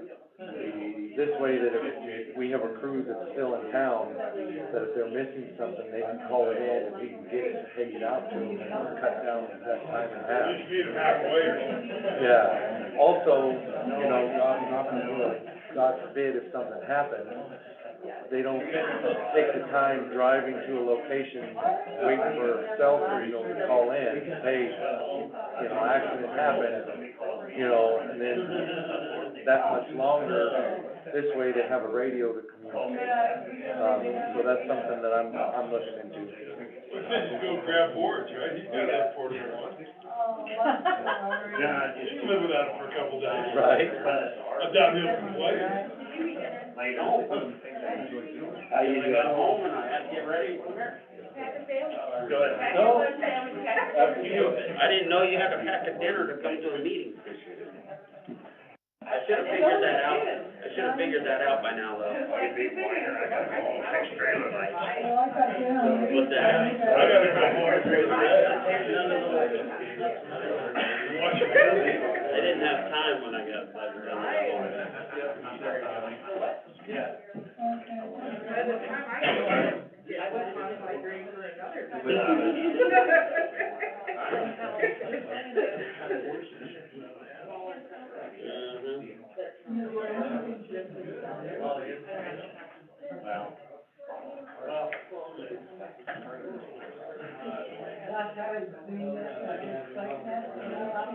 Well, unless we discuss it, I'm not gonna put it on the agenda.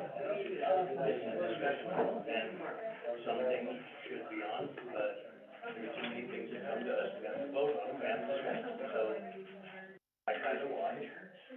I didn't change the system, I do, but if it's an action item, and we haven't discussed it, I make a discussion. But I'm not, you're just too tired, it's slapped out of service, we haven't discussed it. There's more on that. All right, if we're ready, I'll call this meeting back to order. It's 10:18. And the next thing on our agenda is the discussion around, city, rebranding, and it looks like the presenter is Sean.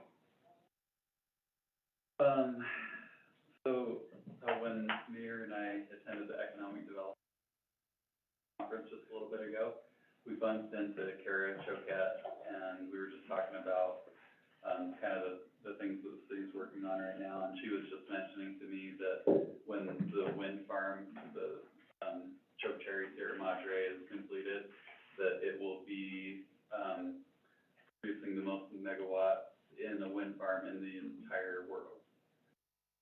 Really amazing, it's really cool. And then I just mentioned to her, because I've heard from a few of you, that, essentially, getting from these wind farms, a lot of them are being decommissioned right now. And there's a possibility that we could obtain, I always wanna call it a propeller, one of the blades, or multiple blades that could be some sort of economic development, come see what this looks like in person.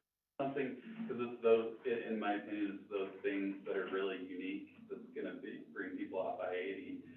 And, one of the things I just, tentatively looking at, some of the information from the survey that we've sent out is, people wanna see us grow. One common theme is they just wanna get people off I-80. And so anything that we can do to be really unique potentially could accomplish that. And so I just because I was curious, I reached out to Rocky Mountain Power, and then I reached out to Pacificor, and they both indicated that potentially we could get some blades, because of they're just, in most cases, they're just bringing it over to Casper landfill. And I just wanted to bring up, because just a little while ago, I brought up the idea of a rebranding, and I just think that with, having this wind farm in Carbon County, that's the one, the highest producing in the world, is super unique. The state geologist has said that we are the highest on average wind speed in Wyoming.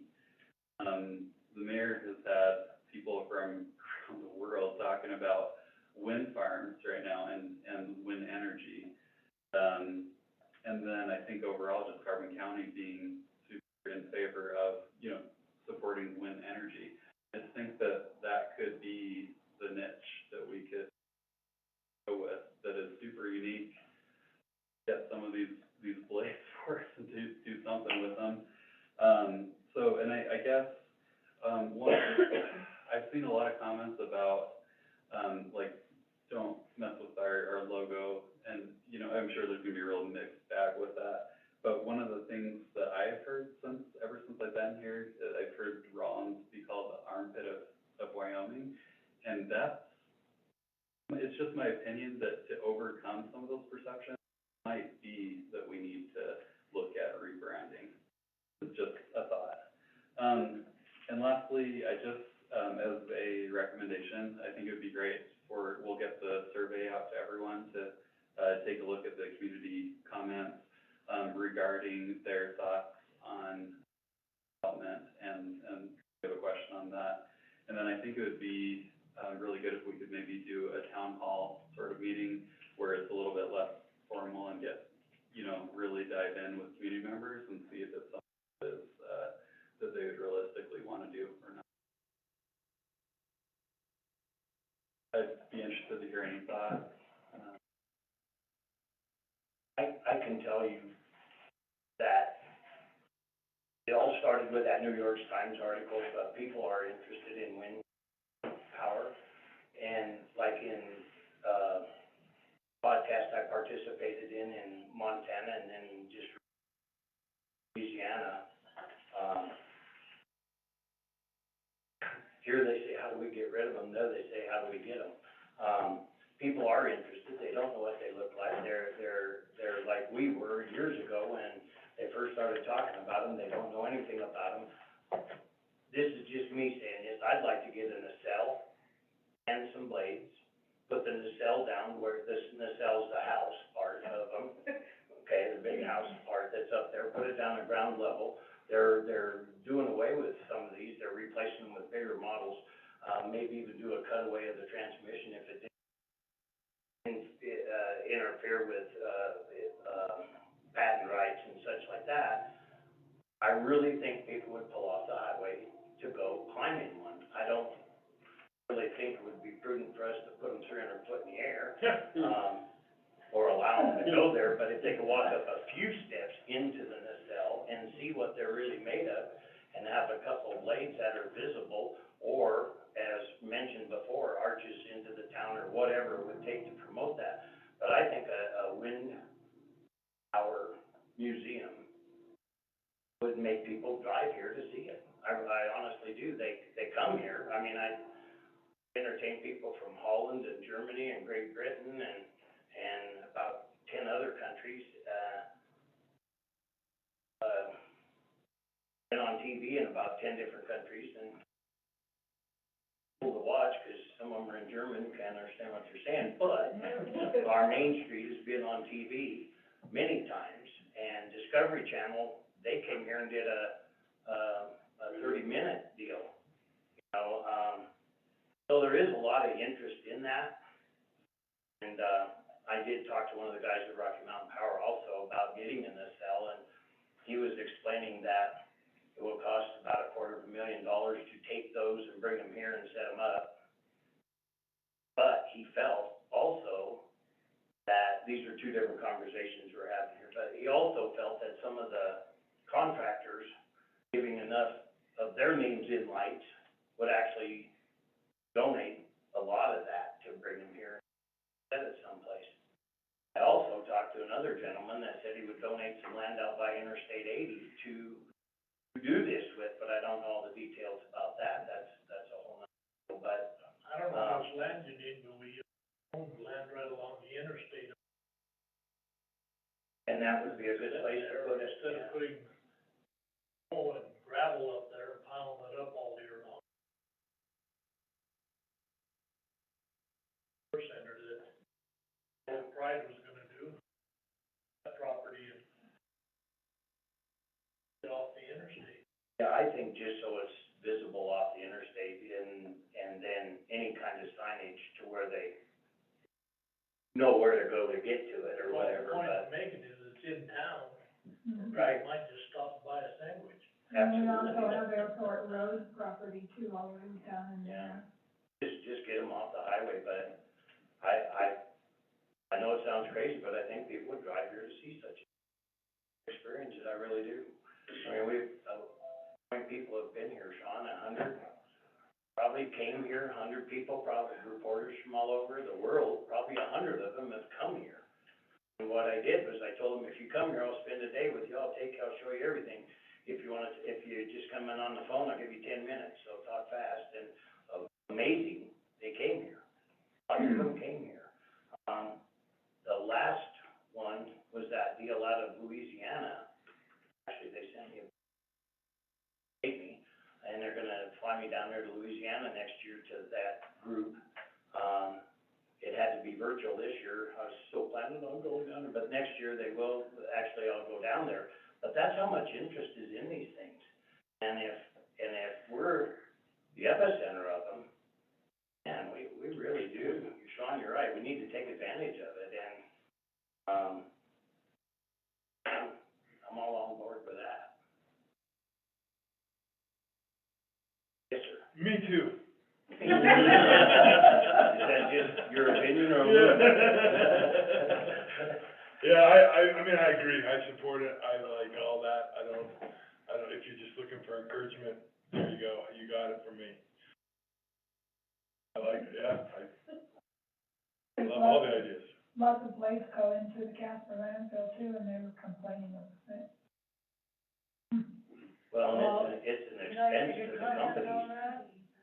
So as a Wyoming business, forum that we were just at, I don't know if Sean and Mayor Wycombe heard, but they paid the city of, Casper, I can't remember the dollar amount, but a company just in the last month going to pay them to dig them up, take them out, and to recrush for roofing.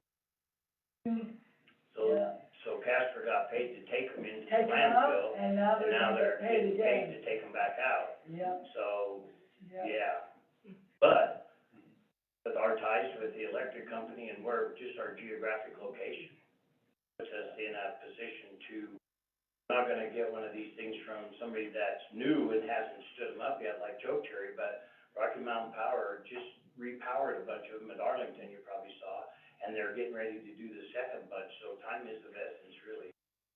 Get used. And they donated some of them to colleges, but president of Rocky Mountain Power, and I'll be darned if I can think of his Very down here. good. But he said it's possible. Handle that. That's worth a conversation. It's gonna cost us some money, but it might, yeah. But we'll put your name on it, Tavares. And, but anyway, it is a possibility, and it's another one of those Sinclair deals. It's an opportunity, it might not pass us again. Would we, would the council want to just give a quick directive to Sean to continue to explore this avenue, is that? Yeah. The directive. You may do it. Like, you wanna do a work session to, I think that might be best. yeah, I don't wanna get the. So the historical side of me wants to continue to develop the 4 different things that Wallace is famous for. This certainly would be a wonderful museum, outdoor museum. Something that is an attraction that nobody else has, so. Well, there's a lot of discussion and a lot of wrangling between now and the time that would happen, but, with, these different companies and whatnot in our presence, I mean, just see what the possibilities are. Yeah. No problem, it's funny. Is there anything else anybody wants to say? Okay. Next thing on the agenda is an executive session. Councilman Smith? Yes, I move that we go into executive session at 10:31 PM pursuant to Wyoming statute 15.4, 405, 9, and 2, to consider or receive any information classified as confidential by law, and to consider the appointment, employment, right to practice, or dismissal of a public officer, professional person or employee, or to hear complaints or charge brought against an employee, professional person or officer, unless the employee, professional person or officer requests a public hearing. Hearing body may exclude from any public or private hearing during the examination of a witness, any or all other witnesses in the matter being investigated. Following the hearing or executive session, the governing body may deliberate on its decision in executive session. For a second. Second. Been a motion made and seconded to go into executive session, and I'm not gonna read everything there. And, is there any discussion? All in favor? Or no, open online voting? I digress.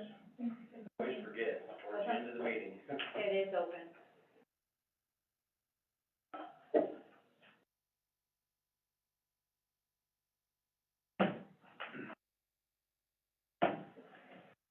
Summaries and, Madam Clerk, the, line isn't opening, and I'll vote yes. Online voting is closed, the motion passes with 7